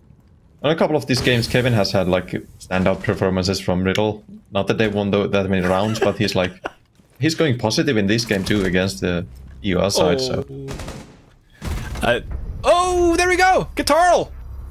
That's a quad kill. That's almost an ace against Heroic. I mean, that's something to put in your Twitter. That's 1 kill away from an ace. Yeah, on paper, yeah. I mean, I disregard the fact that Grizzly literally threw him a smoke so that he could rotate safely back to the site, and you know, he did win. I think there was at least 1 gunfight there where one of the Heroic players were shooting back at them. So, you know, just don't make your coach look bad by saying to Katarl, "Oh, looks like you're going to be drinking some mackerel," and then Katarl is literally only 3 kills away from not having to do it. Really cutting it tight here. He has to get up. This is going to be the most exciting thing about this matchup. Unless Riddle can do like 3 rounds in a row, the most exciting thing will be whether or not Katal can get 3 more kills. and dodge the mackerel. I personally want to see him drink the mackerel and tomato. It's not a thing that I have. It's just, I met him, and I think, he says he likes it until he remembers that that means he also has to drink the chunks of mackerel. Like, it's completely different. Those are gonna be the hardest part. Yeah. That's the thing. Yeah, sure, put it on a slice of bread and it's nice. Okay, let's see if the EUL teams can actually kill the default camps here. Let's go. Keep it on here. Keep it. No, they spawned all the way on the other side. Okay. Nope, still got it. There you go. See? That's the key to become an EUL team. Thank you, Medic, for entertaining me by keeping the camera there for so long. This is the difference. 2 default camps? Nice. And Zaprego with the opener onto Officer. That's great. It's a good start. It is. Numbers that's advantage. the sledge off the board. That's a lot of self-destruction. Yep. Benja just literally walks down main stairs and get a kill. That's because whatever. And he's now close to sight. And Katarl, you're going to have to turn things up here if you want to be able to avoid it. No, that's Benja taking down Kevin. Like I said earlier, he's been doing a good thus far in the MPL, trying to balance both the player/coaching role here. And Benja will be finally put down before he gets 15 kills. That's Sir Pego, though. That's the wrong Norwegian, I was going to say, in terms of the bet that's currently on. But having a Monty left alive and Sloth and no, Uno, sorry. I was going to say Benja, he's dead. But yeah, this is going to be a tall task. Sloth had a nasty surprise there. He thought he had the breaching charges and was about to place down a claymore on the kitchen floor. That's one of the funnier things I've seen happen this match. Well, it wasn't explosive, so technically, he just run from the wrong box. As Una's gonna breach down inside of basement and Katarl, you're actually gonna have to get all of your 3 kills. You're 2 kills away. Can you both get around and not have to drink the mackerel chunks here? This round will answer it all. Potentially, as Una's gonna plant here. And Grizzly has also brought them smoking, I don't know, maybe a smoke canister would have been nicer, but a hard breach instead. So, still.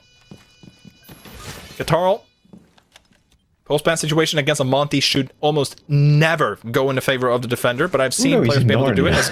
Uno is in Narnia, the hatch is electrified, but it's fine. I mean, it's Sloth, he's there on his lonesome. Will now obviously be able to relay that information to his teammate. We'll try and fake it here. Grizzly, of course, will try and go for this kill. If you can, pistol whip. No, it's gonna be heroic. I mean, Uno has opened up and he's watching from beyond and even drops down from the cupboard into Narnia. And it has been anything but Narnia and much closer to hell for the side of RIDDLE. But let's be honest, this, with exception of the details, this is exactly how we expected this game to go. Yeah. I'm not actually sure which side is more unhappy that it took 10 rounds to get this close. Heroic or RIDDLE. Honestly, I don't even know if Heroic cares if it had been a 7-5. I'm not gonna lie. Yeah. Even the fact that Grizzly and so many of the other players are just oh yeah, I didn't even remember what kind of secondary gadget I had on my operator. Whoopsie, that's on me. They're just having fun. They're just chilling. For them, this is just, it's oh, guys, by the way, we have to do the MPL today before we start really prepping up for the major at Charlotte. Huge congrats, of course, to Heroic for that, because it's going to be their first LAN experience as a team. Yeah. So, Ubros. Most difficult evening as a question of the evening. Any positives here for RIDDLE? They got some frags. There we go. They had a couple of players closing in on 10 kills, even though Heroic were playing kind of not so serious, but they got close to the 2-digit point.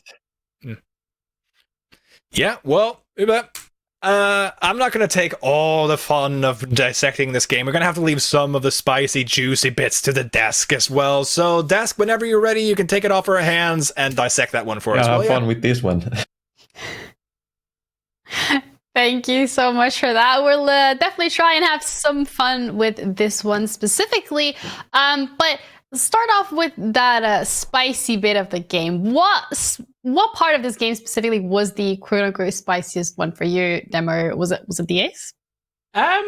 Probably that Riddle's been able to get 3 rounds, I suppose, more than anything. You know, Riddle, fair play to them. They came in here, they got some rounds. Still, loss is a loss. 7-3 loss is still, I don't think, anything that you should be happy with if you're a competitive player. But I suppose it's better than going in and getting 7-0'd and as if he didn't even turn up into the server. But yeah, again, still another loss for Riddle, and we just have to look at Riddle and think, you know, when are they going to get their first win? Because right now, with how they're playing Siege, it's difficult to really predict when that's going to happen. Yeah, they've managed to secure 3 rounds. So, Ollie, do you think this kind of highlights and gives us a couple of glimpses of what they are able to do? Or was it more from the side of Heroic just really laying back and, you know, as you know, the casters mentioned earlier on, there's a LAN coming up for them, so not taking this maybe as seriously as they would have? I think there's got to become a point where a team that isn't taking it as seriously as they should be doing or necessarily could be doing, for whatever reason, and you know, having a major at the end of the month is a valid reason, but there's got to become a point where teams are in position to win games and rounds against you, and I think we've got a clip that really well highlights just something that Riddle struggled to do. If we could roll the clip, it's of Benja inside of the kitchen, and it all just sort of goes wrong from here. The guy gets an ace and he barely moves his feet, so he's already picked up 1 kill, grabs 1 on the cap can. Okay, I mean, that should really be droned. Then he's allowed to jump out. Why is no one droning kitchen? It's usually like a first port of call. Swings into the player inside of the freezer and then gets himself outside again. So 2 kills from outside. You know, you just start thinking to yourself, if you know where somebody is, let's get some drones in, let's get some nades in, let's start to deal with this player. Let's get a bit of vert. We saw Mr. Officer playing upstairs inside of construction, and he was on the Cavera of all things. Now, you know, got a lot of utility, but you got the chance of you know, getting a sneaky kill out there on the roam. But again, that's not something that should be allowed to be dealt with.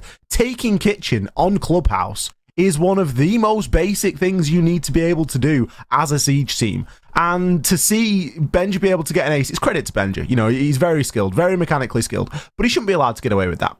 And, you know, I don't care who you are, you should not be allowed to get away with that. So I think Riddle need to really sort of try to nail in on those basics, because there were opportunities for more than just 3 rounds there today. But you know, Heroic did heroic things, and they were able to get there in the end off the back of some quirky individual play, which has kind of been their running theme throughout the course of the NPL. Yeah, and talking about Heroic specifically and the way they performed this game, is this something that is kind of up to par with how they have performed in the past? Are there a couple of things that they did exceptionally well this time around demo, or was it more like, okay, yeah, this is just Heroic, pretty average, pretty standard? Yeah, that's them, isn't it? That's what we expect week in, week out from Heroic. I'd be really surprised if Heroic drop a map. You know, I think with how they've been performing, who's really going to take them down? Obviously, you'd say, oh, but maybe the other EUL team, that already happened in the first week, and that was a win for Heroic. I just think already you've got that was it 15 points now, top of the league? Already, that's a lot for some of these teams to try and catch up on. Yeah, we also have an interview coming up as well, so we'll be able to get a bit more of an insight with Anarchic as to exactly what has happened that game and how you guys are feeling. So first of all, congratulations on that win. You guys pulled through. How are you feeling after that? Are you guys happy with your performance? Do you think there's something you want to be focusing on a bit more going into the couple of future games? Yeah, I mean, of course we're happy. A win's a win. I think we're going to play the rest of the games how we played this one, you know. We have a line coming up soon, as you already said, so we're just going to focus on that and then turn up to these games and just have some fun. Okay, that is definitely one way of dealing and handling these games specifically. But when you guys were in this game, so you kind of had that lead coming in, then Riddle was able to take off 3 rounds. Is this something you guys expected Riddle to be able to do coming into this, or was it more like a blindsided thing? I think going into these games, we always expect to lose a few rounds, you know? Some of the attacks we're trying to do and defenses and decision making we're doing is just for us to have fun. So we expect to lose a few rounds, but I mean, Riddle's not a bad team. I think mechanically and like their individual skills are good. It's just they need to work on like their overall teamwork more than anything else. And is there anything you guys at Heroic feel like you need to work on and build upon, or are you guys pretty satisfied with how everything is going? at the moment we're pretty satisfied with how everything is going. I don't think there's much we need to, well, not much we need to improve on right now, but in the long run, there's always stuff we're going to be working on. So I'm assuming you guys are feeling pretty confident about your future games here at the NPL, or is there any team specifically that you guys are looking out for? I think with the, we're going in to win every game we go and play. But I think with the way we're actually playing it, not running anything too strat heavy, there's definitely teams that are able to beat us. I think, the next few play days, I think TENSTAR's a pretty solid team and Victus. So they could potentially take more rounds off us, but depends whether or not they want to show up on the day. Yeah, well, I guess this is something that we're going to have to wait and see. So thank you so much for the interview. But before we close it out, do you have any final words you would like to share? No, just, thanks to everyone that's watching and supporting us, and that's pretty much it. Well, thank you so much for the interview. Good luck with your future games and good luck at the LAN as well. Thank you. Well, we kind of spoke about, Heroic. They have something else that they're currently focusing on. So maybe these games are just taking it game by game. Is that something maybe that you would consider a little worrying, Demo? Or do you think they're completely fine and they'll be more than happy and more than capable taking it game by game? Yeah, I think they're happy. I know that they want to win this league. Again, one of the story points that we kind of talked about is this team has been in this national circuit for quite a few seasons now, and they've never won it. This is definitely Heroic's best chance. There's no full MNM they have to worry about. NAVI, losing Doki, obviously. We know that's a big talking point for that team. Just everything's aligned for Heroic, and the way that they're playing, they can shuffle players in and out. Things are working for them. If they think maybe if there's a difficult game coming up, they could play as the full 5 if they want to. That's still a possibility. I think that happened in the first week, wasn't it, against NAVI, Ollie? They played the full 5 lineup that we're used to seeing. They still have that potential. So, even the fact that they played the full lineup in that first week, and the fact then that straight away then they start rotating people in, it shows that they knew that NAVI game was a big one and they wanted to get that over the line. So, I could see that happen again. I could see it maybe happen maybe tomorrow against TENSTAR. That's going to be, again, another big matchup, I think, again, for Heroic. TENSTAR is a side that we know still has that potential, and they'll be chomping at the bit ready to play against these EUL sides. So that could be a possibility. So I think Heroic, they can play as calm and collective as they want, but we know there's a bit of passion there that they want this league.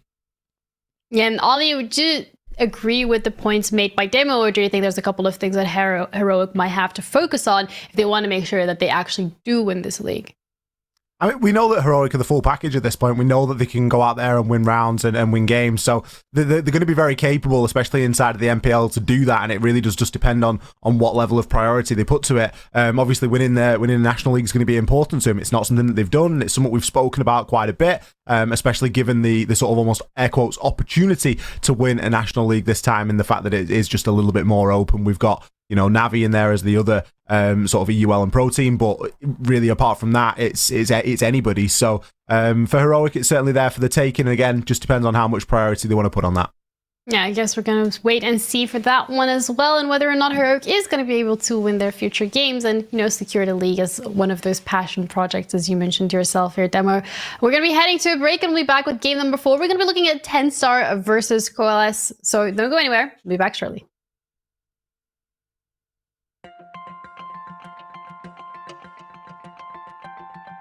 My name's Nikki, I am Chase's mum, and we first met Special Effect at EGX some years ago when both me and my husband went up for the day, and we found a stand called Special Effect. Never heard of it before, didn't realise there was such a thing as a gaming charity for the disabled. So before we visited Special Effect, we've always been a huge gaming family, and gaming is something I wanted all my children to be able to have the opportunity to do. Chase has got a severe form of cerebral palsy, and he has dystonia, which means he can't fully control his body very well. Even trying to get Chase to push a button is really difficult to do because he just doesn't have the fine motor skills to do it. But he really loved gaming, and you could see that he wanted to do more. So we went up to the gaming room in Oxford, and so throughout the day we trialled lots of different pieces of equipment, lots of different games, until we found out what worked best for Chase. As a parent, it's made so much difference to Chase being able to access video games. I was really sad that I thought that he was never really going to be able to join in and do those things on his own.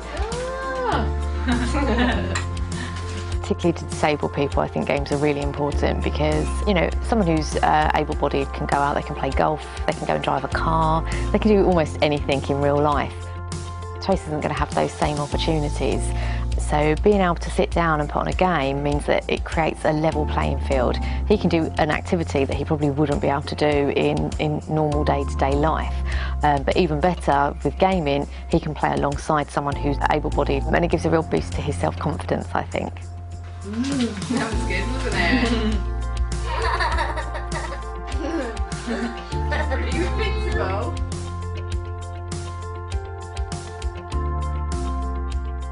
With the first ever season of Northern Premier League underway, we have 3 new maps added to the competitive pool.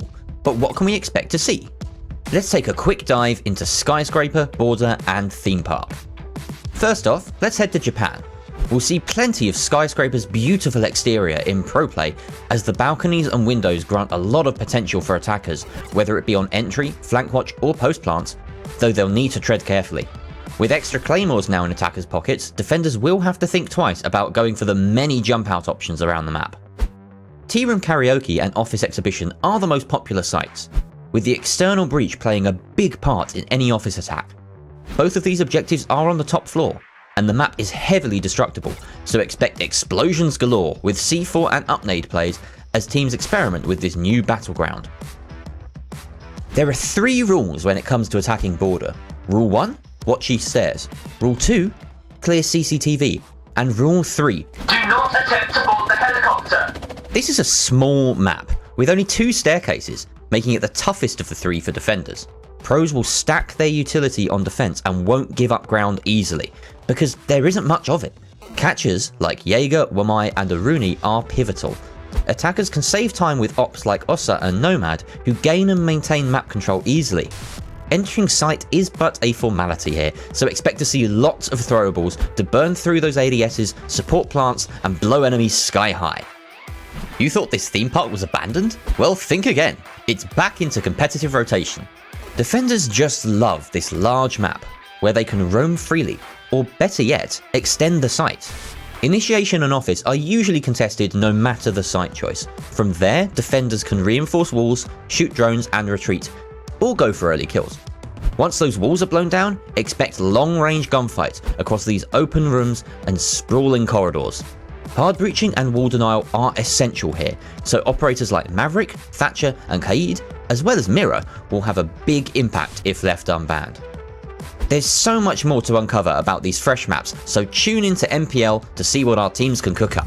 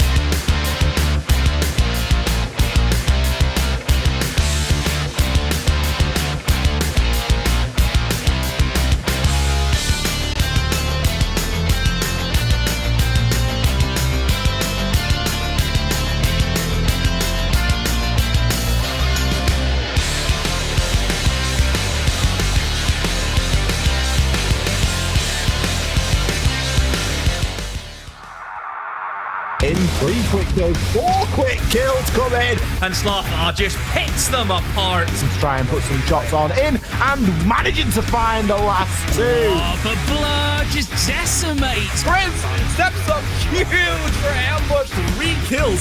All E1 DCs. What?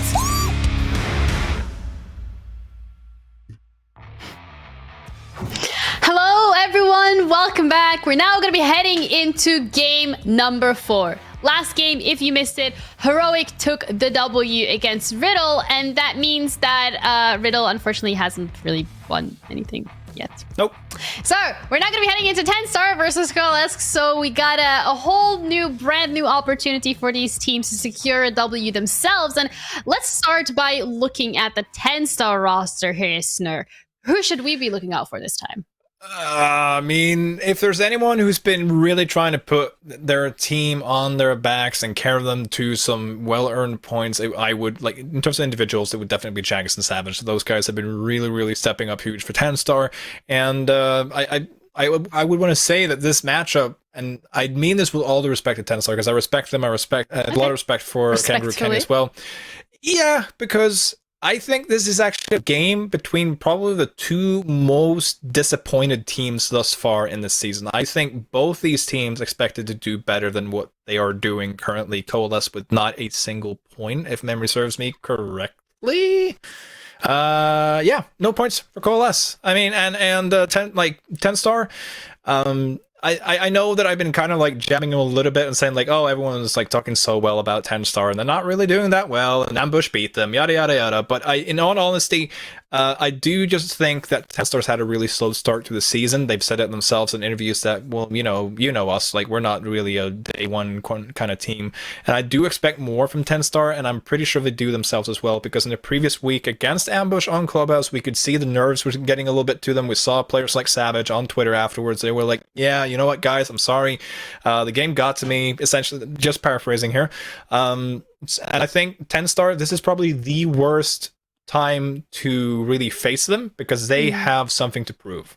Yeah, but also it's a little scary that they're not, starting off hitting the ground running, the best of ones. You have to collect these points early on. So it's going to be a little scary towards the end, of the season. But then looking at Coalesce, and we kind of said it already, you kind of said it already, one of those teams that hasn't really lived up to these expectations. They haven't really been getting points. They haven't secured anything so far yet. So this is kind of their chance as well to prove what they are made of. So we're looking at their roster specifically here, Ube. Who should we be looking out for? And who do you think has that potential to maybe secure them that first win that they really need to get themselves on the board?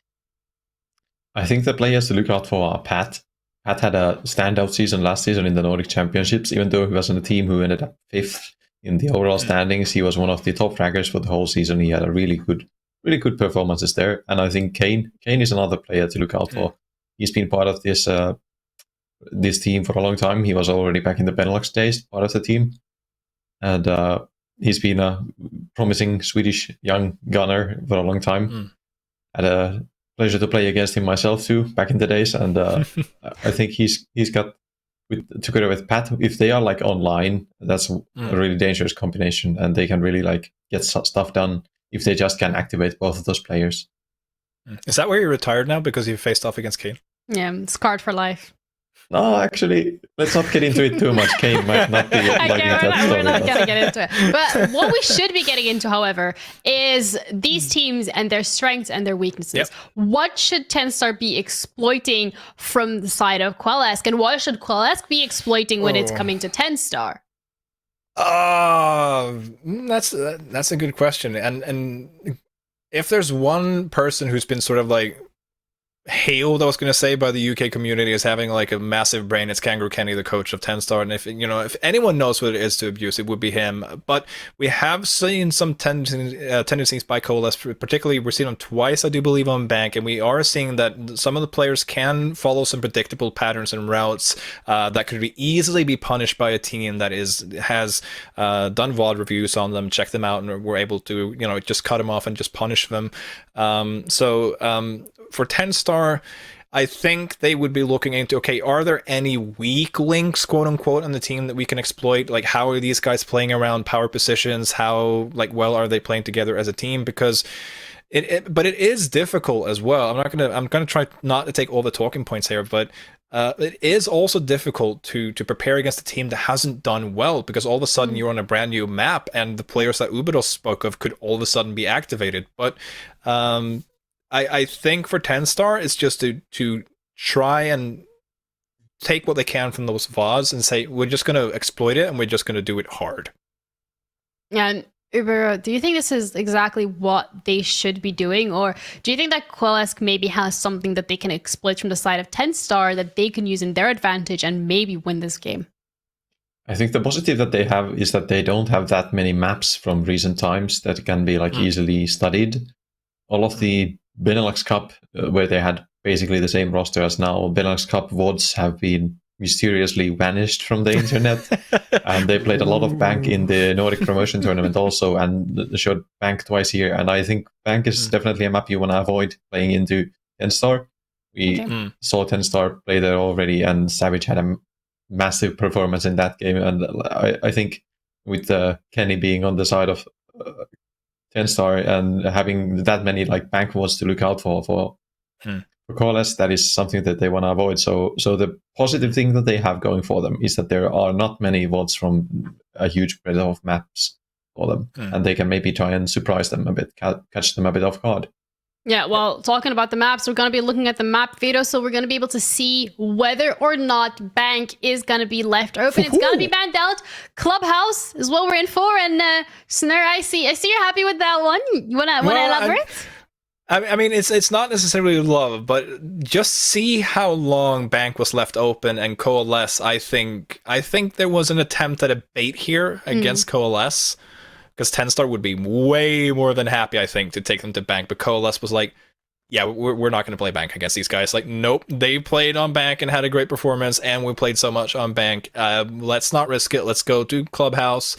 It's going to be it's a default map. You don't really have to show much. And I mean, TENSTAR just lost Clubhouse, but that could also be a negative, because if there's one performance that TENSTAR arguably are a bit disappointed with, it is losing that game against Ambush, because it was so crucial for them. I'm not saying because, Ambush was a push around and we got, it was an upset or whatever. It's just, I think from how they played and what Kangaroo Kenny is sort of expecting from his team, I think they were disappointed in their own performances, and they would really be looking to correct those mistakes. And so the biggest gain, I think, from the previous week to this one for TENSTAR is getting their mental in place and just say, you know what? We have the prep. We just need to get it on the server.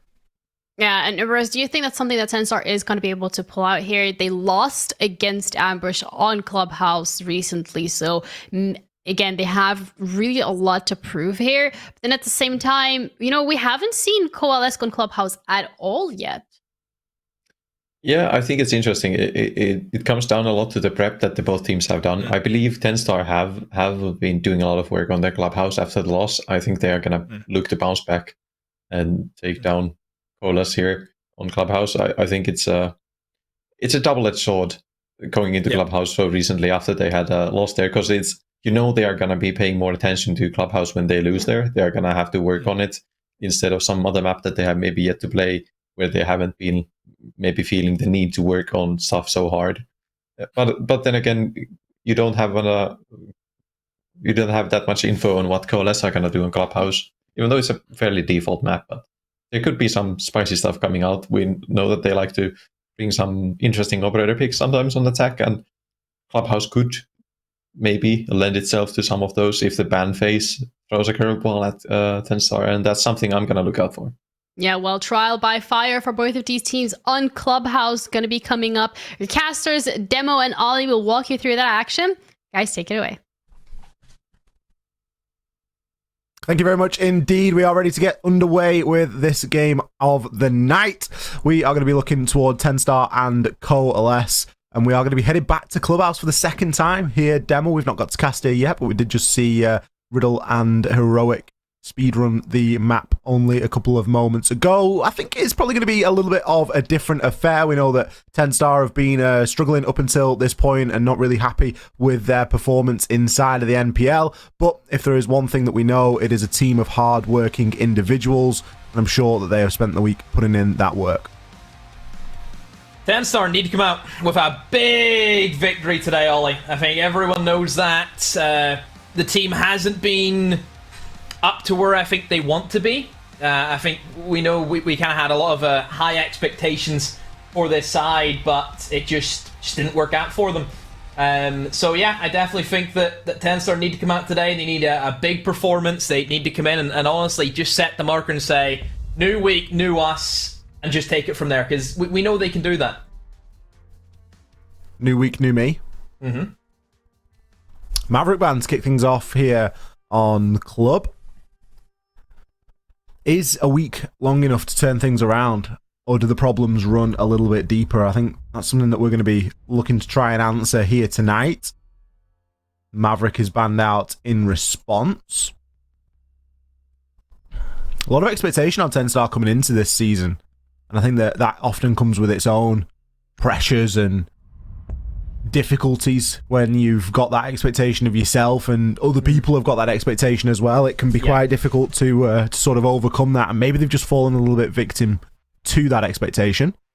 Cade removed as the defender ban for Coalesce. All rounded out, tied in a neat little bow with a Maestro. Long time, I feel, since like we've seen a Maestro ban demo.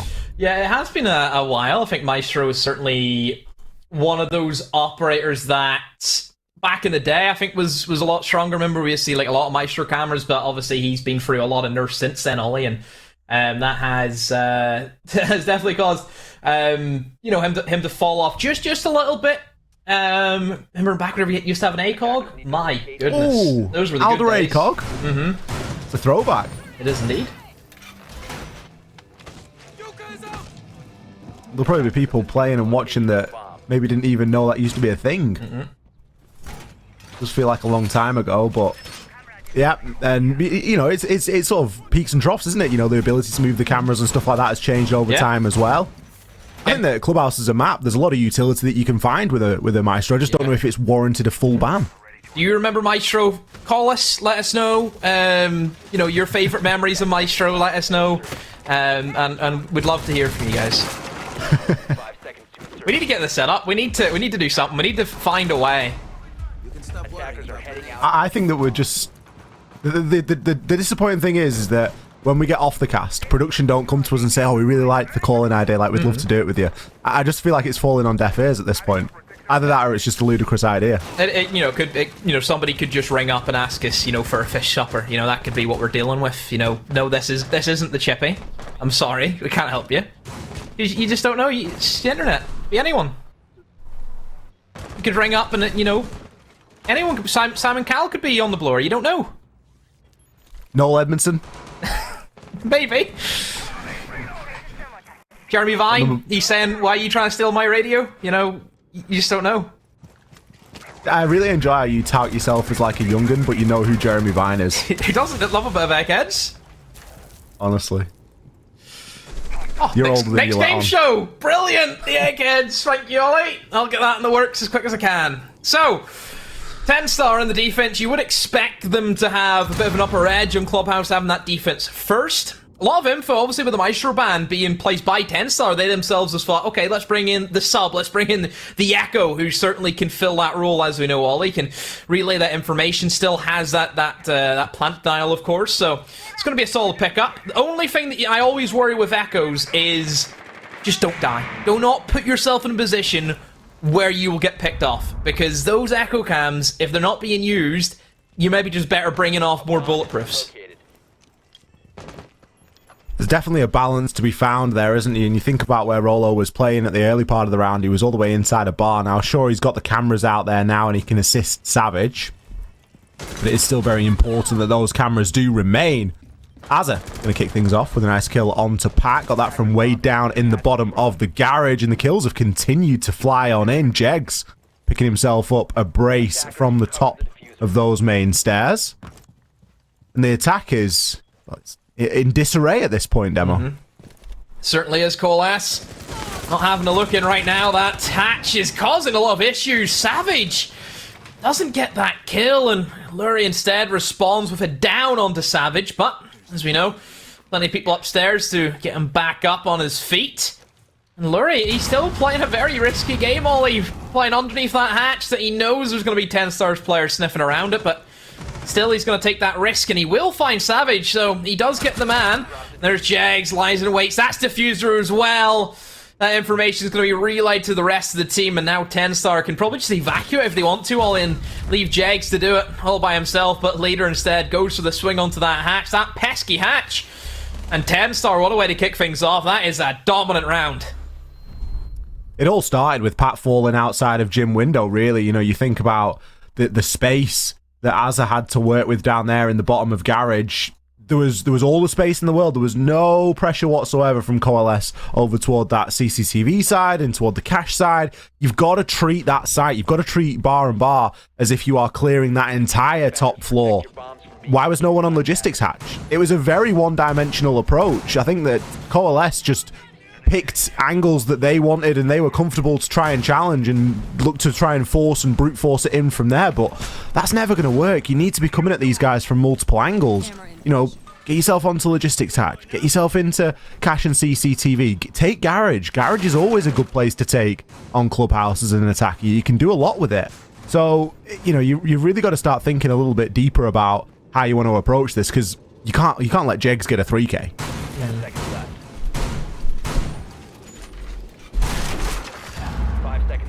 TENSTAR, good way to kick things off, and we've kind of highlighted Jags and Savage, of course, as being these two youngins that TENSTAR have fostered and have that potential. And Jags already off to a good start, and if you're Coalesce, there's the players you don't want to see popping up in the kill feed. So Coalesce, now you're going to be dealing with quite a lot, Ollie. If we look at how TENSTAR is set up, they have the mirror windows, which you know could be quite strong for holding on to blue, but you also have this extension. Look at the map control TENSTAR trying to manage. It's almost the entire map. They have somebody on every floor right now, Ollie, and Noah maybe looking just to crouch walk his way in and find something that his team could utilize. There he is. There's Jegs. Finds Pat all by himself out by those bedroom windows. That is a bit of a rookie mistake there from Pat to not have anyone covering that punch. Very, very surprising. Second entry death for a row there on Pat as well, and if you're going to be bringing a Finky, you want to get the value out of it. Lurie will respond, does take down Savage. Jegs is left to fight here inside a CCTV, pops the C4 out, knows that somebody's playing on the window, but didn't know which side. A great peek over onto Noah to level things out. That's a very important kill. Lurie now in prime position. He's going to find Jegs as he hops himself over the banister, but the refrag is there immediately. Leveled out now at 2 apiece. TENSTAR have kept good pace there with the kills as they've come through, and Coalesce still don't look in the best position. They have got a lot to wade through here. You might think, sure, they've got an ace, but look at what you're going up against. You're going up against a mirror, and you're going up against Toxic Babe canisters. C4 still in pocket for Rolo as well. It's not going to be a very easy execute onto site. TENSTAR, 2v2 to deal with. Both players have stacked up into dirt, and they know that. Looks to be something, a bit of info, I think, from the Valkyrie camera that was hidden inside of dirt, so TENSTAR are going to be ready for that. Still smoke grenades to create a bit of distance, give them a bit more time, and that's enough to make Coalesce flee out of dirt tunnel and rotating elsewhere. What options do they have? Hatch is not open. Zeus does have 2 Selma charges, Ollie, so they could maybe open up a hatch if they want to. Looks to be maybe blue is going to be their option then, but isn't this where the mirror window is going to be placed? Aren't they walking into a very strong position? That's exactly where Coalesce are headed to. This is not the greatest of ideas, I fear, from Coalesce, but perhaps maybe that they've caught them by surprise. Somehow, I'm not sure how they've managed to do that. TENSTAR had no idea that they actually rotated towards blue, and they've been caught flat-footed. The diffuser is going to be dropped, and the shotgun comes out. Leader, a 1v2. What's going on there? Where was the sledge aiming? That's a difficult round to watch if you're a Coalesce fan. Let us know if you know what's happening. Call up now. That's a difficult round to watch if you're a Coalesce fan. We spoke about it at the time. On paper, that's a very difficult round to try and execute as an attacker. You are going into mirror windows. You're playing an ace, which is one of the least ideal hard breachers in a time pinch. You've got a sledge with a couple of grenades, so that's your saving grace. You're looking to make a play off the back of that, but you've got to deal with those smoke canisters. Pushing in down dirt tunnel, get smoked off. Rotate at 45 seconds. Okay, so you're not looking too bad at this point. Then you choose stock hatch immediately into the mirror window. That tells us you've got no info on drones, because if you did, you would have probably gone somewhere else. you would have probably gone to Moto. Moto was soft. You could have sledged that open. So you look at the thought process from Coalesce, and they did great to get themselves in a position to get the plant down, but it was just never enough. That sledge, I'm not sure what they were looking at. I don't really know where they ought to be looking because I don't know what drones that they had left available to them. But you can't just be watching the guy that's planting. You need to be checking something. You don't need to look toward the, you know, AKs. You don't need to look toward the door into Arsenal. You really need to be looking behind you for that rotation. So there's only really one good place to be looking. And to get caught out like that, it is a little bit of an upset. A close round, but another that goes to TENSTAR. So we'll head over for this gym attack. TENSTAR set up. Pretty default, nothing really that should, well, hopefully it shouldn't catch Coalesce by surprise. This is quite run-of-the-mill, isn't it? That extension over towards that cash room. You have that player on the top red stairs. It's just Coalesce. How good is their utility burn? That's the main thing that we have to look at. Just getting in position, getting bits and pieces opened up, hatches, walls, everything that goes into it. Again, Pat, I worry again, Ollie, because this has been a bit of a recurring theme from Pat. I know that there was a bit of a talk saying Pat certainly could be a player to watch out for on this Coalesce roster, but I feel as if he's very by himself a lot of the time, isn't he? And that does cost them quite a few times. I've seen quite a few times where Pat has been by himself and he gets picked off the opening kill and nobody else is around him to get that refrag. Yeah, I think Pat looks as though he could be playing a little bit more conservatively this time, but Leader kicks things off with a kill on to Noah. Not one that you want to be falling for at all. East wall has been opened here, and Pat has actually already got himself inside a CCTV, looking to make the challenge, but Jegs again. Jegs has got his number on speed dial tonight. That's 3 for 3. It's not quite an opener, but it's not far off. Lurie pushes on through, picks one up onto Savage. Azza falls as well. Kills continually traded here, and to be honest, that's something that Coalesce have been relatively good at. They have been good at keeping a level playing field. All equal at 3 apiece. Lurie and Jegs caught in this standoff, as it were, on either side of the soft wall to one another. Kane maybe looking to try and make something happen from below. Going to go for the up nade, but Azza just on the right side of the debris. Lurie could be coming up to assist now as well. All this has taken an extremely large amount of time, and there's only left 25 seconds to try and execute onto the round. Jags is still up. Still has 2 Whammy discs in the back pocket. He can maybe toss out to eat up those smoke grenades, of course, from Zeus.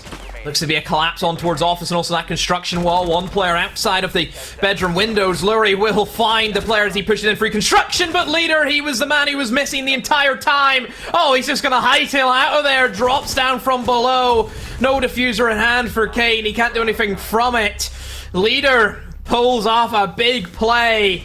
We've seen the nades from Kane earlier in the round, Ollie. They were hunting for him for quite a while. But they couldn't find where he was, and then he appears like a phantom, like a banshee. Through the wall he goes, and he's done so well there to get 2 kills, and then just runs away. He knows he's done the damage. That's great work there from Leader. Great positioning there at the end, I think, as well. It was something that, you know, you really can't fault the positioning on that, hiding in that little cubby, and you know, Coalesce knew where he was, let's be honest. Coalesce had a very good read. You know, they tried to throw the up nade onto him. I don't know if they threw the up nade and then assumed that because they didn't get the kill, he wasn't in logistics. But a little bit more drone in at that point would have been ideal. You'd hope to be able to do that late round drone work. I know there's a lot of kills flying in the early part of the round. So, you know, you are probably dying with drones left in pocket. But still, there's got to be allocations made to be able to intel gather at that later point in the round and not just be going on a hope and a prayer. Coalesce opting to use a relatively early timeout. 3 rounds down. It's not the end of the world to use your timeout here. You've gone through half of what you're expecting to go through on the attack, so it stands to reason that you would want to have a bit of a conversation and maybe just figure out how you want to approach the next 3.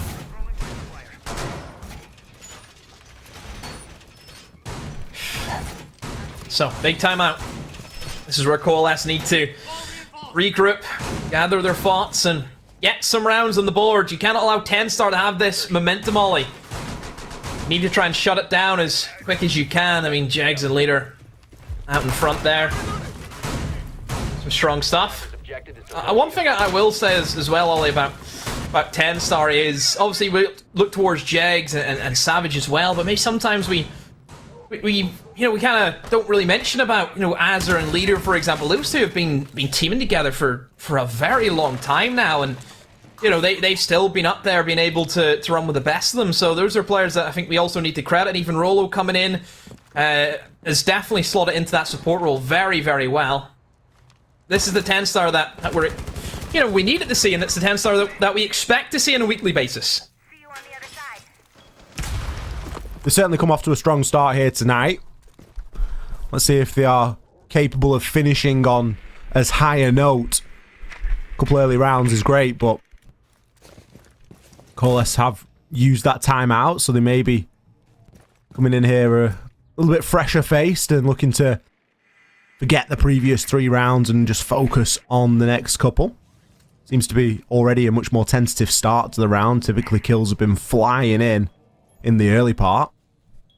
Pat has managed to crouch walk his way all the way into Instruction, but his location is known. We can see that demonstrated by the yellow ping there. Rolo, more than happy just to challenge on. Not quite a successful bandit trick there, as the C4 will fly out. It's going to be Jegs that shuts Pat down. The flanker gets flanked. Not ideal. Another entry death for Pat, and another round where we're not seeing anything out of that Finker. All the nades. Countering their intel.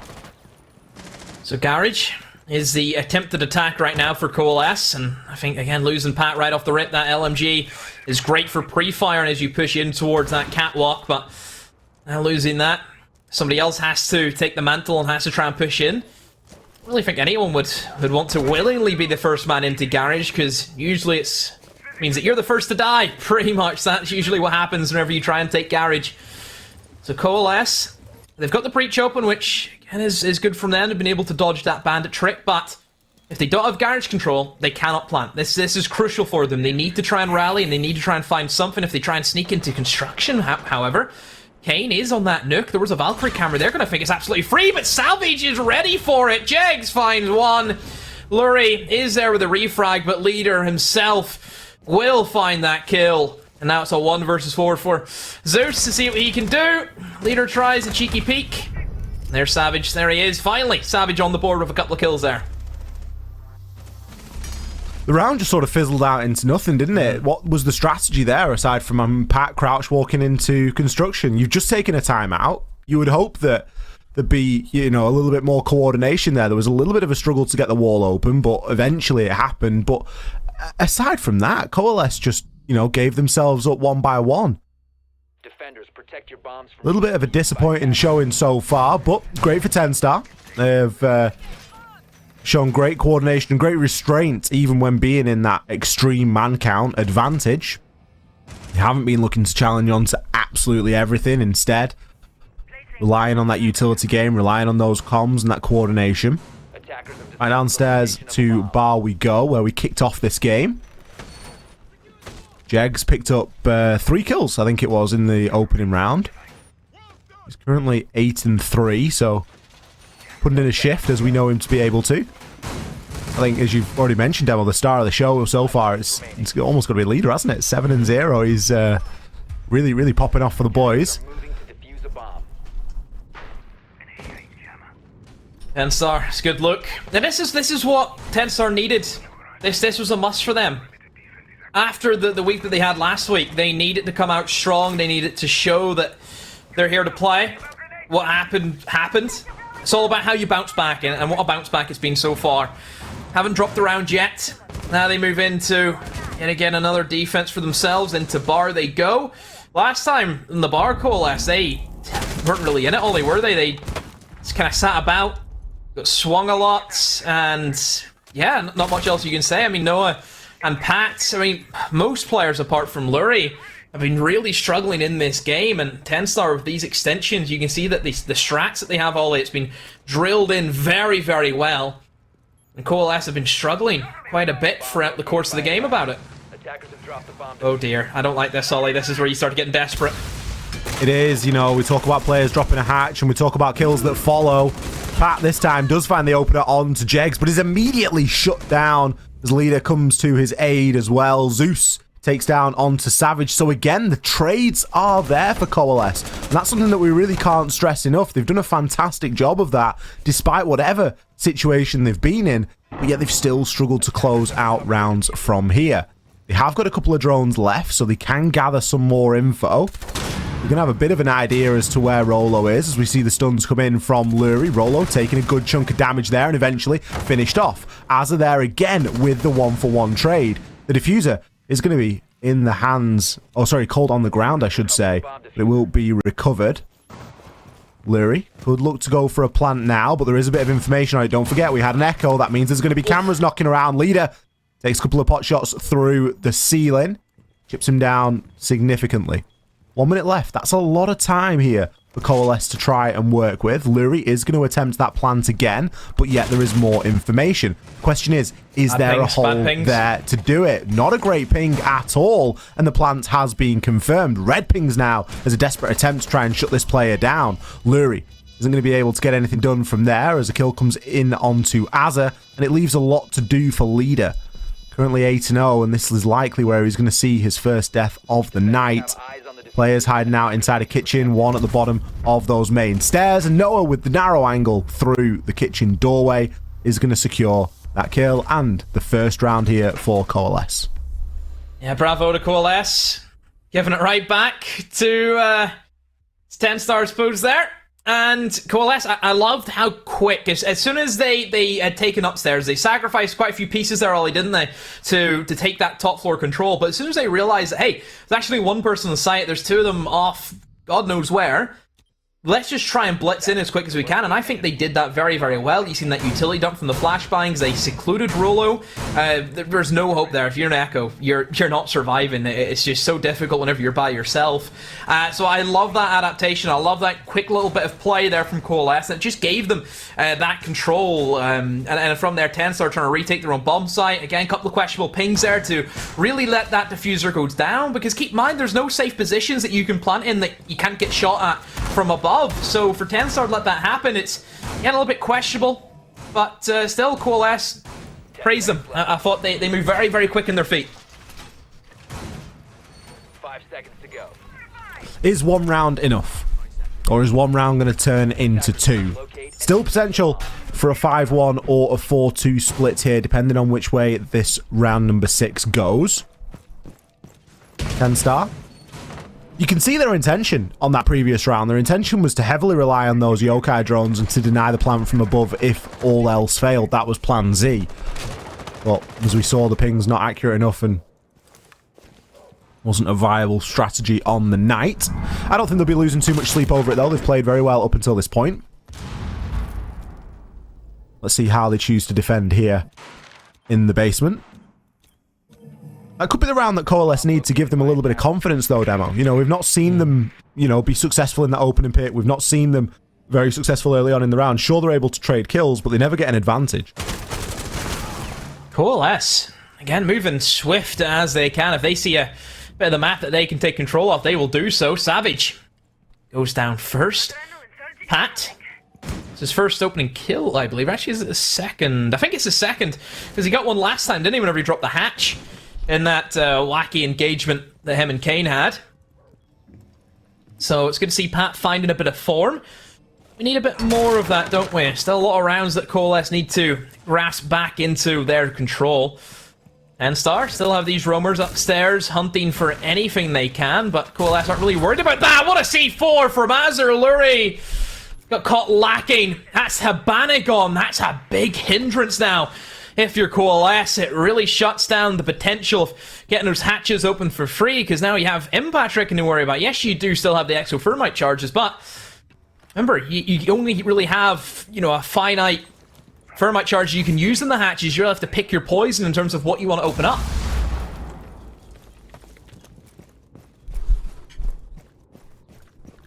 About a minute left on the clock. Options here for Coalesce and how they want to try and approach this. I doubt that they're going to go for the old mirror window strategy again. They do need to start making some headway in onto the site, especially if Azza gets a little bit aggro on these main stairs. He's already playing in a little bit of an off position. Not many people are going to anticipate him there. Kitchen control is firmly in the hands of Coalesce here, as is Dirt Tunnel, but Noah, his location is going to be known. Still 2 C4s as well for TENSTAR that we're yet to see thrown. Azza did just deploy one previously. The Toxic Babes coming in, and the C4 there from Jegs as if on cue. Pat now drops to try and plant the diffuser and pick up where his teammate left off, but Jegs is there once again. Another C4 going to swing and miss as Kane now drops himself into the breach to see if he can achieve anything here. His teammate is down, so he's 1 versus 4, and he's now going to push through and find these kills in only 4 seconds. Grabs one, but Jegs is there to pick up the pieces. Another round here going to TENSTAR, and that is going to make a 5-1 split here on Club. Yeah, strong half from TENSTAR. Coalesce have a lot of work to do now in the defense, and we know TENSTAR, if that's how they set up for some of their defenses all in, you see how structured they are. I'm sure their attacks will be no different, so Coalesce really need to come out here, and I think if you're Coalesce, you need to try and look for these kind of snap plays, these plays that will catch a player of TENSTAR by surprise, take a piece of the puzzle out of the picture. I think that's probably the biggest thing that Coalesce need to try and do, is really make TENSTAR work for it. You know, try and hunt for killing, you know, Savage, for example. Eliminate that soft destruction, eliminate those nades. Do something that'll make TENSTAR have to wait a few seconds, actually think about what they want to do whenever the plan doesn't go the way it's supposed to.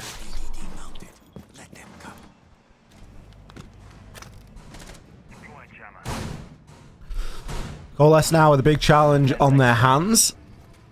Got to come up with multiple rounds on the bounce. TENSTAR only 1 round away from a match point and securing some points here tonight. I mean, this is exactly the bounce back you want if you are TENSTAR. You want to really focus in on these next couple of attacking rounds and close this game out strongly. Don't give players like Pat to get up to speed and get online here as they switch over onto the defending side. Jegs isn't going to give Pat that opportunity. These two are drawn to each other. They've almost got that sort of magnet element to them where they just can't go an opening engagement without finding one another. Jegs, this time again successful. I don't think he's lost an opening duel yet with Pat all evening. And that is going to be another that they can chalk up. TENSTAR's entry has been second to none tonight. Yeah, it has been. I mean, Jegs just 12 and 4, Ollie. What do you say? He's averaging 2 kills a round right now. So let's see if he can add any more onto that tally. Jegs jumps through, tries to take this map control. The drone work is being done. You can see Azza and Leader leading those drones in for him. I have to find Noah, though. He's still lurking upstairs, and as soon as I think Jegs hears a whiff of him, he'll try and get that kill, but nope. That one's going to be missed. Drops down the hatch. Noah, it's back downstairs he goes, but Coalesce have done alright so far. I think to waste a bit of time there, Ollie. Keep in mind this is a basement, and TENSTAR have only just taken control of the top floor. Still that mid floor they need to clear out, and there's still a player inside a bathroom that needs to be checked, needs to be approached. Ooh, a very long angle being challenged there by both players, and oh, Noah misses the SMG and will be punished by Leader. That's a big kill for TENSTAR. If Leader had lost that one, it would have caused quite a few issues, but he managed to hold his nerve, and TENSTAR sit 2 players up with still a minute to go. You've got to ask why Noah's getting himself in that position to begin with. It's, you know, you're a mute, you want to be playing for the strengths that you have, and that is in the late round you have a C4, you've got a shotgun for close range, you've got the SMG when necessary. Unfortunate situation to find himself in.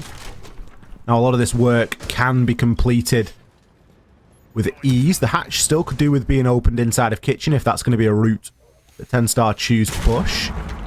Jegs is playing a good angle there on the blue stairs. It's important to have that blue pressure, and there's a chance of him cutting Lurifax off here as well if Luri does choose to rotate back down, but instead Savage is going to do that job for him. Some great teamwork here shining through on the side of TENSTAR as the deployable shield will fall. The Toxic Babe goes out, but it matters not. Jegs is taken down. Jegs takes Zeus down, sorry.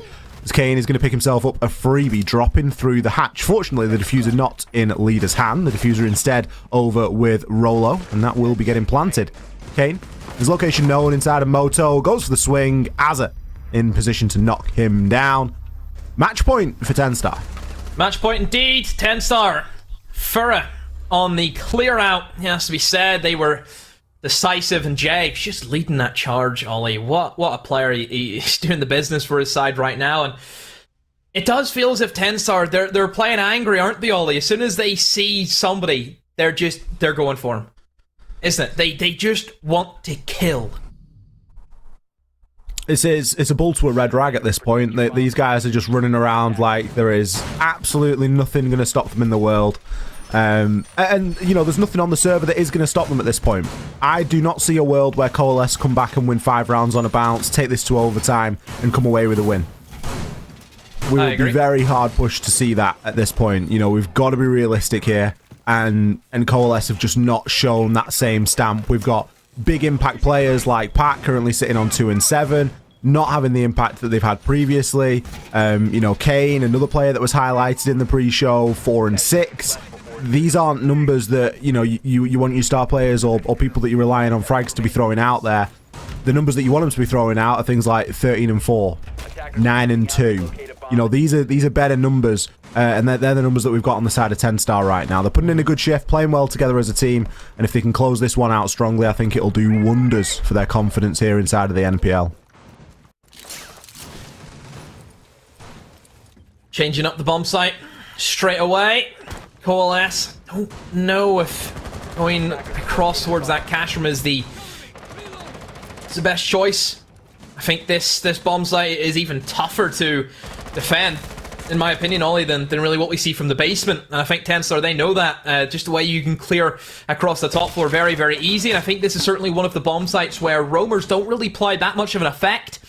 So TENSTAR, that'll suit them right down to a T. It's minimal work for them. They can really use that drone work for finding out who's on site, where are the players on site, and then use those nades that we know they're always going to have. And look at Jax, just look how quick they're in, trying to establish that control, and they've done that. So if inside the first minute, they have cleared across bedroom, into construction, and now they can start opening up these walls. That's the next things for them, and I'm sure we'll see a couple of rotations downstairs also, Wally, to see if they can get some nades from below. It's an important distinction to make here as well. I think, you know, we commented on Pat Crouch walking into construction, and Jegs has done exactly the same thing on exactly the same operator, but look at the difference in support. TENSTAR are really playing around that. We've got Rolo inside of construction as well. We've got Savage knocking around there with the sledgehammer, and there's things happening in coordination with one another. We're looking to get construction open at the same time as East Wall. There's things that are happening together, not just these solo plays that we were seeing from Coalesce, and the net is really starting to tighten now around this bomb site. There's good pressure being applied here from construction. There's equal pressure going to be coming in from that east wall as well as the nades start to come through. Pushes Zeus down the stairs and just destroys that deployable shield for a time. We are going to see C4 below in the hands of Noah, which for all intents and purposes could do some damage, but he's got to have the intel to work with. Yeah, I'm sure there'll probably be intel also from TENSTAR. You can see Azar now rotates below. I think he's aware that somebody could be in a position to try and C4 that. But Ollie, whenever I'm seeing 3 people stacked up by red stairs, you know that Coalesce are not in a good position. But what a shot there from Noah. And that has really changed things, because now TENSTAR, they almost have to flood the bomb site. They can't try and plant just on the breach, because that C4 is going to be waiting for them. TENSTAR, they need to make the push in. They need to try and find these kills. And Coalesce, I think, are actually in the better position now, Ollie. There's still a little bit of burn to do as well that hasn't been done. They're really going to have to try and fight their way through this. Kills do trade 1 for 1, but TENSTAR have the disadvantage. Drag it back with a kill onto Zeus. Noah, next player to fall. TENSTAR starting to flood on in, and they're finding all the kills, Demo. Look at Leader finishing strong. What a game he has had. The diffuser was going down as well. GG's to TENSTAR. These guys have bounced back in a phenomenal fashion. 7-1 win on Clubhouse. 5v3 there it was for Coalesce, but TENSTAR just walked in. They won those engagements. My goodness. Coalesce will be kicking themselves after that one, but yeah, TENSTAR, what a way to come out. I expected nothing less from these guys today. I think this was needed for their confidence, for their morale. They needed this big boost, and I think for this week, for TENSTAR, this, you know, it's one that could maybe turn the tide, because they've got this win against Coalesce. That gives them another 3 points that gets them ready. And think about who they play tomorrow, Ollie. They play Heroic. We know that this TENSTAR side, they want to play against these EUL sides. They want to prove that they're as good as these EUL teams. with this confidence and how they've came out today, they'll be up for it tomorrow. They will be. And, we heard from Anna in the heroic interview that he was actually, he threw a little bit of respect onto TENSTAR. He was like, yeah, we have got to watch it against some of these teams because it is going to be difficult to just freely pick up wins there. We're not expecting it to just be a cakewalk the whole way through. So I think that's certainly a consideration. But on the whole, TENSTAR really can hold their heads high tonight. They've obviously put a big week of work in, and I think that's evident. It's come through on the server, and you got to feel like they deserve it because there was a lot of expectation on them, as we've said. They know that they've not been performing up to scratch. They're not happy with the way that they've been performing. But what a way to respond, to come out there and to put in a really good shift on a map. Sure enough, it's Clubhouse. It's a very bread and butter map, but we've always said, do the basics well and the rest will follow. Yeah, all credit to TENSTAR. Coalesce just not up to par today, but I don't know if it's any fault of their own. I think TENSTAR were just ready for it all. They wanted to come out here, make a statement, and sadly it was Coalesce who they had to play. Absolutely. We're going to throw this one back over to the desk. They're going to break it down, and we're going to take a very short break. But the desk is going to come right up. Yeah, thank you so much for that one. And yeah, the basics working out for TENSTAR. They have been able to secure this quite convincingly against Coalesce. So that's something that we've kind of spoken about earlier in the pre-show as well. We were kind of expecting to see it, but this was a very, very solid performance coming through. So I'm going to start off with you, Snur. And my first question to you is, what has allowed TENSTAR to excel in such an incredible way on, Clubhouse? We said, it's a very standard map. A lot of teams are comfortable with it, but they did it really well. If you compare the last week's matchup with this week's matchup on Clubhouse, it is 100% about the mental. It's 100% about teams like Leader stepping up huge as an individual performer as well. And, well, it's actually 200%. And then an extra 100%. Let's make it 300%. Because TENSTAR were playing, they were playing like they went all the way up to 300% today. Like, all credit to TENSTAR. So let's say it. But it's also down to just getting inside the heads of Coalesce, and I am starting to get more and more concerned, and I say this as someone who loves the players on Coalesce, but I'm starting to be concerned that the analysis of them perhaps being in a bit of a mental slump right now is ringing true, because it just seemed like TENSTAR just rushed all over them. They had a timeout after Coalesce, that is, after 3 rounds. They lost some clutches that they shouldn't have lost. They lost some numbers disadvantages they should have lost. And these are players who individually are far better than this. But TENSTAR, 10 out of 10 performance out of them to then. Like, well, Kenny's probably going to say, nah, like 7 out of 10, 6 out of 10. Like, there's always something they can improve. But from what I wanted to see from them, bouncing back from the previous week, they absolutely nailed it. I thought you were going to go with the pun over there and be like 10 stars out of 10 for TENSTAR, but I'm glad you didn't do that one. No, like I'm the dad joke connoisseur. That's like my thing. The Zoomers are getting the best of me now. Like, I have to retire. Uberos, back me up here. Uberos, yes, back him up. So the performance from TENSTAR, as we mentioned, it was 10 out of 10. They did incredibly well here coming through. But then when we're looking at Coalesce specifically, what do you think their biggest issue was on this map? I think they just couldn't get it rolling. They couldn't get the boulder rolling down the hill, and they were just in an uphill battle all the time. They lost a lot of gunfights. They were not sharp on the trades. That, on the contrary, TENSTAR were really good at. They always traded the opening frags if they lost any. And it just seems super hard. Nothing went their way. It's just one of those days again. And it seems to be a recurring problem for them now. And I really feel bad for them. Sometimes it's inches, and they would have like four more rounds easily. And it just isn't meant to be. They didn't lose that many rounds by that much. They had a couple of close calls, but it's just nothing went their way today. Just sometimes it's like that. It's Siege. Yep. It is what it is, unfortunately, for Coalesce. But TENSTAR, they take the win, and we have an interview lined up with their coach. Kangaroo is ready for the interview. So first of all, congratulations on the win. You guys took that very, very convincingly. Are you happy with the performance this time on Clubhouse in comparison to last time against Ambush? Very much so. I have a little question for you. Do you know... Oh, God. Oh, it's back to front. Okay. Wait, no, I can't show you. That's TOS. That's TOS. There's no... No, it's not. It's not violence. It's just a picture. Do you know who that is? It's Muhammad Ali. Well, today, against Coalesce, yep. Muhammad Ali outthinks his opponents and just beats them in the ring, and that's exactly what he did to Coalesce today. I know Doolin, their coach, Fool me once, shame on me. Fool me once, shame on you. Dylan has tried the same thing twice, where he takes us to a map that we played the previous Playday, ban the exact same map so we play the exact same way. But unfortunately, Dylan, we changed our strats from last week, so fool's gold. So definitely a forward-thinking approach coming through from you guys. And what has allowed you all to really do that? What has given you guys the opportunity to be like, okay, this is how we performed last time, this is not how we want to perform? What goes on behind the scenes to be able to make that happen? After our loss on Thursday, we knew we were in a slump. We went 2-2 with the first 4 play days, and after our loss, we had a real big team chat, and we ironed out the reasons for our slump, what we can do to fix it, and the response from the team has been absolutely phenomenal this week.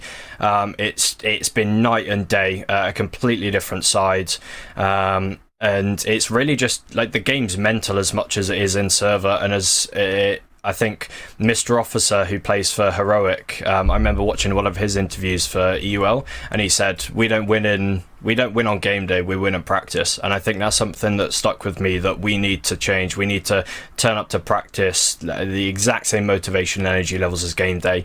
And the practice has been phenomenal since last week, and we brought it into game day, which is all I can ask from the team. Yeah, definitely showing that the practice is paying off. So how are you guys feeling about your future games coming up? Do you guys think it's definitely easier for you now that you've kind of got the hang of it? Are you guys feeling more confident as well? Yeah, definitely. I think we've always been confident. We just may have oversighted our quality of play recently because of our confidence. We've been practicing for 2 months and then just hitting with game days where we've kind of got complacent. We're confident that we're back to our form that we know we can play, and we're looking forward to play Heroic tomorrow. I see his stats on the screen. I do just have to give a shout out to leader Jake.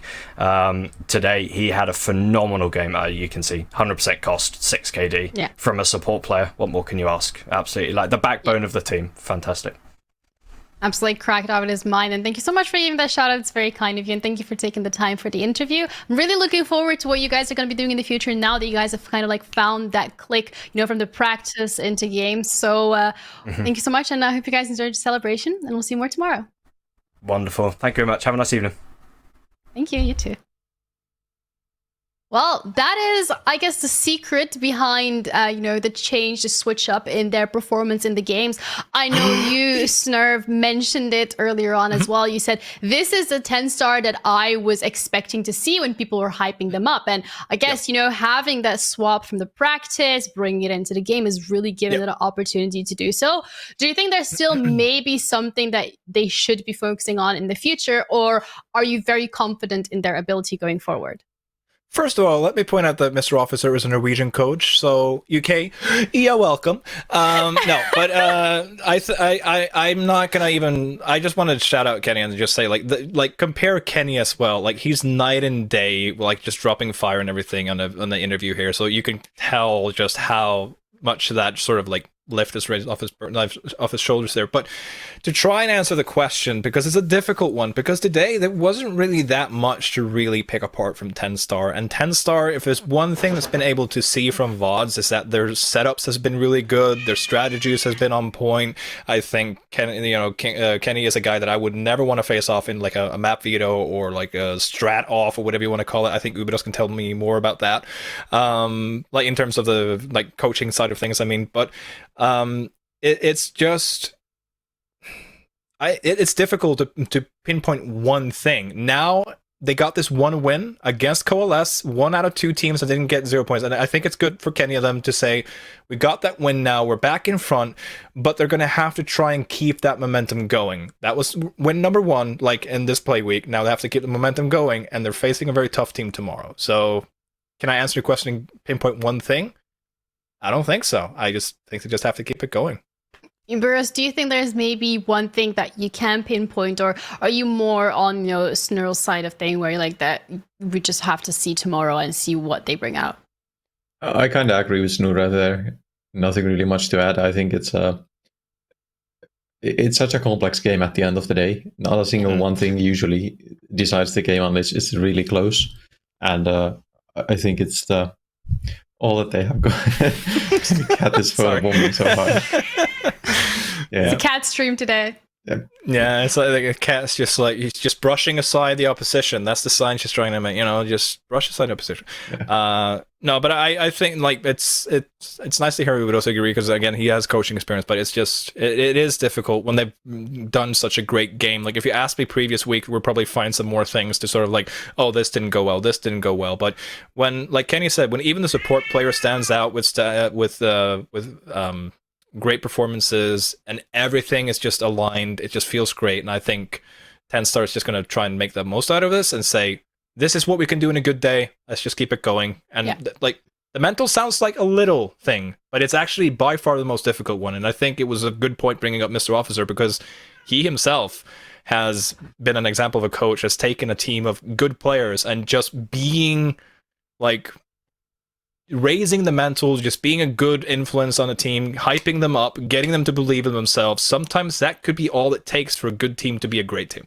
Yeah, and we're going to be heading into the final game of this evening to see, NAVI against MNM Academy, two great teams in their own right. They'll be battling it out. We'll be heading to a break and we'll be back right with you shortly.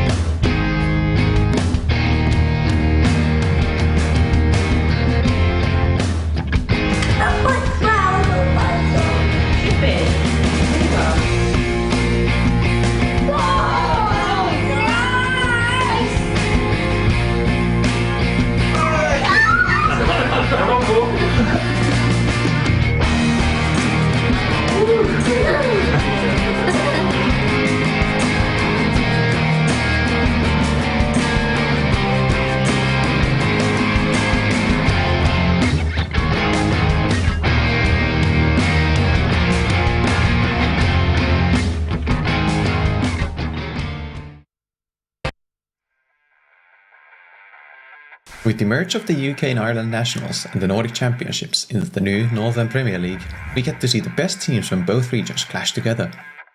Now let's take a look down on Nordic teams and get to know them a bit more. First on the block we've got a Coalesce, who spent the last year in the Benelux region playing under KVM. But a couple of roster changes later, the team had a Swedish trio, and so they ended up in the Nordic Promotion Tournament, where a flawless run earned them a spot in the Northern Premier League. Sharp on their entry and lethal in the clutch, Coalesce like to get a bit funky and break away from the default operator picks. It's Fuses, Capitaos and Yings galore, and they are on the attack. Now Ambush, these titans of the north need no introduction. Runners up in the Nordic Championships and two-time Finnish champions, Ambush are the team to look out for in the race for the Challenger League spots. Ruthless in their executes and fearsomely efficient even when down a man, you can never count them out. Recent additions of Rastin and Nick have added young firepower to the experienced core, and the explosive mix has lifted Ambush to new heights. They are sure to turn some heads and take off a couple others during the season. The perennial little brothers RCTIC are chomping at the heels of Ambush and have been trading blows constantly for the past year. Now finally arriving at the nationals level after fighting their way through the Nordic Promotion Tournament, RCTIC are looking to get one over their local rivals. Years of hard work has brought the team up through the ranks to fight among the best the region has to offer. Picking up South Park at the start of the year to round out their roster, RCTIC are not going to play nice. Like a wolf, they wait for their chance to dethrone the king. Hailing from Norway, RIDDLE picked up a team who blitzed through the Norwegian Championships without dropping a map. Play under their license in the new Northern Premier League. Snatching the talented Ket from their local rivals to prepare for the competition, RIDDLE presents their opponents with a conundrum. Underestimate them at your peril, but you can't give them too much respect either, or you'll run down the clock. What they lack in experience, they make up for in raw potential, and their volatile playstyle can catch teams off guard. And that wraps it up for our Nordic competitors, who you can catch in action battling it out against their UK hopefuls during the Northern Premier League season.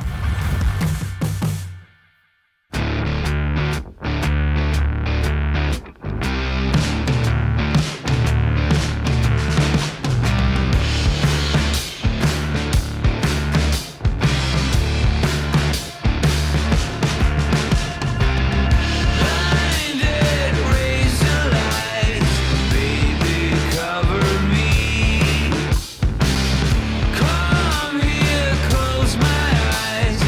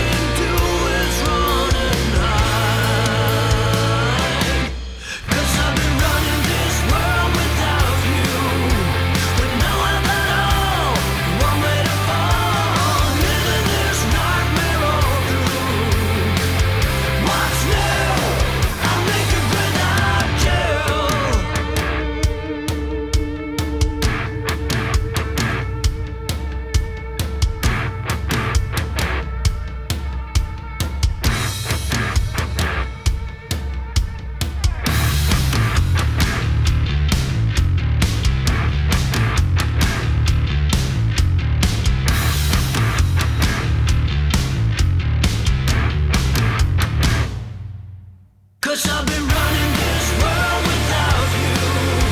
With no help at all, one way to fall, living this nightmare all through. What's new? I'm making without you. With no help at all, one way to fall, living this nightmare all through. What's new? I'm making without you.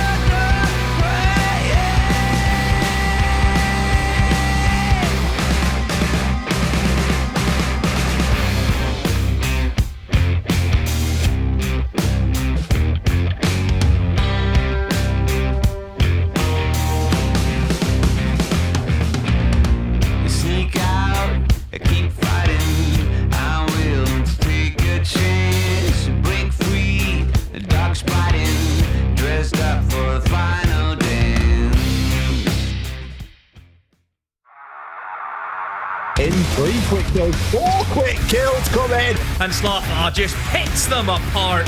Try and put some shots on in and managing to find the last 2. Oh, but Blur just decimates. Crimson steps up huge for Ambush. 3 kills. All E1 DCs. What?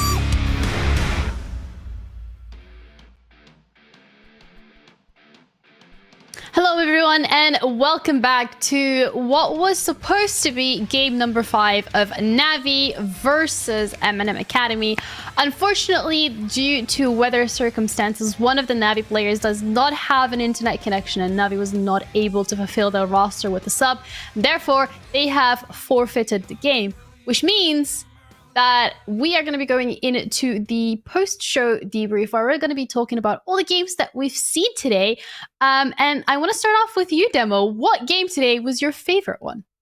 I think probably the Ambush versus Victus. I think you have to immediately take your eyes to that, don't you? The first overtime we've had, an 8-6. But then again, I also love the way TENSTAR came out today and how they performed. I think it was definitely needed after what happened to them last week. So, yeah, I think TENSTAR impressed me today. I think everything else was fairly run-of-the-mill. RCTIC and RIDDLE just really struggling in this league. There's not much more you can say about that, but yeah, quite a shame to see the NAVI versus MNM, see how that's ended up. Of course, would love to have seen MNM give NAVI a good game, but sadly we didn't get that.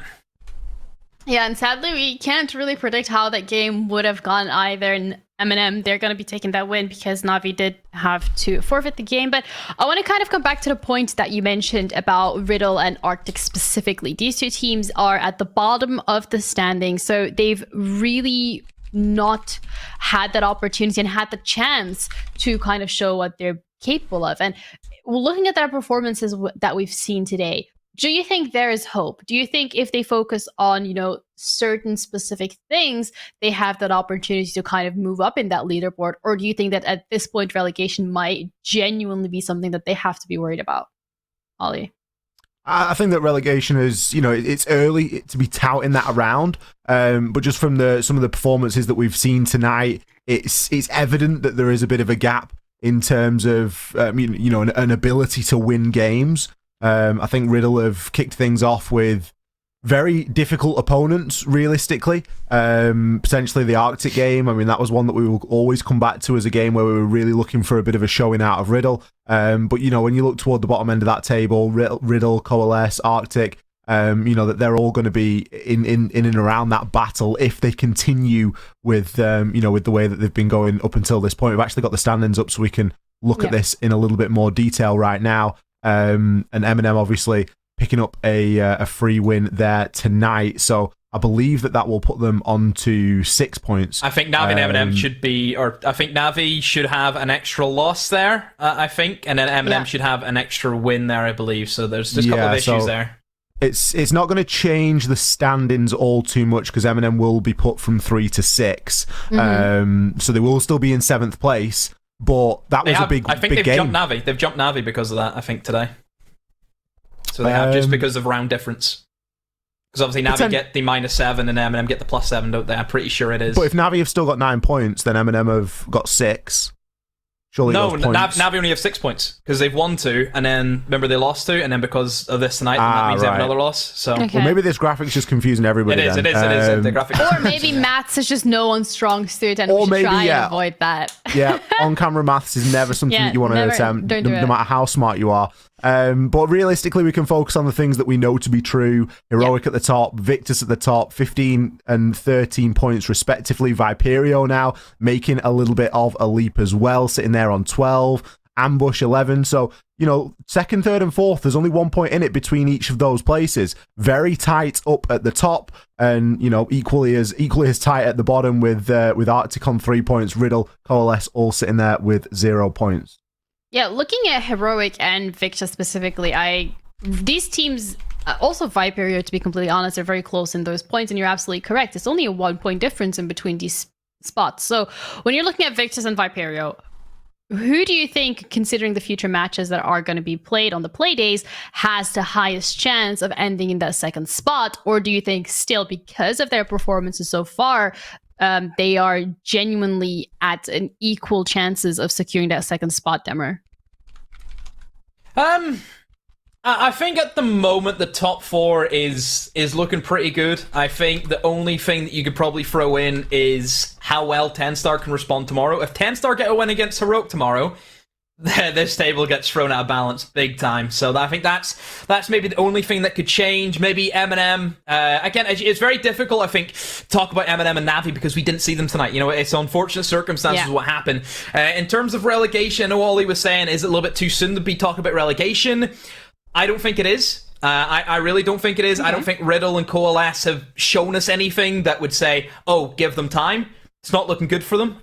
So I think both of those teams have to fight for their lives at this stage. I know that we still have a lot of play days to go. I think there's still about, 13 more matches that those two teams have to play. But the fact that they haven't got one yet, it's worrying signs. It really is. Do you think that these teams just genuinely need to start focusing more on the basics, or do you think that it's just they're not gluing well together as a team? No, it's the basics. We've seen stuff from RIDDLE today. Basic errors allowing Heroic to get away with absolute murder. You know that can't allow to happen. And keep in mind, you're against Heroic. Yes, we don't have that gun skill, but Heroic are Heroic are saying we're giving you mistakes. Expose us. That's the way Heroic go into it. And they're not exposing them. Whenever they go up against other teams, the other teams will not give them a look in. You know, RIDDLE have it there on a plate. And the fact that they can't even do it whenever it's literally being fed to them, how are they going to do it whenever there's nothing on the board for them all to go for? Yeah, and I guess that's definitely one of those worrying signs for these teams at the bottom of the table. But when we're looking towards the middle side of the pack here, Ollie, what teams are really standing out to you in terms of how they've stepped up in the last couple of weeks? I think we've got to give a nod to TENSTAR. Obviously, TENSTAR have come out today, and you know we know that they're capable of it, right? We're not looking at this team and thinking, you know, they're not capable of a win. You know, they're scraping back. We know that this is a really talented bunch of players, with a talented backroom and a passionate backroom behind them. So we're looking to them to, you know, improve, and it's great to see that improvement week on week. It's really easy to sit here and be, you sort of bash teams and continue, but you know, if we're going to talk negative on the teams, we've got to praise those positives as well. And I think that it was common knowledge that TENSTAR weren't happy with the performance, but they did something about it. You heard Kenny talk about the big chat that they had as a team, and that's obviously worked wonders. And again, it's ironing out the problems before you get into the server. It's ironing out that mental problem, whatever it might be.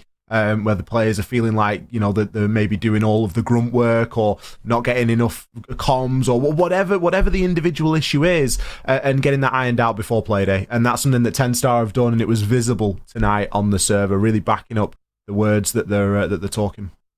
Yeah, TENSTAR really showed us an incredible performance. So definitely looking forward to see more of them and how they are incorporating that practice and bringing that into the games on match days. But we also have a debrief coming through tonight, and we got Rastin from Ambush. I think that was definitely one of those games that everyone was very excited about. I know behind the scenes, casters were screaming. I know the casters that were casting the game were screaming, and it was very hype. So first of all, welcome, and again, congratulations on the win. Talk us through what goes on behind the scenes when you're in such a scenario that you are, you know, matched up against a very close opponent, and it's kind of like do or die. It's a best of one. You don't have a second chance.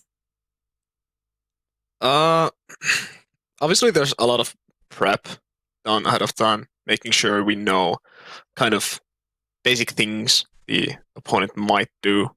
Like, we were aware that Victus might be a bit lurky. They might be all around, kind of depending on the attack. We can see that they're doing some kind of main push on the other side of the map, but the chance of just one guy coming from the downstairs for a flank is extremely high. But yeah, there's some things you can just notice from the way that enemies play, that you can just adjust your own playstyle very easily to counter that enemy very specifically.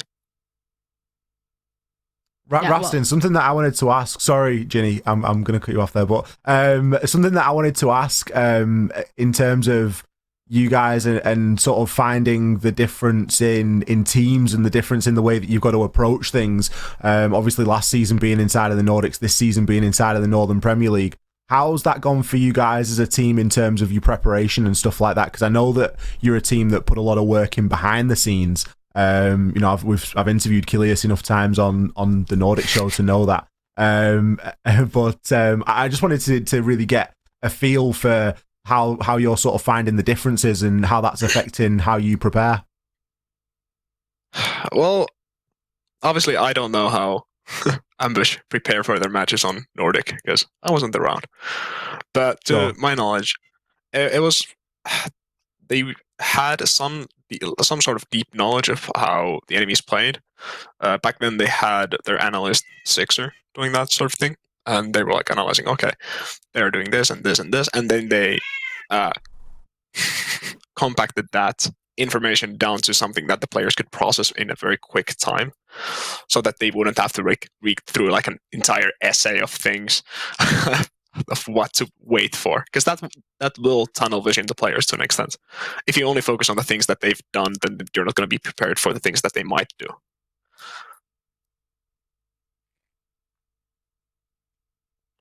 Demar, I want to ask if you happen to have any questions as well for Rastin, because I know this was like one of those matches that were very hyped up today. Yeah, Rastin, I think Ambush, for me, the big question mark that I have is I find it really difficult to figure out who's the best player. Every team has a star player, and at the moment I find it very difficult to who actually is the best. I'm not saying it as a bad thing, as if you're all terrible, but I'm saying it as I think everyone in your team has stepped up. And I think I find it very difficult to know who is that main catalyst, you know, who is that main playmaker. It's, you know, it's very reminiscent of what we've seen, you know, some of the best teams in the world. I think back to, not trying to give you the ego. I'm not comparing you to Space Station, but I'm just using Space Station as a comparison. Whenever Space Station won invite back in 2020, I think it was very difficult for you to kind of pick out and think, okay, who is the best player? Because that whole entire team in that competition stepped up to the plate. And at the moment, I feel as if you guys are in that same similar boat where everyone's stepping up. Who, in your opinion, would you say is your best player? Who do you think is the man that you rely on a lot? Oh, man. That is a tough question. Because you are allowed to say yourself, because no one else is here. No one else is here to say anything else. Yeah, just pitch yourself. It's okay. I could, if I would. I don't really believe that, to be honest. But it's very hard to say. I look up to Rody a lot as a player, because I think he's just insane. He does some weird stuff, and it works every single time. I'm very confused, and he just knows the game very well. But that also goes for Defele to an extent. Yeah. Like, Defele is probably the smartest player on the team. Like, even like, it's so hard to say. Defele always talks down on his own aim, which hurts me deep to my core whenever we play TDM together and he beats me. But it's very hard to say. Then you have Nick, who is just the playmaker who runs at the enemies.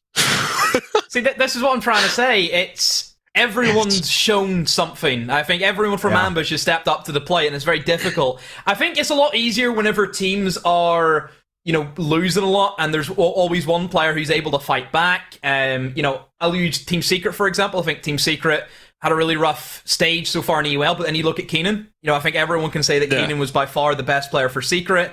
It's, you know, all of you guys are stepping up to the plate, which I think is the main thing that we're kind of looking at, isn't it? Yeah, definitely. I don't think there's someone you can just point out and be like, yeah, this guy's definitely the best. But there's like some qualities that really shine through on everyone. Like Nick is just an absolute gunner. He can hit any shot he wants. And you have Rody, who is a very smart player, and he's very good at like working like his own space. He can essentially play solo and do a bunch of stuff without any trouble. Defele is just a smart player. He can call good pushes, and then Gullius is just a very, very solid support player.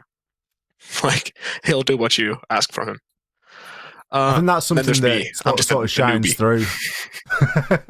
I think that's something that sort of shines through in that, you know, you've got that solid support player in Coalesce, and, you know, Rody, you mentioned it there. We always used to joke that he was the player that you could put on an island and he would still come out with kills, you know, on an island on his own. He was literally that sort of solo player.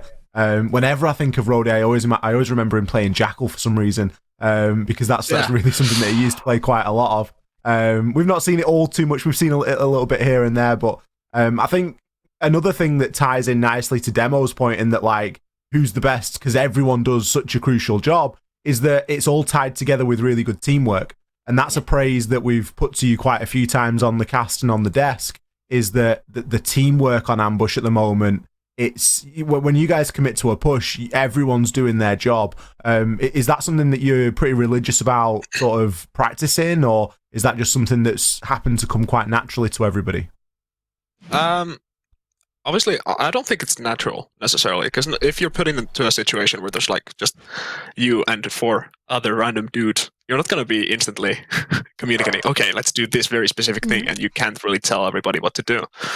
I think it's something you need to work towards, and it's a goal that every team should have. Having good teamwork is going to like instantly increase your win rate.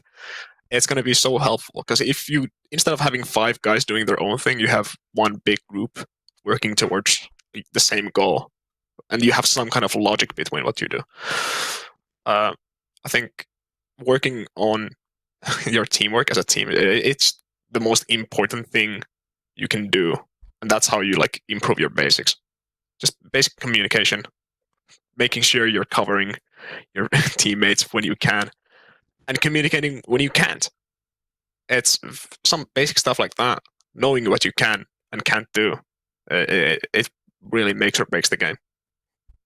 So my question is kind of more outside of the game specifically, because we spoke about mental time and time again, and how a lot of the teams, they show up and they get a little nervous, and then you don't really perform as to how you want to. You know, it's a best of one. It's a lot of pressure. So how are you as a player? What do you do to be able to kind of put yourself in that correct mindset, but also kind of de-stress once you have had a game and maybe it was a loss and it wasn't what you wanted it to be? How do you reset mentally to actually make sure that you do show up next time?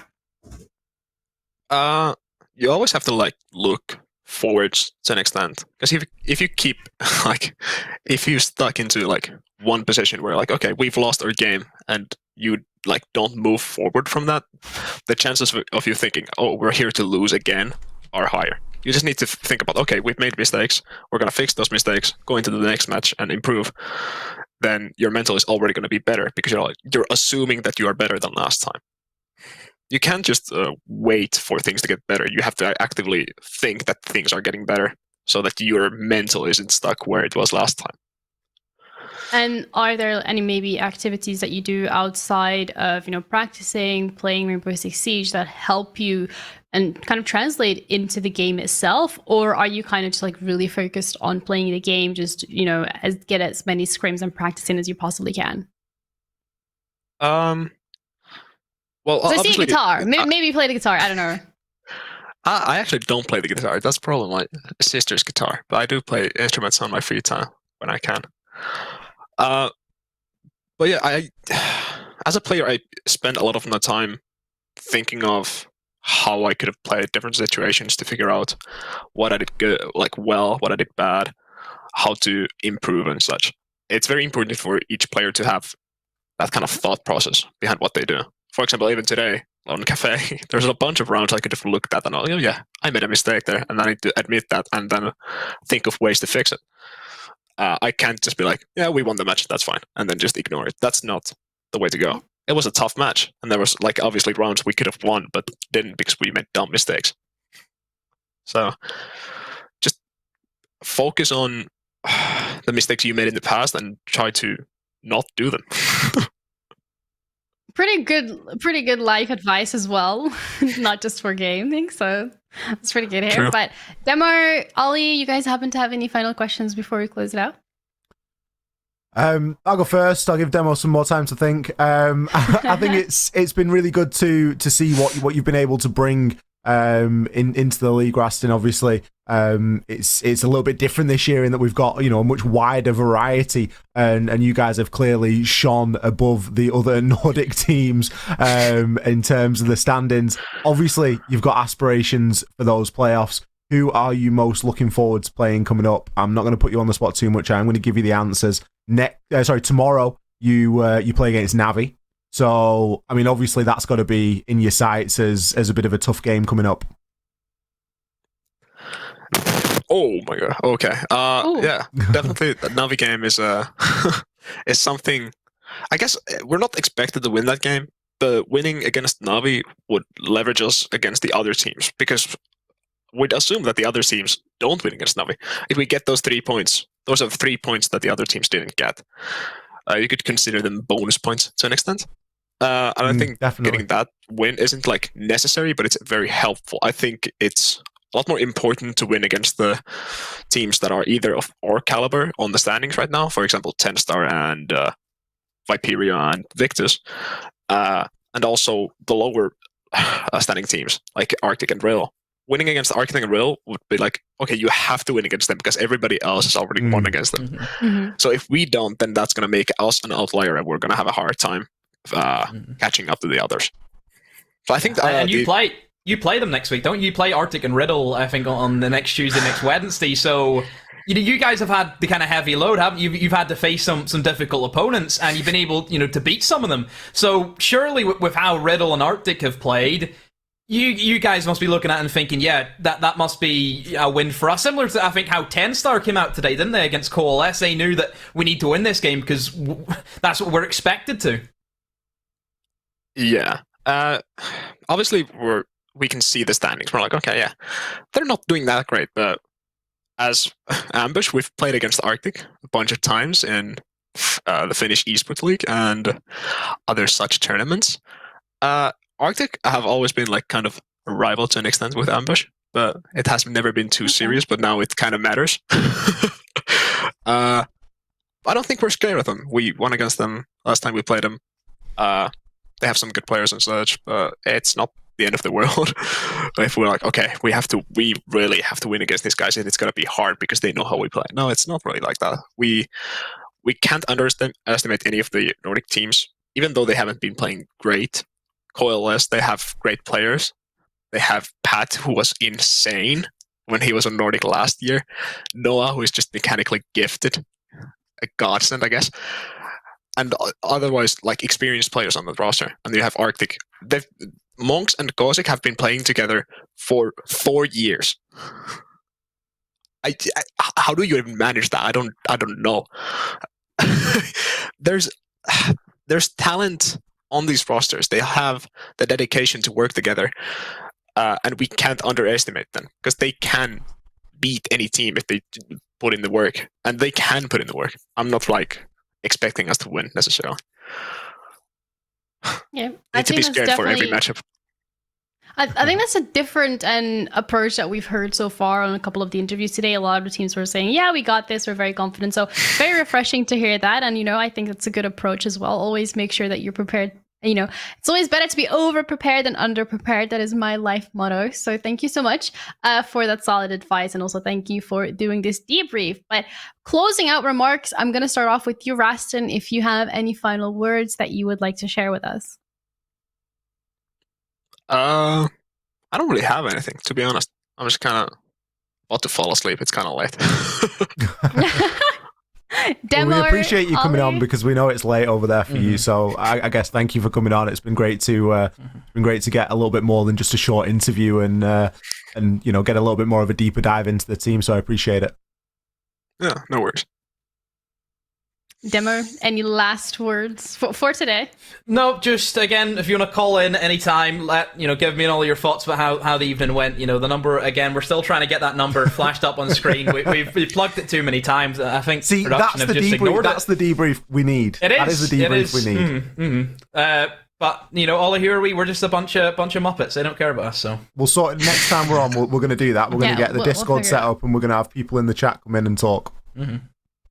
Well, thank you guys so much for taking the time to do the debrief, and thank you for all the casting and the analyzing you've put out today. Thank you, production, for putting the show on. We're going to be back tomorrow. The first game is going to be starting at 6 p.m. CET, but there is going to be a pre-show beforehand, so make sure that you tune in if you want to keep up to date and get all the information necessary to make the correct Twitch chat predictions, because I know a lot of people like those predictions and they really valued their Twitch channel points. Don't forget to follow us on socials for the Northern Premier League 2022. We're going to be back tomorrow. Have an incredible night, everyone. I'll see you then.